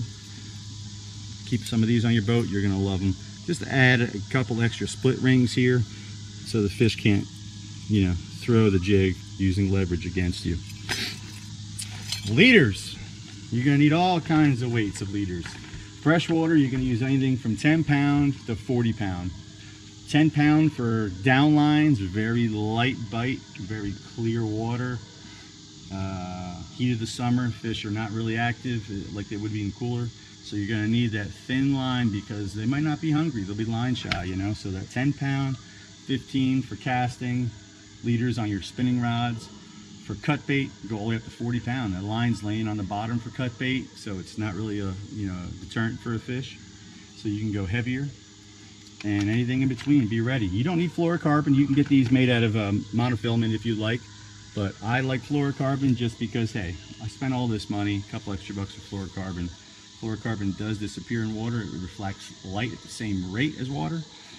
But with fluorocarbon, when it gets nicked up and abraded at all, those abrasions make the line stick out like you wouldn't believe, and things will stick to those abrasions. So for cut bait, I don't use fluorocarbon at all. Something else to think about. Okay, you might ask me, how the heck am I trolling with those rods that I'm using for cut bait and all that out? Well, I'll show you how. I'm going to take this rod here. This is what we use for everything, right? These are made by Shakespeare. I've had these so long, I couldn't even tell you when I got them. They're very inexpensive. I think they're 12 bucks. And we just clip it on the line. So if you want to troll, you clip that on the line. This holds your line in here, just like that. You can tighten this up. And now we have a line counter for trolling. These are made by Shakespeare, but I've seen some other brands that look pretty good too. Scales, tape measures, you need all kinds of good stuff. So keep a good scale on the boat. You know, it's really how you learn, especially when you're getting started out. So, you know, weigh your fish in the cooler months. The fish can stay out of water a little bit longer, and you just get to learn the size of your fish. You get to learn the size of your fish you're weighing versus the size you're seeing on your graph on your fish finder. So for the first few years, really weigh a lot of your fish. In the cooler months, summertime, don't, because this fish can't stay out of the water that long. But weigh your fish, measure your fish, you know, visually make a note versus what you caught against what you've seen on your fish finder. It's a great way to learn the size fish that are under your boat. Pliers. Got to have a good pair of pliers on you. I like the ones here that have the little tooth at the end. These are good for opening split rings. These are made by Accurate. They're not terribly expensive. I think these are like 120 bucks. You can get cheaper ones, of course, but these are so light they feel like they're plastic. And what's nice about them is they won't pull your pants down. So I just got one of these little retractor things here. Found these at Bass Pro Shops. Love the Accurate pliers. You can get another brand too. Just make sure when you get another brand that when they're stowed, they close up really tight. Because some of the cheaper ones, they only close this much, and you had this big thing sticking out here. Some of the tools you're going to need. Good pair of scissors. These Piranha scissors are pretty cheap. I think these were like 12 bucks at Cabela's. For some reason they're 20 at Bass Pro, but they're 12 at Cabela's. You know, small D-hookers, large D-hookers. These are fantastic for throat hooked fish. Boga grip, really good for releasing fish on the side of the boat. Doesn't need to be Boga brand, but I like to, you know, hold the fish next to the boat, hold the lanyard while we're moving the boat forward. This gives the fish time to, you know, go ahead and swim in the current in the cool water and revive. I don't necessarily hang fish as much with these anymore, but you can if you support the belly, and it's got a scale in it. If you're gonna get one with a scale in it and a swivel. Why do I say that? Because if you do hang a fish, the fish jumps, this works as a nice shock absorber and is much less apt to damage your fish. Nice shock absorber. If he kicks and spins, this twists, won't damage his mouth. Knives. Keep a knife on every corner of your boat. Every corner of your boat. You never know when someone's gonna get tangled up in a line, fishing line, rope. Scissors, regular old cheap pliers to keep around your boat. This has a split ring tooth in it as well. Fillet knives. Let's see what else we got. Let's look at our goodies over here. We got our big plug boxes. Okay, these are our Alan De Palma plugs. But any of your big plugs, have some big plugs ready to go for casting, trolling, whatever. An umbrella rig can be your best friend when you're starting out as a freshwater striped bass fisherman. I recommend the first thing you do is get out there and troll some U-rigs. Okay, these are ones I made myself. 9 baits. Just swim baits. You can see these are 6-inch swim baits. Got some on the bottom with all bucktails. Here's a 3-arm one. Really good way to get started out. These have blades in them too. Get out there, pull some umbrella rigs around, use your line counter, let out 120 feet of line, 2.83 miles an hour. I'll do some videos on umbrella rigging. And a really good way to learn your lake. Get out there and just cruise around, look at your fish finder. Just put 2 of them out, different lengths from your boat with your line counter, and pay attention to your fish finder and your chart all day. It looks for humps and ledges. Probably the best way to get started freshwater striper fishing is trolling, especially with a U-rig where you can get shallow. You can troll up in 20, 18 feet of water. Buckets. Buckets are your other best friends. Planer boards. You're going to need some kind of planer boards. Doesn't really matter what brand board you use. The Zach Royce boards are really nice. I love the yellow releases. I changed, they usually come with a big split ring. I put a piece of leader here because it seems to get tangled a whole lot less.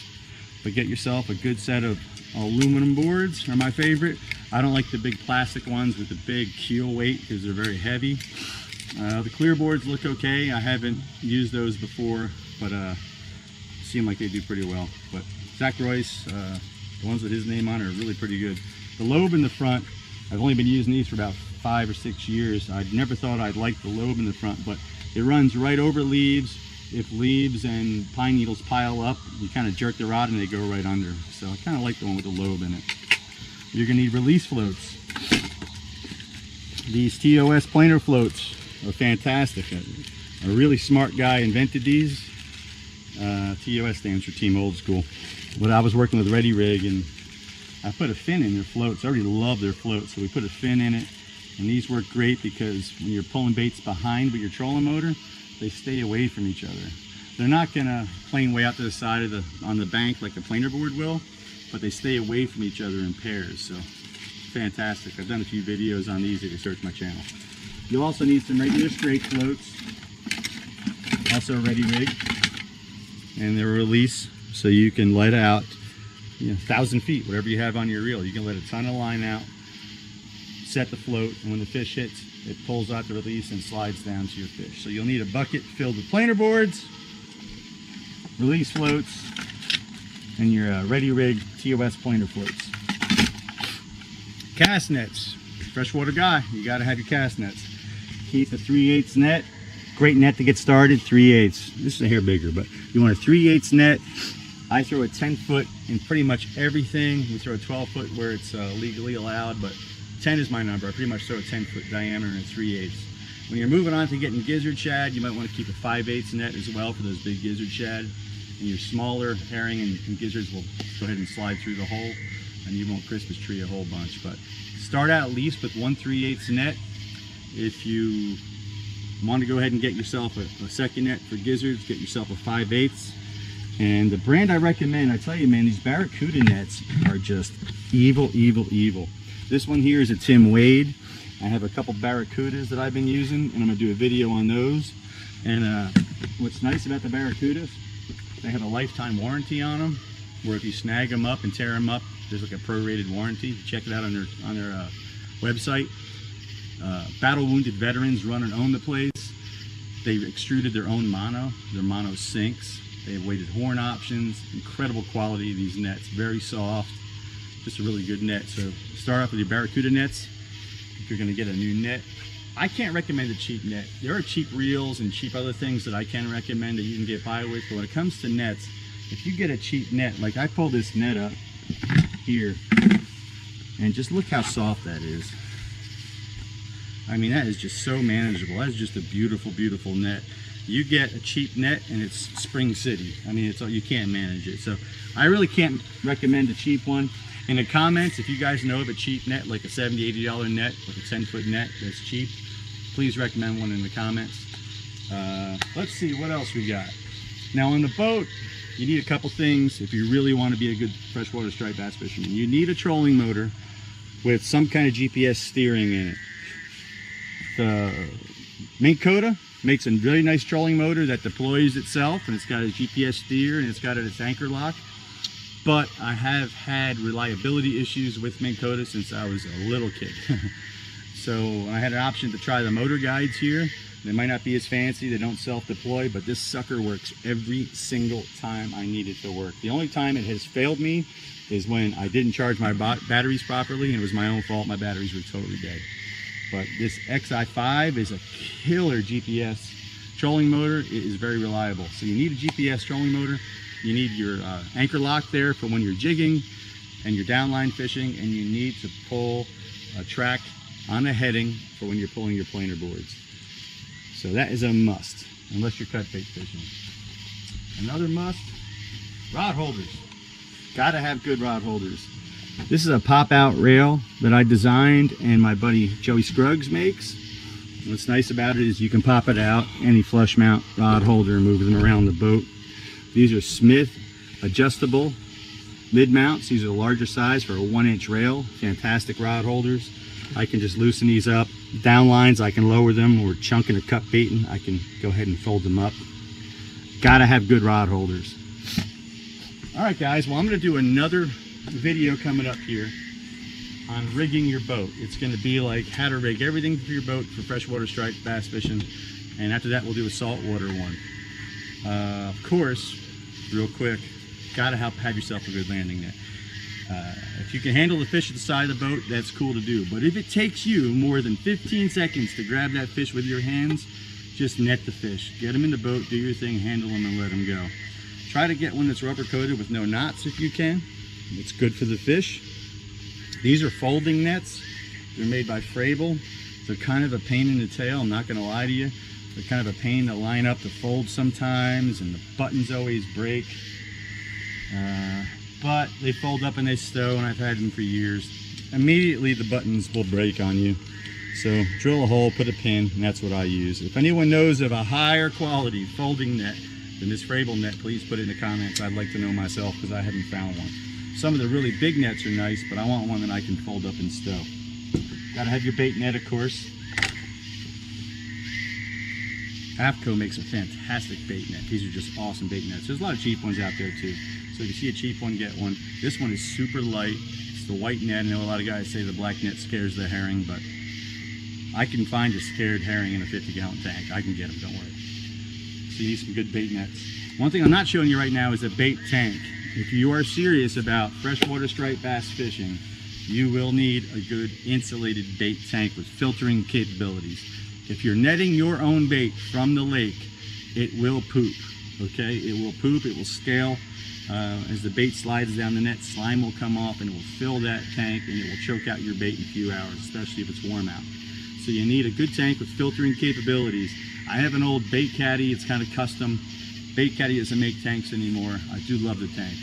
But there are several brands out there that look really nice to me. I haven't used them myself, I haven't owned them, but I have some friends that do. The Creek Bank looks nice. The Shad Shack looks nice. Evolution tanks look nice. And the new Extreme, not the old Extreme tanks, but the new ones seem really, really nice. So they're all, they're expensive, but you get what you pay for. They're very nice tanks. I've seen them all personally. I haven't owned them myself, but they have fantastic filtering capabilities.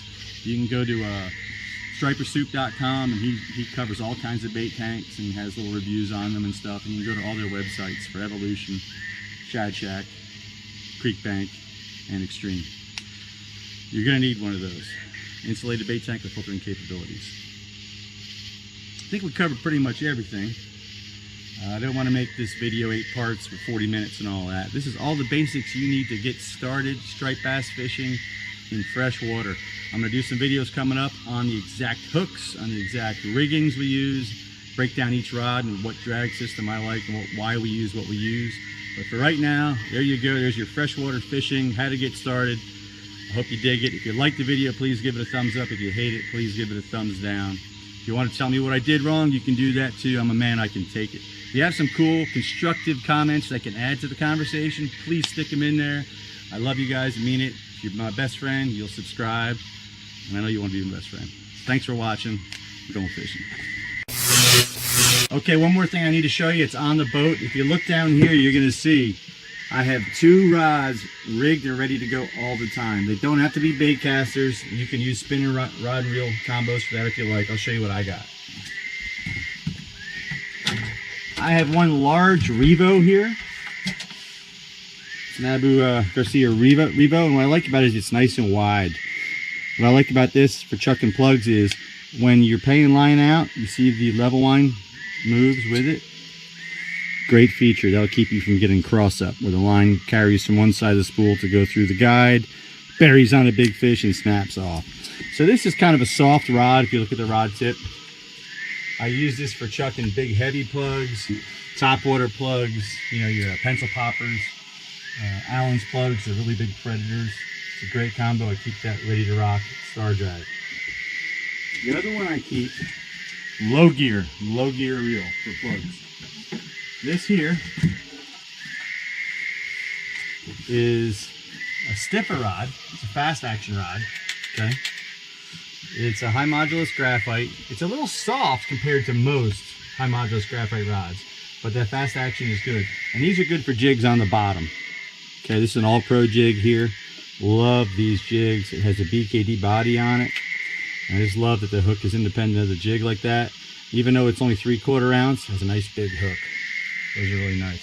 Now this is only one of the only times I'll use high speed. I use high speed for jigging, and I use high speed for bottom plugs. This is a Quantum Smoke Speed Freak 8-to-1, very fast. I use this for jigging on the bottom. Pretty much that's all I use it for, is for jigging on the bottom. I will do some light jig stuff with unweighted BKDs where I'm kind of jerking it like a jerk bait. Hesitating, and spring.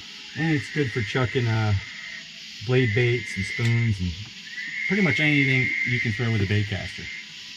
I just lost my light, so that's the end of the video. Gotta have 2 of these. You're ready to rock at all times. 4 if you can squeeze them in. Moving on. Within seconds. All right. Yes, sir. What are you gonna do? My budget keeps getting smaller and smaller. Lights are expensive. There's no light for you. All right, it's a little windy out here. I want to show you our ready rig spread. We're pulling big gizzard shad up against these banks. The bass move up on the banks here in the summertime, and we have a planer float back there, the TOS planer float. That stands for Team Old School.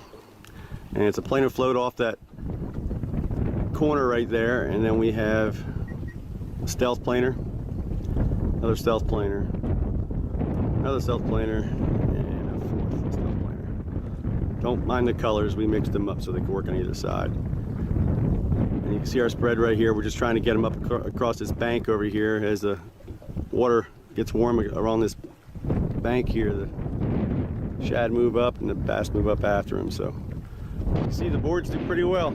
They're very visible. They're right high on the water. And the planer float works perfect back there with these boards. You can see it doesn't pull way out like a planer board does, but it works really well with them. It's right there, right behind them, and you can see in relation to the boat where those boards are. And we're using big baits. We're not being shy. Show me a bait there, Zach. Scoop a few of them out of there.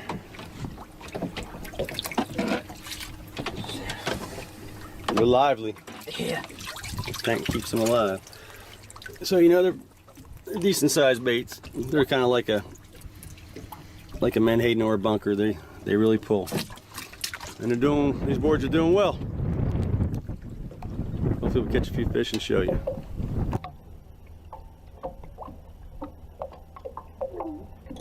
Woo! Fish on! Woo! Fish on! Fish on! Yeah, boy. That big, just take your time. We got plenty of open water. You want me to get the net? Yeah, he's up here. It's a small net. Nice. Oh yeah. Ready rig planer board. He's going the right side. Yep, right there. Let's go. Get him, baby. Don't set the hook. He's hooked. I did. Stay where you're at. So you get your net, man. Don't worry, you got plenty of time, dude. Plenty of time. You can enjoy it. We worked hard for these. You're fine right there. You're fine. You're fine. I'm gonna speed up, and what's gonna do is I'll bring the fish right back to you. All the way across there. And you got a good one. Oh, they're hung up. We got 2 right together. Man, these are healthy fish. That's awesome, man. Get back here and handle that sucker. And you got a good one. Oh, they're hung up. We got 2 right together. Man, these are healthy fish. That's awesome, man. And which hook did they get? The trailer hook got this one. Come over here. The trailer's right in the corner. Yeah. I'll grab them. I just want to get them on tape. Beautiful fish. Beautiful. Beautiful. right, we just had a double. We actually almost had a triple here. We're gonna go ahead and turn him loose. That fish was just under 13 pounds.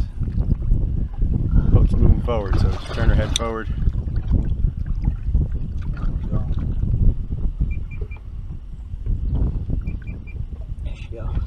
Nice. Good job, brother. Thank you, man. Good job. Good job. All right, we're gonna net some of these yearling shad that are up here. These are gizzard shad. They're not very big. They're usually in that 2 to 3 inch range, but some of these out here can get 5 to 6 inches. So it's kind of a crapshoot. But I use a small net for this, just because they're so thick that I usually get too many that I can't even lift it.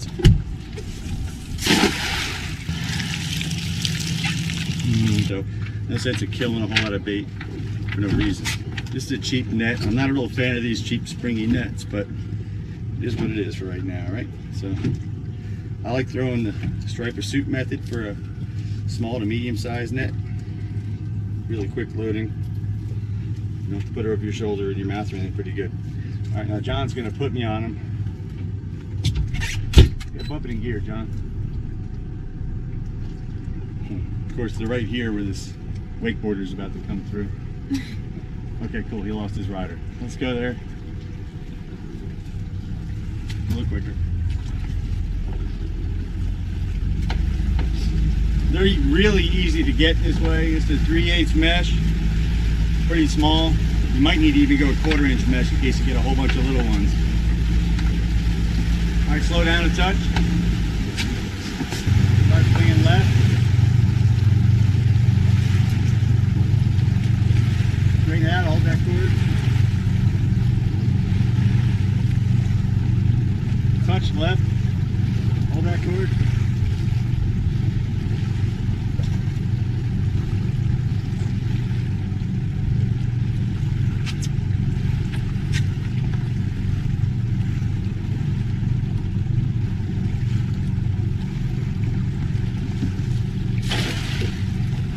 Reverse, neutral.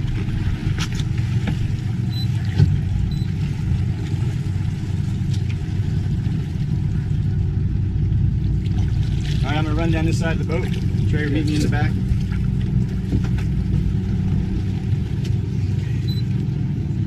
Alright, so part of what we're doing here is we're going to test the well out here on the Z-Pro. The built-in well. It's 88 degree surface temperatures right now,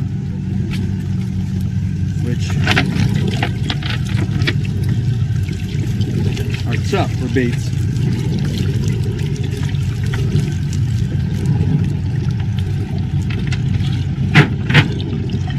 Scoop those in and I'm going to put this by.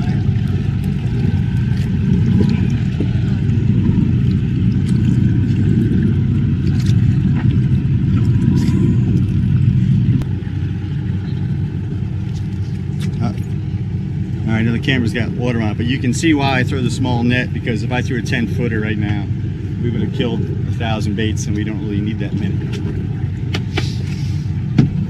All right, so striper suit method is awesome, man, for a small to medium-sized net, even a larger net if you're a bigger guy. We split the net in half, and we lay this across our hands and grab the line. And I'm going to throw with my right. I'm going to throw with my left, kind of spinning it, and then I'm just going to tuck it a little bit down with my right.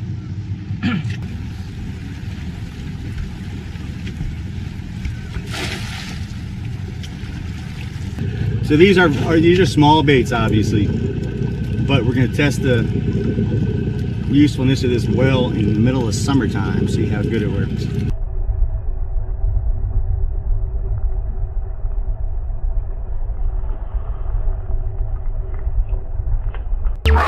Okay, something you're going to need here if you're going to keep bait in your live well overnight, if you have a circulating system like this 248 here, you're going to need just a regular sock and some egg weights.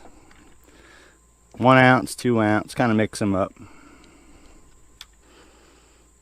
But I don't know, a dozen or so in there. Some 1s, some 2s. Just kind of mix it up. You could tie a knot in this, or you can use a zip strap. See, I have a zip strap right here, but I'm just going to tie a knot for now. Okay. And this is so important. You see I have a nice little bag here. And the reason it's important is because when you're recirculating like this and you have your intake at the bottom, your fish, especially smaller baits, get trapped and pinned under here and they will always die. So you take this, you kind of spread the weights out, I'm doing it with one hand, and you just kind of tuck it up underneath here. Just like that. And you're making kind of a dam around that. Okay? It looks better if you don't have a knot and use a, zip strap, of course, but tuck these weights up in there.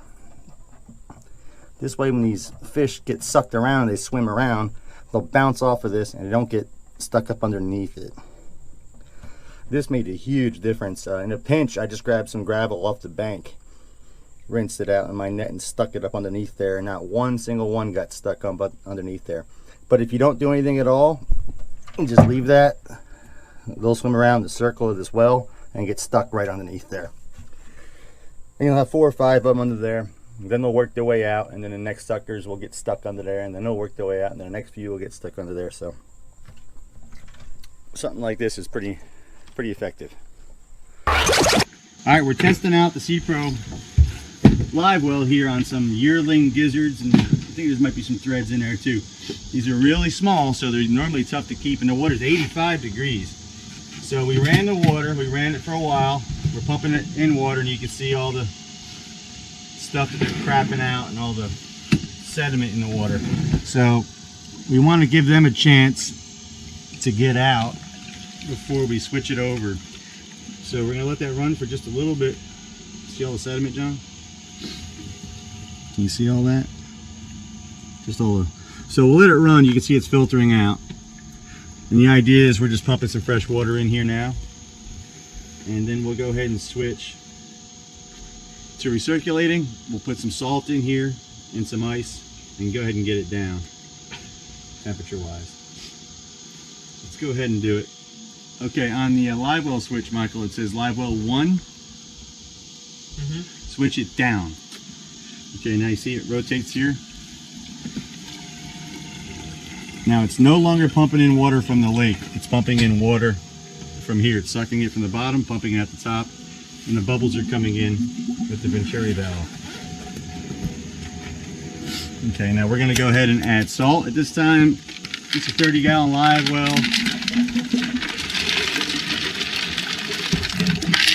And that's probably 2 solo cups worth, and we're going to throw a bag of ice in here.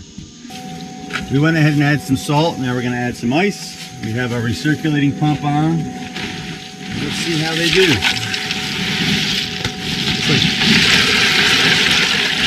That's good, that's good. I think that'll be good. That's probably equal to a gas station bag of ice, 5 pounds or so like that. And we added some salt already. I might add a little more salt. This is just rock salt for, pool. Water softening salt.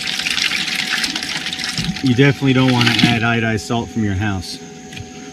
But a bag of this stuff, 40-pound bag is like $5, so it's good to have. Really good for herring too.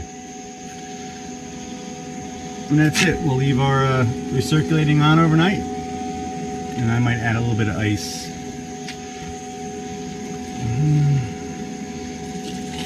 Probably 5-pound bags worth. We might do another 5 pounds and just let it sit overnight and see how they do.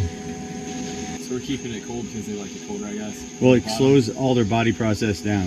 Everything slows down. They don't need as much oxygen. They don't need to swim as much. It just chills them out. Keeps them from damaging themselves by smashing into the walls. Yeah, when it's hot, it's very hard to keep them alive in captivity. Oh, it feels nice and cool already. See this one here on top? He's got to go. We got to get him out of there. This one a little sideways. Is that him? Yeah, this guy here. He's a bigger one, but I know it. He'll cost us the whole tank. Any black ones?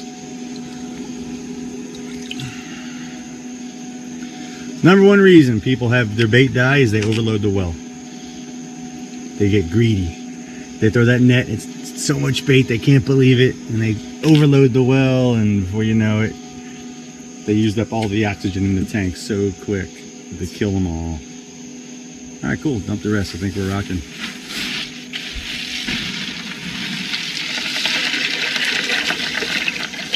Okay, it's been 6 hours.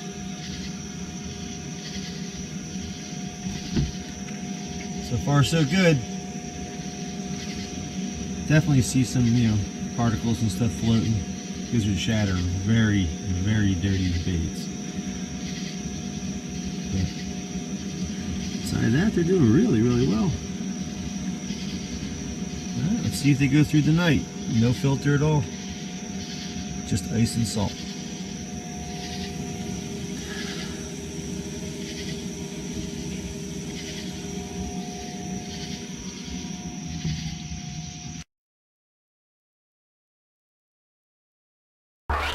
Hey guys, I'm out here in the boat and I wanted to take a few minutes and show you a few modifications I made here to my shad tank, bait tank, herring tank. There are a lot of tanks out there. There's a lot of really good choices right now. You know, way back in the day there was only a handful, one or two. And I got this tank many years ago. It's a bait caddy tank that they don't make anymore. But the video is not really about the tank, it's just some of the modifications that I've done, because I think that some of these may help some people out there. Not toot my own horn, but I fish a lot of different places, and matter of fact, we've caught striped bass in 14 different states in over 60 bodies of water last time I kind of counted. So doing that, you can imagine the different types of bait and different, you know, conditions that we've had to keep bait alive in. So anything from sardines to, you know, to mackerel and anchovies, river herring, American herring, hickory shad, I mean, you name it, you know, gizzard shads, redfins, alewife herring, bluebacks, the whole deal. So I've really learned a lot, and the reason there's so many modifications to this tank is because of all those different types of baits and different conditions, you know, 100-degree air temperatures and 90-degree water temps, and you can imagine all the difficulties that come up with that. So these are some of my modifications. These don't need to be done in every bait tank. For some people, it's in some of the areas they fish, they don't need anything like this. But I wanted to share some of these because maybe one of the two might help you guys. So we'll go ahead and start with the water here. Our water pumps here. Kick that on. This tank here filters from the top. So you have these filter baskets. So it drops the water from the top, and it kind of helps the ammonia leave the tank as gas. But you know, a lot of tanks don't have that. But what I want to show you is a little modification I made that you can do to pretty much any tank. Now, if you ever try to keep skipjack, herring alive, or really big baits, some baits that require a lot of current, or helps at least a lot of current, kind of keeps them steady on one side of the tank. This is a good way to add current, and I can control it. So hopefully you can hear me over the pumps. All right, you can see the directional flow. That directional flow, I can control that by sliding this. I can reduce it, stop it all together.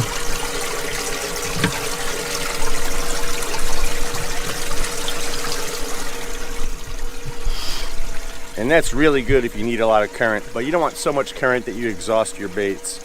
Some baits get tired really quick and you'll kill them, so you don't want that current wide open all the time. So that was kind of cool. Just a little sleeve I put on there. I drilled a few angular holes in that supply line right there, and there you go. Now, I have two pumps going. This tank is two 11-gallon-an-hour tanks. Huge pumps. I know they're way too big, they're loud and everything else. Drain a lot of battery. But the way I have it wired is I have two running right now. If I hit this, only one is going. And furthermore, I can control the speed of that pump. I can dial it all the way back to just a trickle.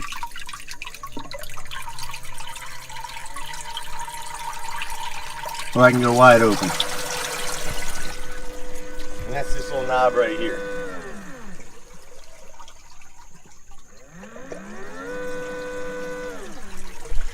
So it gives me more options. You know, when I go ahead and dump a big load of gizzard shad in here, they slide all down the net, the scales and the slime all get stripped off.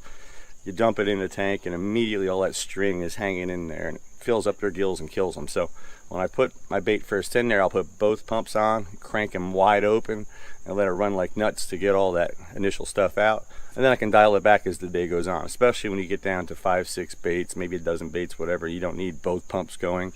I can go all the way down to, I don't know, 1 gallon an hour maybe. I don't know if I take it all the way down. So that's just another cool little option. You can hear the change. And what that is, it's a motor dimmer switch. It's a 12 volt motor dimmer switch. And I've had a few of these going for years and they've done really well. I wasn't sure if they were going to hold up, but this one here is probably going on maybe 10 years right now. So works pretty good. Now I've also added air pumps in here for situations where I don't want to run, you know, the water pumps all the time, or I don't need to, or whatever. But it's a similar system. Right here I got my air pumps. Now I can kick those on, and I have diffusers in the bottom. Yeah, they take a little while to get going, but you can see the pumps. I added blue dye here so you can see it better. I hope you can. I don't know if this helps. But there are 2 on each side. And I also have a switch that I can go down to 1 pump if I want. And you can see this one has kicked off and just those are running. You can also put a dimmer switch on there too if you want to dial that back. These are my filter baskets here. What I've done is, I found over the years, just seems to be the quickest, easiest way, and does a really nice job, is on the top I have kind of a scale catcher here. It's just a really coarse Scotch-Brite, and then I have the finer Scotch-Brites stacked. So I mean, you can stack as many as you want. You can go all the way to the top if you want. You can add charcoal and, you know, all kinds of different options you can use with this. Now it's not a giant filter area, so you know it can clog quick, especially if you put a lot of big gizzards in here. But the 2 of them, you know, and all this filtration with these pumps running heavy duty, I can run water through them quick, do multiple changes, and get it out. You know, some tanks today have a lot of filter material. This doesn't have quite as much, but I like that it's on top of the tank. And back when I got this tank, a lot of the tanks that were available, or the few that were available, they didn't measure water capacity in the bait holding area. It was basically the entire tank. So if you bought like a 50 gallon, your bait only swam in maybe, I don't know, 32 gallons or whatever. Maybe it's 8 gallons in the filter section or whatever. So that was another reason I like this tank, was because this is a 50 gallon and the bait swims in all 50. I know a lot of tanks today, they've changed the way they measure the gallons. You know, if it says 50, that means the bait swims in it. So there are a lot of good tanks out there. I've noticed some, the new Extreme tanks look pretty good. The Evolution looks nice. The Shad Shack is nice. I know the Creek Bank has been around a little while and doing well. And of course the old Blue Wave tanks and the Super Bait tanks and Ron Vest tanks are around. There might be a few other ones too, but there are a lot more options now than there were. So some of these modifications can be done to those tanks. It may be a little trickier, a little different to do it, but I think if you need stuff like current, or you like to be able to dial your exact, you know, current level, because with this you know, dimmer switch here, this motor dimmer switch, I can control my current even more. I mean, I have lots of options. I can use both pumps at once. I can use just the one. I can dial that one way back. I can slide those sleeves over to cover the holes, so I can get the, you know, the current exactly where I want. And you know, as your battery dies during the day, you want to control it, and I can use just enough power, you know, just the amount of power that I need, instead of, you know, having two or three pumps running all day long and you only have 8 baits left, you know. So hopefully this help you guys out. If you have any comments or questions, you know, put them down in there. I can maybe help you find where I got these. I don't have links or anything, but I can see if I can find those for you. If you have any questions, put them in the comments. If you like the video, give me one of these. If you hate it, you go ahead and give me one of these if you want. I appreciate any comments. Thanks for watching. Please subscribe. I love you guys, mean it. Thanks, stay safe out there.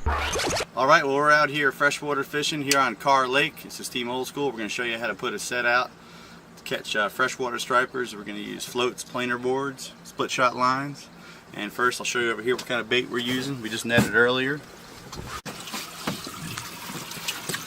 We netted some of these just a little while ago here. If you look, we got some really nice baits here. Normally you don't want to net that many at one time. I'm just doing it for the video purpose. You only want to net one at a time. These are delicate. You want to take your time. Go ahead and pick a good one. Take your time and get a good juicy one here. Alright, take a good look at this bait. This is a threadfin shad, okay? Has a mouth similar to a herring. On the dorsal here you will see a thread that comes off. Right there. Okay. Now other shad have that too. I mean, so don't think that if it has that it's automatically a threadfin. These are a threadfin. I'll show you how we hook these up right now. Okay. Now what I like to do is I put this little rubber piece here, it's off a plastic worm. And what I like to do is hook from one nostril, little slight wiggle through to the other nostril, okay? And what this rubber snub does, it keeps the bait from sliding up and rehooking itself, okay? So we'll put that in water. Now, these are ready rigged floats, okay? First thing you do is you get the boat moving with the trolling motor. Okay, we got the boat moving right now with the trolling motor. We use autopilot. Once the boat's moving, we put the bait in the water. I'm going to hold on to this float. This is a spinner reel. We don't fish many spinner reels, but we do like to put one out just to have fun with it, get it way out from the boat. Bait in the water. Now what you do is once the boat is moving, we hold the float, let out as much line as you want your bait to go, as deep as you want your bait to go. We're not going to go very far. We're fishing shallow water on points here. I'm going to go ahead and put maybe 30 feet out, 20 feet here.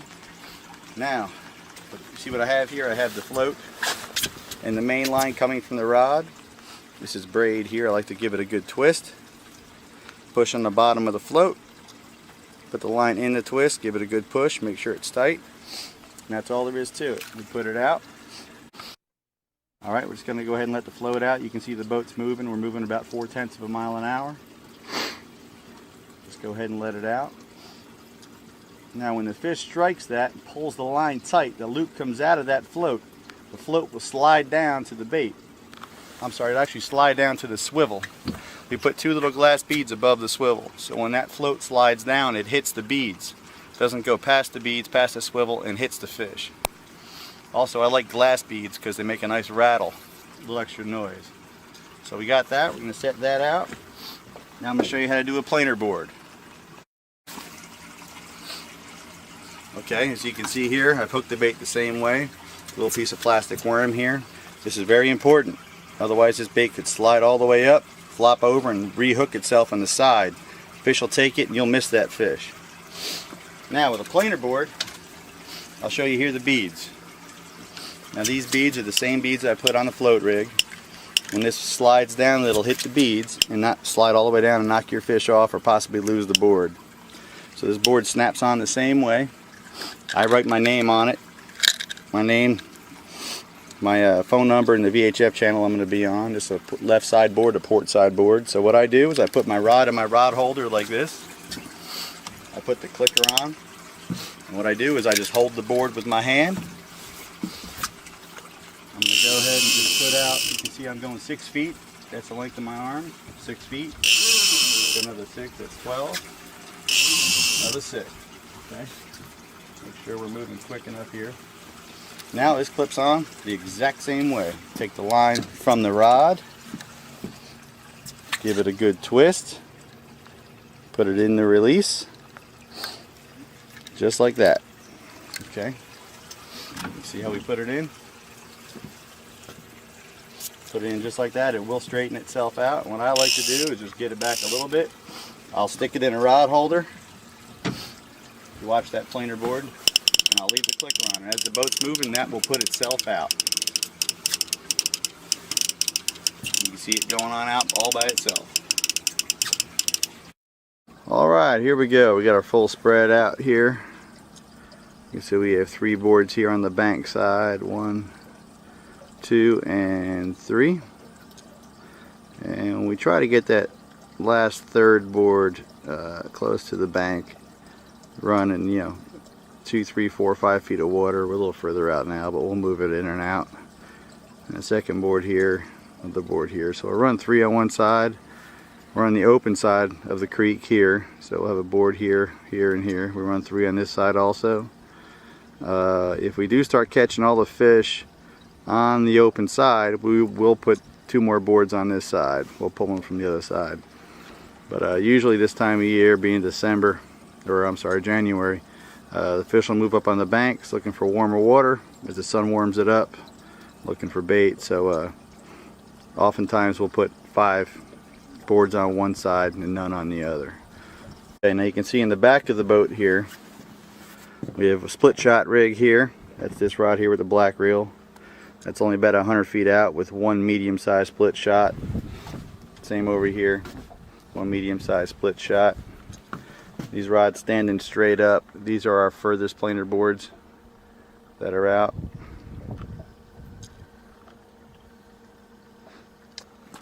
Way out there are our floats. We have a float here and a float there. Those floats are up in the T-top. That's one float. And this is the other float. We use a spinner reel here, like I said. So we got 2 floats out the back. You can see the rod in this rod holder, as it extends out from the boat, it's slightly lower than the next rod. As you can see, slightly lower. And the last planer board is in the upright rod. So if you get a strike on this front board, as the boat's moving forward, the line will go underneath the next rod and not snagging right into it. And if it's a strike on the middle rod, it'll pull underneath the back rod. And if you have a giant fish, you're something, you know, a good sized quality fish, especially if you're in a tournament, don't feel, you know, bad about clearing out all the rods on that side to get your fish in.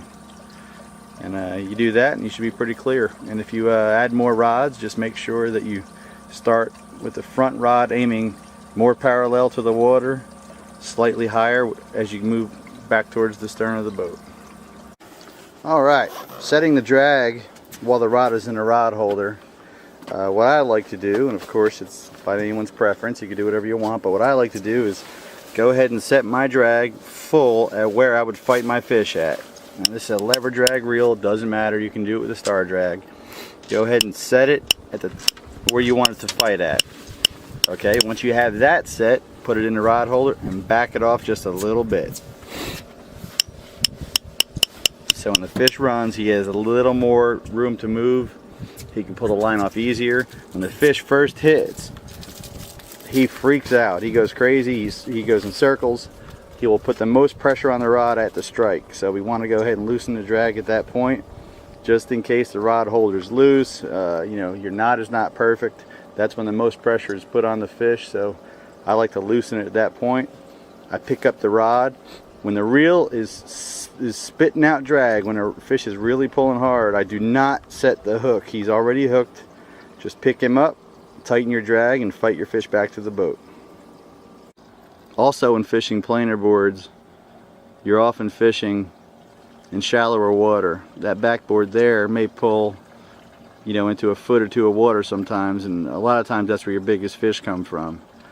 If I use 30-pound main line on my reel, I'll use a 25-pound leader. This way, if I snag off, my leader breaks, my planer board slides down to the bead above the leader, and I get my planer board back. If you use the same pound test on the reel as you do with the leader, if you snap off above that board, then you have to work all the way back to get your board. But it isn't necessary out here. You must have a trolling motor with an autopilot. This will keep you on a heading, whatever speed you want to go. You can go ahead and set it and forget it. I control it here, right on my wrist. I can go left, right. I can control my speed up and down. I can hit the jackrabbit button there, which automatically goes to full speed if I need to. And my autopilot setting is right there. So right now you can see we're headed towards this bank, and I want to run along parallel to that bank. So what I do is I hit the button on the remote here, and I'll go ahead and hit it, and you'll see the motor turn. Okay, now the motor's turned. And as we straighten out, as the boat turns, you'll see the motor go ahead and follow its heading. I'm not touching. What's up, B? We're waiting for this one of this hook up here so we can show it to you. We're waiting for one. B is the official old in old school. Look at that. It's pretty. This is 5 redneck boards. You can get them at Dwayne's Captain's Quarters. I'll put that number out. He's at Smith Mountain Lake. Got them all set up. I set the back rod up higher. The next one slightly lower, so when a fish hits, it'll pull straight towards the back of the boat. And the lines will go under one another instead of right into each other.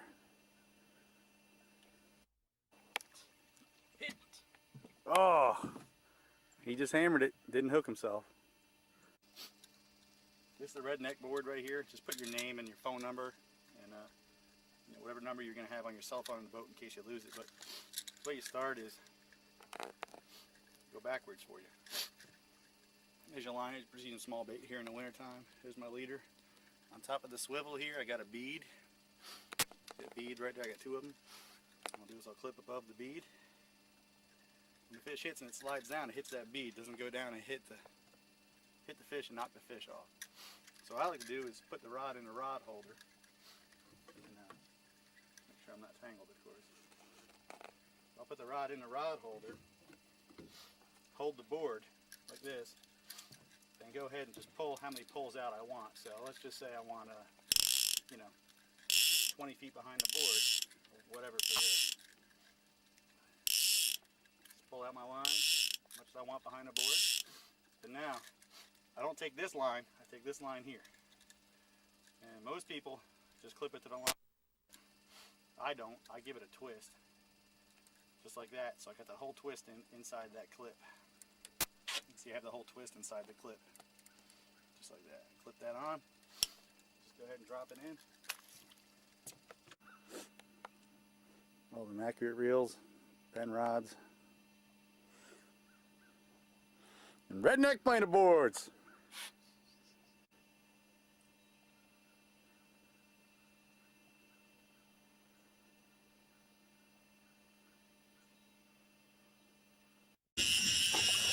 There's the blender board. The board came up.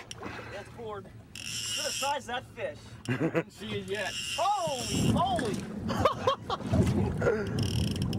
Keep a good bend in that rod. I just don't want to get on the shin. It's all right. Grab the net, Bia. Get the net, let's go. Yeah. Come on, turn this way. Come on now. All right. He's ours. That's the one, bro. Sir, that's 40 pounds right there. All right. Brad, you done did something with this one, buddy. All right.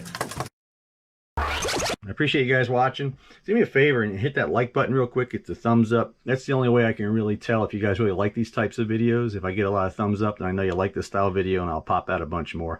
If you hadn't subscribed, I sure would appreciate it if you would, and hit that little bell that says notifications.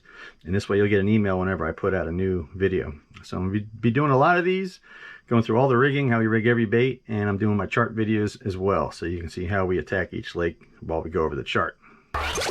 Hey guys, I wanted to take a minute and talk to you about how I rig big gizzard shad. We're fishing with big gizzard shad right now. I just did a video on Smith Mountain Lake with my buddy Dave Farley. You may have seen it. And I had a lot of comments and questions asking about how exactly we rig our baits. So this is a common way here. It's a J hook with a stinger hook, with a stinger treble hook. It's been around forever. It's just a great way to get, you know, a lot of good hookups on even medium-sized fish when they're taking baits that are too big for them. This is a 9-inch bait here, but you know a 9-inch gizzard gets very, very wide in the middle. So it can be a little tricky for a smaller fish to get it down their mouth quick. So a stinger hook is really, really helpful. Stinger hooks are great because you can pull the baits quicker. Instead of going, you know, like 2/10 of a mile or 3/10 of a mile just creeping, you can crank the motor up to 1.5, even faster, even 2 miles an hour, and just really pull them along. Because when the fish comes up, I mean, you know, they don't have to turn the bait to get it down. They're going to grab it and they're going to get hit here or hit here. So stinger hook is a great great tool to have in your arsenal. This is just a basic design. You've seen this one everywhere. It's a big one here in the South, and it's just a J hook with a piece of leader attached here, and it's tied right to the bend in the hook. You can use a Palomar knot or a trilene knot or something that's good for fluorocarbon. And then you have your tiny treble hook. I'm not sure what size this is, but it's small. You don't want to go very big with these, you know. And when you're fighting your fish, be delicate with them, because a lot of times the only thing that's holding them on is this treble hook, and these are thin wire. They can bend, they can pull out. So if you're near timber or in river system or something like that, you might want to go like 4X hooks that are very, very strong. They're still small, but they're a lot thicker. So you can see that's the typical way right there. Go ahead and tie it to the shank. And what I like about that is there's a whole lot less line. So you can see when the bait is hooked and your trailer is back here, your stinger is back here, you see how the line lays nice across the body of the fish. So I kind of like that being tied in the arch. Since I was a kid, I always did it like this with a snell. Probably the only times you'll see me use a snell, really. But you see how the snell, the tail comes down nice parallel against the hook. It lays nice and neat. So when you hook your bait, the line lays nice and neat against the hook. But I still like this version a little better. It's just a little less line, and when you hook your bait, you can see how that line is right snug up against the bait to your stinger. So it kind of hides it nice, hides it a little better this way. So that's the way I like it. That's how Dave Farley likes them. That's how we were doing them in the video at his place over there. Whew. Everything I got's running.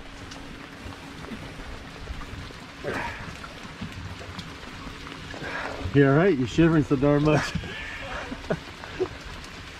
How he gently squeezes the fish. I'm gonna put this one up the top. Alright, Mr. Farrell, show me how we're gonna hook it. Go right here under the butt. Alright. Butt tops. Right in the anal fin. Right there. That scale on. Now these other two were a little different. I honestly haven't seen them anywhere before. I don't know, maybe if you guys saw it, you could say in the comments, but this is something I kind of designed years ago where I didn't want the hook into the bait at all. And it's just a piece of shrink tubing here, and it stiffens up the wire right here where you can have it aiming up, down. You see, you can bend it and have it up high, low, whatever you want. And the idea is when you hook the fish, your bait, the stinger here, if you look from the top view, is kind of riding next to the bait. It's not hindering it at all, and it's not like a piece of garbage or something stuck to the bait fish that might turn a striped bass off. Common to popular belief, man, striped bass are extremely finicky. Extremely finicky. It's crazy how finicky they can be. So just something like that, just getting the hook off the bait sometimes can be the difference right there. Now, if the fish is out there for a while, sometimes the bait will eventually kind of snag on it, and it's not the end of the world if he does. You know, so don't worry about that. But this is just a piece of 50-pound wire. It's a little too thick for what I would use for gizzard shad. You can see it's kind of high vis. It kind of sticks out. You can use 25 pounds. I just didn't have any of that lighter wire to show you. So it's just a regular old crimp on there, and the wire's crimped through the eye of the hook. I've even done it with two. I have two wires coming off, and I bend them out. So you have two coming out, and they're just riding right below the belly of that bait fish, you know. Just have one on each side, just riding right below the belly. You know, a lot of the times, if the baits are small, like in the 7 or 8 inch range, we were using some 8 and 9 inch baits in the video that I'll put some clips on to show you. But if you got like 5 and 6 inch, 7 inch baits, I like to let the trailer hang. You know, I won't even stick it into the fish sometimes. If I keep missing fish, I'll go ahead and change that, of course. I'll put it in the anal fin or the dorsal. But if it's a smaller bait, I'll let it hang. And it's kind of same idea of this. It just keeps the line stiffer, so in case they're just hanging straight down, it's just sticking back a little better. So in the video, some of the fish that we caught, the baits, the stinger hooks were just hanging. On the bigger baits, we hooked them in the anal fin or the dorsal fin. Thank you, brother.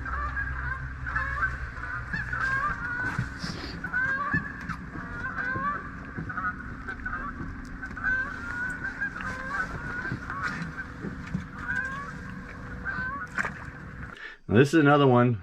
It's a this little trick here is a good one. This one will win a tournament here. I have never showed this one before. And it goes with the idea of, you know, when a fish will not hit a bait with a big honking scary hook in its face, it just won't hit it. We'll just delete it. You know, a lot of the times the fish just hits the stinger anyway. So I have a clip here, and I've used swivels in the past. You can put a swivel on this, and you just clip this to the lip, inside lip of the gizzard shad. And then you can go ahead and put your stinger in his back here if you want, or you can put it in the anal fin down here. And the only thing that's on that fish to deter a bite is that stinger treble hook, because you have that clip here instead of a hook. You know, like I said, most of the time they hit the stinger anyway, but you know, it's only when the fish are extremely finicky, maybe crystal clear water, maybe they're smaller fish, maybe you netted a bunch of bait that's just bigger than what you'd like. This is a good tip right here, because a lot of the smaller fish just get nipped the tail anyway. It's all give and take here. You know, you're getting some stuff and losing some other. Lastly, this is a clip I use a lot in saltwater. Man, I haven't seen this since I was a kid, really. Anyone else use it? I made this one here with some wire. You can make them with draw ties. I'm not taking credit for inventing this. I did not invent this. I saw this somewhere. But what you do with this is you take your clip here, open her up, and then in your bait, you'll pop a hole in the roof of the mouth. And I'll put a video here, a clip of video in this video showing me hooking a big bait. And then I'll take the clip and go back through the hole and then clip this shut. See 2 nostrils. About the width of the clip from the mouth is where you want to pop a hole, but after you pop the first one, you pretty much know where they all go. So I'm going to pop the hole right here. Okay, pop a hole and then pull it out. So we got 1, 2, 3 holes, and you can kind of see that's the width of the clip from the mouth to the hole, right? Now I'm going to take this clip and we go back to the hole I just made. And the clip pops out. Max, can't eat this one, buddy. All right, I'm going to activate the clip, and now when we pull that bait, we're drifting with it, you can see the clip. And now you're pulling by the clip through the jaw of the mouth, and it just keeps that hook high and dry. It's in a spot where it won't get hung up, it won't have, you know, slide. Sometimes you've all seen this, where the bait slides up and then gets rehooked again, and then you're pulling a bait like this, kind of sideways, and it's, you know, fish hits it and he's never going to hook himself.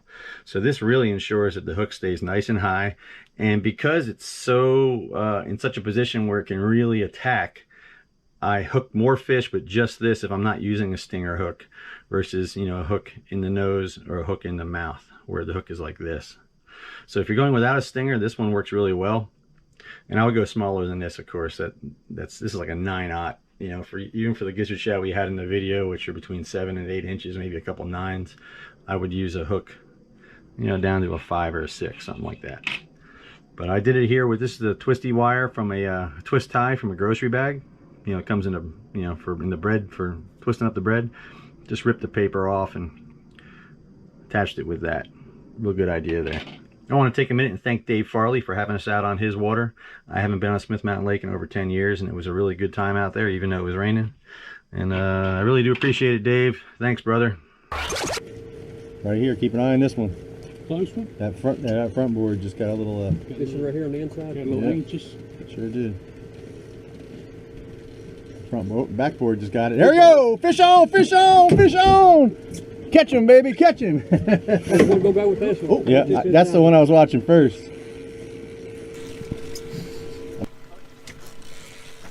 Some pretty fish there, buddy. Yeah, brother. Just come up here and lip him. Come here and lip him.